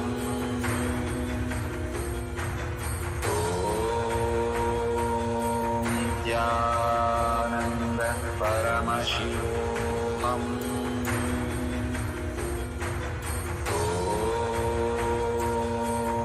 Nithyananda Paramashivam. Om Nithyananda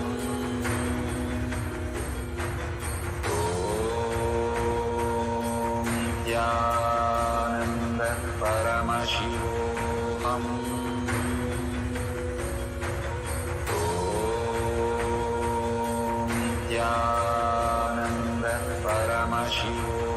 Om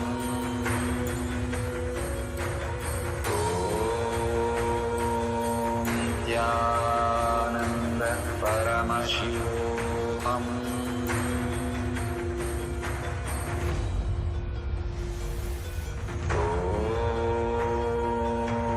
Nithyananda Paramashivoham. Om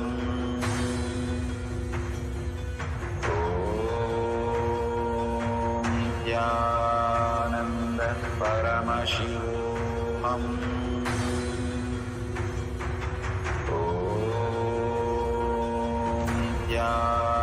Nithyananda Paramashivoham.